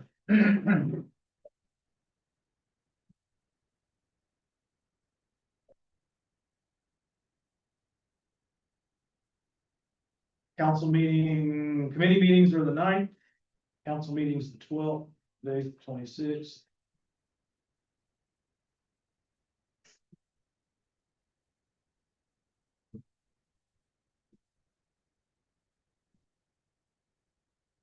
I throw out a 19th, 19th of March. We're getting oohs over here. I got a municipal meeting, but I get someone else to stream it if we need to. How about Tuesday that week? Tuesday the 17th. That's St. Patrick's Day, if that makes sense. Okay. Would we want Tuesday the 24th? Yeah, 24th. We have a CPW board meeting, we can roll straight into that. I won't be here. I'll be here then. Oh, 26th. I'll Zoom from home. Oh, yeah, you got, I got surgery on the 18th. You don't need me. I'll be absent the 25th, 26th, and 27th. Riley Institute. Yeah, I'm UA on the 26th. I'm going the 30th. 30th? I'm going. What was wrong with the 23rd or the 24th? Both of those are good. Am I good? I can do the 24th, not 23rd. I can do Zoom. Okay. March 24th. Yeah, we just want the 24th to be a morning session. Get up. This was supposed to be a morning session too. I apologize. No. Okay, March 24th, Yes. 9 AM. Got it. Excellent. And that'll be kind of a final vote. This, and that day we will vote that day. Yes, what I would expect that we will do is have you, firm numbers for you to consider. We'll know roughly, pretty closely what our gap is. And then we will want y'all to take a series of votes, or at least, we'll just call them votes to say, yes, we want to fund this, no, we don't want to fund that. Yes, we want to do this to close that gap, no, we don't want to do that. You'll have the recommendation. Sticky notes like you did. Yeah, I can do that. I'm happy to do that. Do you have recommendations for us in that regard, closing the funding gap, or you want us to do that? I like the way you did it the first year. Well, I mean, we all know what our revenue sources are. Right. There are no magic bullets. No, yeah. I don't have any new revenue sources to propose to you. But certainly Rhonda and I could sit down and talk about combinations of, extensions of, those kinds of things, assuming that everything is going to stay the same with regard to revenues. So, and we'll just have to work through it. Just have to work through it. You know, we have done some things like, implement something half a year. I mean, Yeah, right. that's a little bit of cushion, probably down the road a little bit. Yeah, we'll bring the new strategies, but Definitely. there's no. Nope. Yeah, I feel like I've squeezed the revenue about as hard as I can squeeze it. I feel comfortable. And I've made her squeeze it more than she's I mean, done. I start to say, yeah, I feel comfortable. Thank you. Really right. Where's your dessert from today? So. All right, with that, thank you, department heads, other members of staff, we greatly appreciate what you've done to get us here. Council members, good work. So do we have a final motion? Adjourned, which we adjourned? Yeah. All right, motion is second to adjourn, all those in favor?